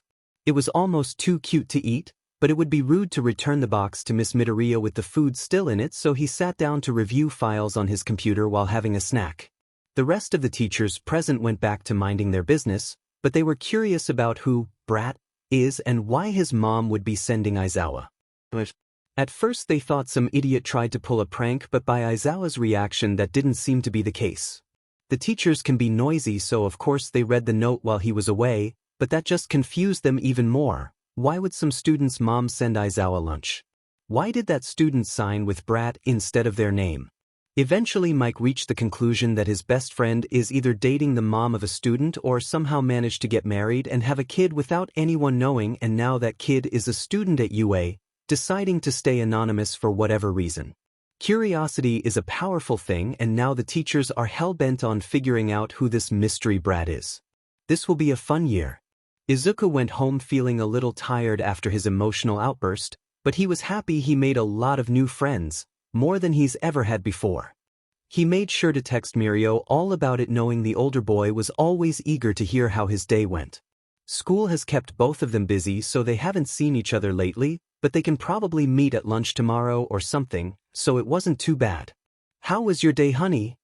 his mom asked from the living room. "I think it went well. I made a lot of new friends," he said, heading to his room so he could leave his backpack and change before joining his mom in the living room. She was watching some sort of soap opera. "Well, I'm glad. You can invite them over anytime. Just let me know in advance so I can prepare something for them." Inko enjoyed very much whenever Togata, Nijire, and Amajiki visited.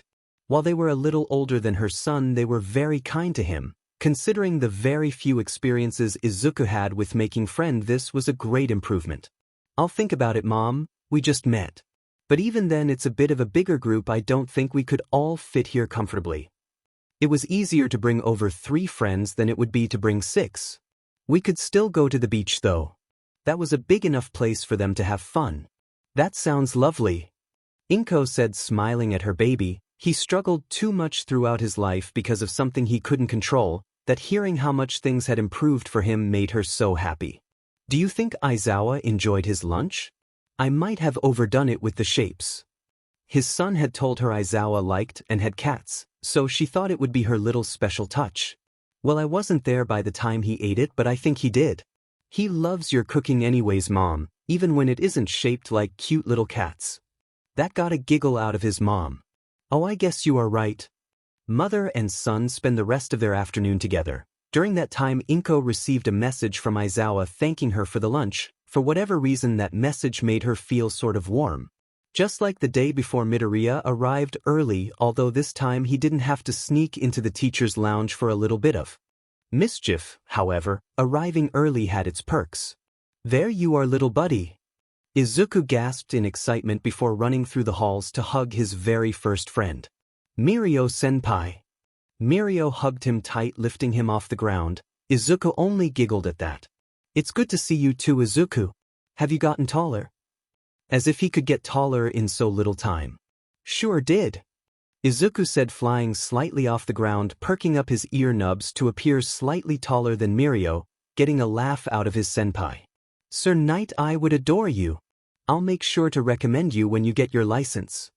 Perhaps Mirio liked Izuku so much because they both had the same energy, most of the time anyways.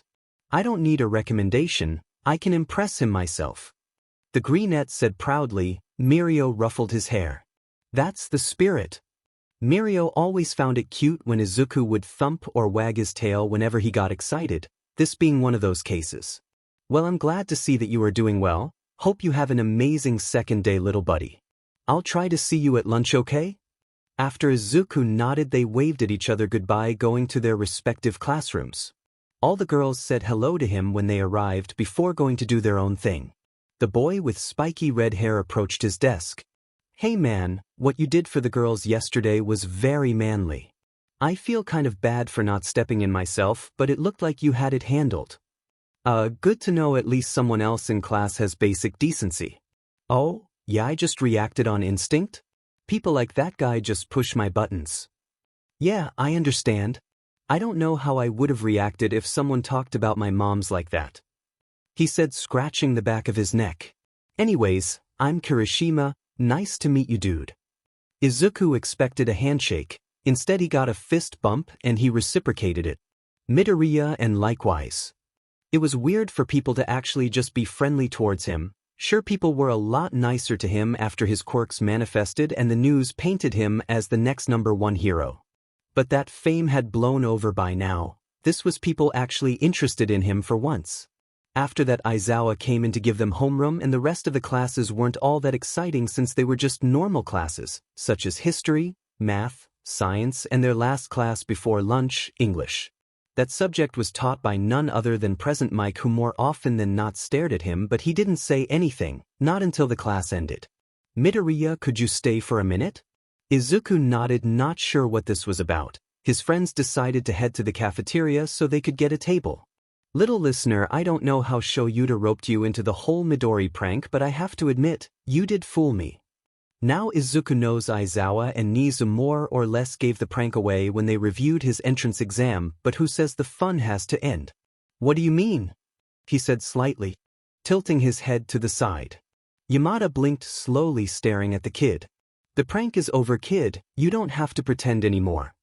Maybe Aizawa's personality was rubbing off on him, or maybe he enjoyed messing with Mike a little too much, who knows?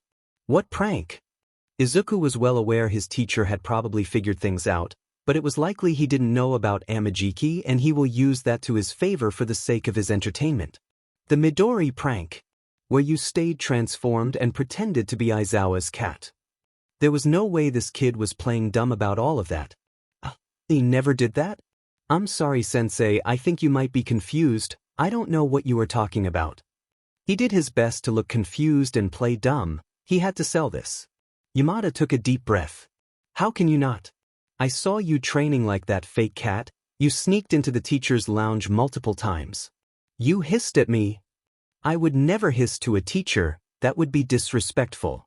Oh, he was itching to tell Aizawa about this. "I'm sorry if you got confused, sensei, and I would really like to help, but I have hero training next and I really wouldn't like to miss lunch before that. I hope you can figure out whatever this is about though. See you later, sensei." He gave a small bow before heading out of the classroom, quickly pulling his phone to send Amajiki a text, "I need a favor," followed by a text to Aizawa, "I know how to keep the Midori joke going." After that he put his phone back in his pocket, running off to lunch. All the girls sat at a table, making a spot for him, and surprisingly Ida, then again, they were the only ones to actually say and do something yesterday, so they earned their trust. They chatted about nothing in particular. There was a lot of noise in the cafeteria which Izuku wasn't excited about, despite that there was one conversation that caught his attention. "Aw man, it's only been a day and he already has all of the girls. That's not fair." He heard someone whine, a voice relatively familiar because he heard it in class. He turned to see the blonde Bolt boy complaining. He simply turned to look at him, willingly slitting his pupils. "Dude, shut up, I think he heard you."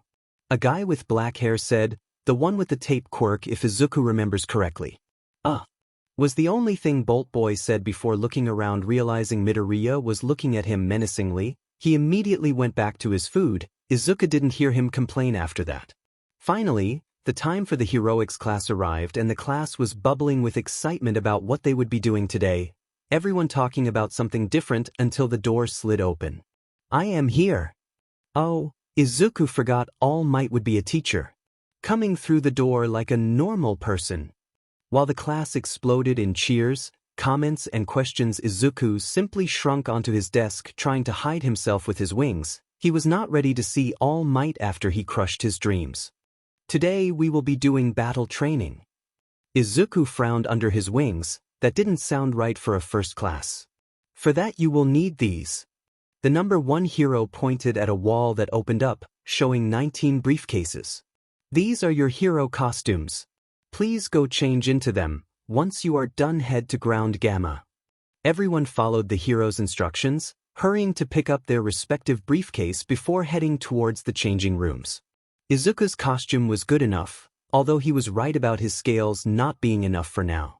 His costume has scales mostly along his upper chest and shoulder and some along his hips and upper thighs. This will do until he sheds again.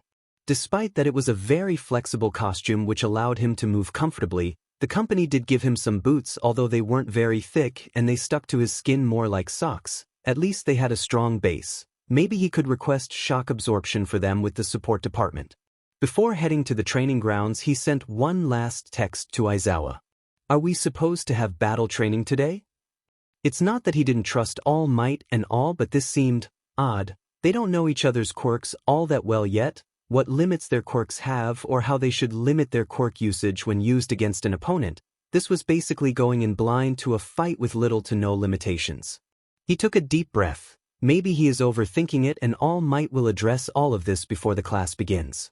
Midoriya-kun, your costume looks really cool. Mine isn't so bad, but it feels a little tight. Uraraka said, pulling a bit at her costume. Just like Izuku's, her costume was designed to stick to her skin. We can probably bring that up with the support department. I was actually going to go later today. You can come with me if you want. Izuku kept looking at her costume. Considering her no-gravity quirk, the space aesthetic seemed fitting. The problem came when he reached her boots. You might want to get rid of those heels though. Uraraka looked at her boots. What? I think they looked really cute. And they are cute, but they aren't very efficient? I mean, as a hero you will be running after villains, or what if you are called to a natural disaster? Like an avalanche or an earthquake? It's going to be filled with rubble and your cute heels are going to become a liability because you can't move in that terrain. That's not even taking into account how easily you could twist or even break an ankle just by running around. He said, going on to a little ramble as he normally would. Oh, I guess I never really thought about that. Uraraka said, thinking about everything that Midoriya had pointed out. He wasn't exactly wrong. Izuku began to look around, noticing the costumes of his classmates, and God, did he have complaints. Todoroki's costume was just plain awful. Was his left side just covered in ice? Ito was just wearing an armor, and while that's good for protection, it doesn't really make sense with his quirk. He is a speedster, why would he wear a costume that just weights him down? And it doesn't even look aerodynamic enough to make up for that weight. He really hoped Jiro and Kaminari had some sort of protective padding under their costumes. If not, that was just a cool outfit they were wearing. Yaoyorozu seemed very uncomfortable in her costume, and she was also wearing heels. While they were a lot smaller than Uraraka's, they were still a hazard. His eyes finally landed on Hagakure, or more accurately on her floating gloves. Please someone tell him that she has a DNA costume like him and that she isn't actually naked. Surely All Might is going to address all of this issues, right? Wear those costumes with pride, young heroes. Apparently FNG not. Today you will be battling in teams of 2. He said, handing out earpieces to every student. As usual, Ida spoke up without asking for permission. Sensei, how will we be split in pairs when we are an uneven number? All Might blinked, looking at the class of 19, weren't they supposed to be 20? Ah, one of your classmates seems to be missing. Did they get lost? Izuku took a deep breath. The number 1 hero is their teacher and he wasn't even aware that someone got expelled.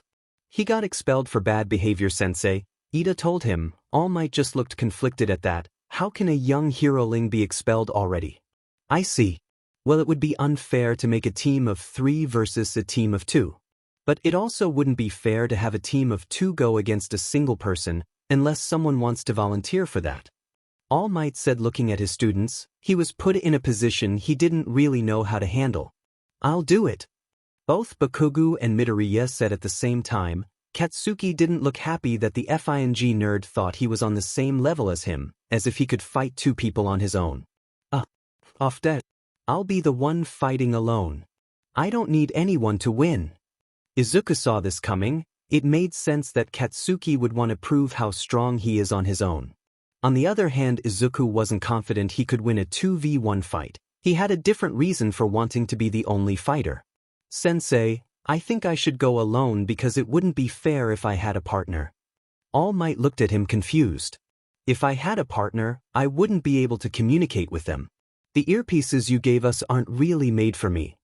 He said, showing the earpiece. It was clearly designed for human ears. There was no way he could adjust them to his nubs. I see. I apologize for this, young Midoriya. I'll make sure you have a proper earpiece for our next class, but you make a valid point. Since it would be unfair for your partners since you wouldn't be able to communicate with one another, I'll let you be the single fighter. Bakugou glared at him after hearing that he should be the one picked to fight alone because he is strong enough to do it, not because some lousy designed earpiece. With that resolved, Ida spoke up again. Sensei, how will we decide the teams? Well, with this, of course. The hero said, pulling a drawing lot filled with ball marked with letters of the alphabet. Sensei, is this really the best way to create our teams? Ida spoke up once again. This time, however, it was Yaoyorozu who answered. I think this is the best way to create our teams actually. A lot of the time you won't have the chance to design your team on the battlefield. It is more likely that you will have to team up with whoever is at the site. she explained, Izuku nodding at her words since he agreed with her. That is correct, young Yaoyorozu. Most of the time you will have to think on the fly and work with heroes that you may know nothing about. Adaptability is a skill all of you must hone. That's the first thing All Might has said that Izuku agrees with. After that was solved, All Might drew all the lots and defined what teams would be fighting against each other. Of course he would be teamed up against Katsuki. Why did he ever expect anything else? Alright. The teams are divided into villains and heroes. The villains will get into the building where they will be tasked with hiding and protecting a fake bomb. The heroes will have to get into the building and either detain the villains with the capture tape or win by touching the bomb. If the villains capture both heroes or the time runs out, then the villain team wins. The instructions seemed easy enough. Izuku was already planning on how to deal with his situation. For one, he knew he was faster than Ida and Katsuki, but that was in open spaces, which means an inside battle will limit his range and mobility not great. He has the advantage of flight, which means he can check out the building from outside and find the bomb that way, but Bakugou was smart and has known him for years. Like it or not, the blonde knows that's exactly what Izuku would do, so they would probably hide the bomb in a room without windows. That reduces his search places, but it's still a big building. However, he has one advantage over them: he has echolocation. He could use it to easily wipe each floor in under a minute to find the bomb. The real problem was Katsuki. He knows DMN well. He took Izuku trying to fight alone as a challenge, and he was enraged about the green net being chosen over him, and that means being targeted as soon as he sets foot in that building. He'll cross that bridge when he gets there. At their teacher's command, the teams began to enter the building and prepare for their battles. Izuku and Yaoyorozu serving as analysts after every match, pointing out what was done right, what was done wrong, how they could have done better, and of course who was the MVP of each round. It was nice having someone on his level of analysis. Finally, it was turn for Izuku's match, and he was honestly nervous because Katsuki has never held back before. But now he has a permission to go all out. While the students made it into the building, Aizawa finally had time to check his phone, curious about a couple messages from his problem child. Normally the kid just comes find him if something is wrong, so it was probably nothing to worry about. The first message was about continuing the Midori prank, which was interesting on its own. However, it was the second message that caught his attention. Are we supposed to have battle training today? Aizawa frowned at that. No, they should absolutely not be having battle training in their first heroics class. He didn't think All Might was the smartest person in the world, but even he couldn't think it was a good idea to set overpowered teenagers lose against each other with no limits to said powers, especially when All Might had never seen them use those powers against other people. Aizawa shouldn't be worried about this. All Might had to bring this up with Nizu, and the principal had to approve it for him to give the class like that. If Nizu thought it was fine, then Aizawa shouldn't get involved.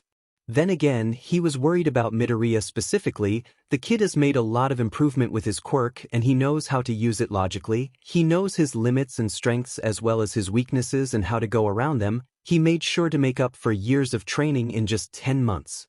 The problem with Midoriya's quirk is that he can't make up for years of emotional training in so little time. The kid's quirk manifested in a very stressful situation, making him entirely hostile until danger went away. He has never been put into such a situation again, which means no one knows how he will react if that happens. If the villain Midoriya attacked during his quirk manifestation had been anything else instead of sludge, Aizawa is sure the villain would be dead. Perhaps it wouldn't hurt to check up on All Might's class. If anyone asks, he wants to be sure his class is safe with a teacher without experience.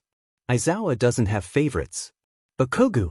We should really come up with a plan against Midoriya. From his analysis, he must be a very good strategist. Ida said trying to get his partner to work with him, but that only seemed to anger the blonde. Deku isn't FNG strategist. He is just a FING nerd that mumbles a lot of shit and writes on his stalker notebooks. You want a plan? Don't get in the way and let me show Deku where he belongs. Bakugou snapped at his teammate before walking out of the bomb room. He was going to find Deku, blow him to pieces and win without any help. Young Midoriya, you can go into the building now. All Might said through the speakers in the city. Izuku took a deep breath before entering the building, closing his eyes and roaring loudly. What is he doing? Why would he give away his position like that? Yaoyorozu murmured to herself. Izuku had proved to be as smart as she is with his analysis of every match. She couldn't understand. Why he would do something so foolish?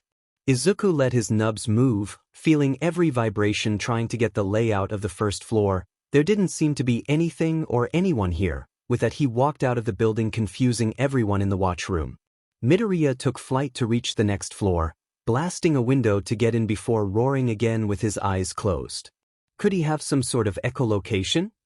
Momo said a little louder for the rest of the class to hear. Midoriya's quirk wasn't something she ever saw before. It was certainly interesting.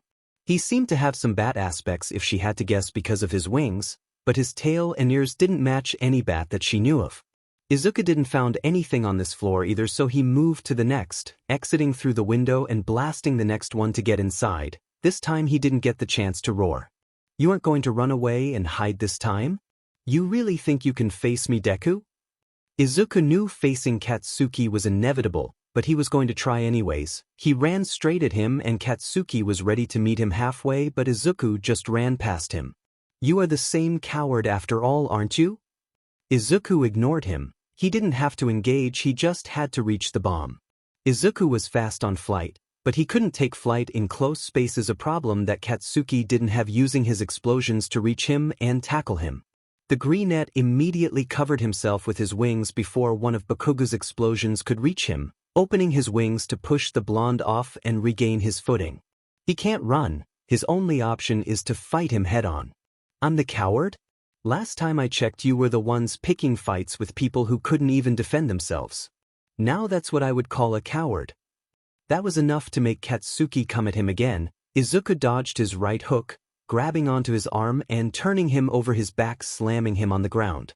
I'm not scared of you anymore, Kacchan. It was weird hearing the once childish nickname used with so much hatred. You should be Deku. Any explosion Katsuki sent his way, Izuku would deflect with his wings. All you know how to do is how to hide and cower. I can't believe UA would be interested in someone like you. Bakugou was still enraged that Deku had gotten a special training over him. Deku didn't deserve that. He had to have cheated somehow, and he had an idea of how that happened. You know, I can't help but notice you and that hobo teacher seem close. He saw the nerd's eyes slit, so he is right about something, or even better, he hit a nerve. Don't talk about Aizawa-sensei like that. Izuku growled, managing to land a punch on Katsuki. So there is something between you and the hobo. Katsuki smiled, knowing he had finally broken the walls Izuku built around him. You've always been weak, Deku. You've always gotten in the way. I can't understand why anyone would be interested in you when you have nothing to offer. They kept exchanging blows, and so far Katsuki seemed to have the upper hand. Don't talk about things that you don't know anything about. Izuku knew better than to let his emotions overwhelm him, but Aizawa saw his potential when no one else did, called him a hero when everyone crushed his dreams, guided him when everyone else was willing to look away. He owed that man a lot, and he would not let Katsuki slander him. Then again, I guess there's one thing you can offer. Katsuki was about to cross a line and he knew it, but he didn't really care as long as Deku understood just how lowly he thought of him. There is only one way you could have gotten someone from UA to give you a special treatment. You got on your knees and did that hobo a favor. Katsuki said, pulling a fist near his face, moving it up and down, pushing his tongue against his cheek to make it bulge. The innuendo was very clear. Izuku saw red. Bakugou can say whatever he wants about him, he doesn't care, but he isn't going to let him say something so vile and disgusting about Aizawa. His teacher would never do that. He wasn't like. Izuku slightly shook his head to get that thought out of his head. He wasn't dealing with that now. He landed a punch on Katsuki's face with enough strength to push him back. Struck a nerve, Deku? Are you finally taking me, sir? Dash. The air was pushed out of Katsuki when Izuku slammed his tail against his abdomen. He didn't let Bakugou rest for a moment, pouncing on him, trying to scratch him with his claws. He was aiming for the face. Katsuki got exactly what he wanted. He said Deku enough to give him a real fight. The problem? He couldn't hit back at the speed Deku was coming at him, using his wings to block and push, his tail to land hits and mess with his footing, his claws to scratch anything he could reach. Hate it as he will, Deku was gaining the upper hand fast. For the first time in his life, Katsuki wasn't sure he could win, and he hated that. In a moment of desperation, he threw a big explosion at Deku with enough force to send him flying into a wall. He saw him stand up again on all fours, growling like an animal, his pupils constantly slitting and rounding, scales appearing and disappearing on his hands. You know how my quirk works, Deku. These gauntlets are designed to collect my sweat during our whole fight. Deku stared at him. Katsuki hoped he was listening. What do you think will happen when I pull the pin? Bakugou knew he would make an explosion much stronger than he has ever done before, and he was dying to try it out. Bakugou, do not set off that explosion. It will kill him. All Might said through Bakugou's earpiece, Izuku's nubs moving when he heard a new voice, but he still remained frozen in place, fighting an inner battle to keep control over his own body. He'll be fine if he dodges. Katsuki pulled the pin. In that moment Aizawa walked into the room, his eyes widening at the footage on screen running at the control panel. Izuku had a split second to react. He didn't have enough time to get out of the way, he didn't have anywhere to run and the heat was coming, so he gave in to his animal instincts, letting the dragon take control and do whatever it takes to survive. Bakugou's crazed smile phased when he realized Izuku didn't dodge. That nerd always dodged his attacks. Why didn't he move when he could actually die? A black figure cut through the fire. The Night Fury passed through the explosion, cocooning himself to take the worst of the blast before tackling Katsuki, rolling on the ground until he stood on top of the blonde, stepping on his arms making him unable to move away. The dragon opened his mouth, charging an explosion far too close to Bakugou's face. It was a point-blank shot. Midoriya, don't. Aizawa's voice blasted through the speakers. The dragon reacted to his voice, his ears perking up, the light in his mouth dying down. Step down. Now. Izuku's pupils rounded, a sign that his humanity was back in control. Listen to your master, Deku. Katsuki just didn't know when to shut up. Izuku's pupils slid again, charging the blast once more. Midoriya. This time Aizawa's voice was not enough to stop him. Izuku fired just beside Katsuki's head, close enough to feel the heat but not enough to burn him. After that he pressed harder on the blonde before roaring loudly in his face. The noise bounced all throughout the building, his nubs moving. He finally found the bomb. Izuku got off Katsuki flying out of the hole made by the blonde's explosion. He quickly maneuvered himself onto the floor with the bomb blasting. The wall opened and darting inside, landing on the bomb before Ida could realize what had happened. All Might announced his win. Katsuki would have been infuriated by that if he wasn't so distracted by the molten concrete at the side of his head. His own explosions broke concrete, but Deku's managed to melt it. If Aizawa hadn't called out to him, that could have been his head. After that mess, All Might called them all back to the watchroom. Aizawa has some choice words for the #1 hero, but that can come later. Midoriya had yet to transform back, and that told him the kid was incredibly unstable. He doesn't know what happened, but he is going to figure it out. Not you, Midoriya. I want you in Nizu's office. Now. He saw the dragon shake his head in the cameras, but he obeyed nonetheless. Sensei, is Midoriya in trouble? Uraraka asked, coming close to him. Are you going to expel him too? Mina said, joining her friend. Aizawa took a deep breath, looking at his students. That will depend on what happened. I also need to hear Bakugou's side of the story and review the footage. But what happened today can't happen again with any of you. When a teacher gives you an order, you are expected to follow it. Is that clear? All his students said yes to his questions, and with that Aizawa left, snarling when he passed by All Might. I'm dealing with you. Later. Aizawa walked to the principal's office. Midoriya arrived shortly after, still as a dragon. Midoriya, I need you to transform. The dragon paced around the office, grumbling, still angry. He seemed far too animalistic. Aizawa, use your quirk on him. The principal ordered and the teacher obeyed. Midoriya was forcefully switched back. The kid collapsed on the ground holding his head. It felt like it was about to explode. Midoriya. Aizawa immediately came to his side to check up on him. Kid, what's wrong? I need you to talk to me. Give him a moment, Aizawa. The principal said calmly. He had his own suspicions about what happened. It took a few minutes for Izuku to come back to himself. Are you okay? Aizawa asked softly. His previous anger about what happened faded away. I think so. What happened? Why am I in Nizu's office? He said, standing up. Aizawa remembers that the kid had memory loss the first time his quirk manifested. Did it happen again? Midoriya. Could you tell me what is the last thing you remember? Nizu asked, looking at his star student. I was fighting against Bakugou. He said something very disgusting about Aizawa. His pupils slit for a moment. Aizawa squeezed the kid's hand to keep him grounded. And I just got so angry I couldn't stop myself. Things are getting blurry there. I know he said more things to me. I think I remember All Might saying something that could kill me, and then I don't know what I did next. I just knew I had to survive. Izuku felt like his mind was foggy. Kid, you can't let anger overwhelm you like this. If I hadn't called you when I did, what do you think would have happened? Midoriya didn't have an answer. He didn't remember what he was doing. Sensei, you don't understand. I wasn't lashing out because I was angry. It was as if my body was just moving on its own, like I was aware but not. It felt like I was just. Izuku didn't know how to explain it. Like you were just an animal? Nizu prompted. Izuku gave a small nod. I suspected as much. Many people with animal quirks tend to fall victim to their own instincts. Most are mutants and can rein them in, but you Midoriya can transform fully into said animal in that moment. Those instincts take priority. He explained calmly. I am an animal. I more than anyone would know how hard it is to control instincts. Especially when an animal's strongest instinct is to survive or to protect what is theirs. I believe that happened with you, Midoriya. Izuku took a moment to absorb that information. It made sense.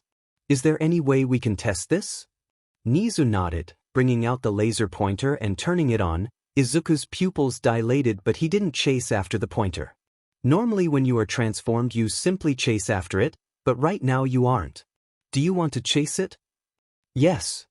Izuku answered, still staring at the moving d. But I shouldn't, right? Isn't that the point of this? Nizu nodded, turning it off. In this form, your human mindset has priority. While you can react to your instincts, you can also put a stop to them. Normally when you are transformed your human mindset still seems in control, considering you still understand us and easily communicate with us. But when an instinct is triggered in that form they take priority, be it for silly things as being playful or much more serious things like surviving or eliminating what you consider a threat. Nizu explained to him before taking a sip of tea. Those words seemed too specific. Is Bakugou okay? Did I eliminate him? Izuku heard when whatever Bakugou would do could kill him. He couldn't imagine a bigger threat than that. No problem, child, he is fine. But you almost did. Aizawa was never one to sugarcoat things. I almost killed someone? Midoriya looked sick at that idea. He wants to be a hero, he wants to help people. How can he be a hero if he almost killed someone because he got too angry? Midoriya, stay with me, you need to breathe, kid. Aizawa said, grounding his problem child. The last thing the kid needed after what happened was to go through a panic attack.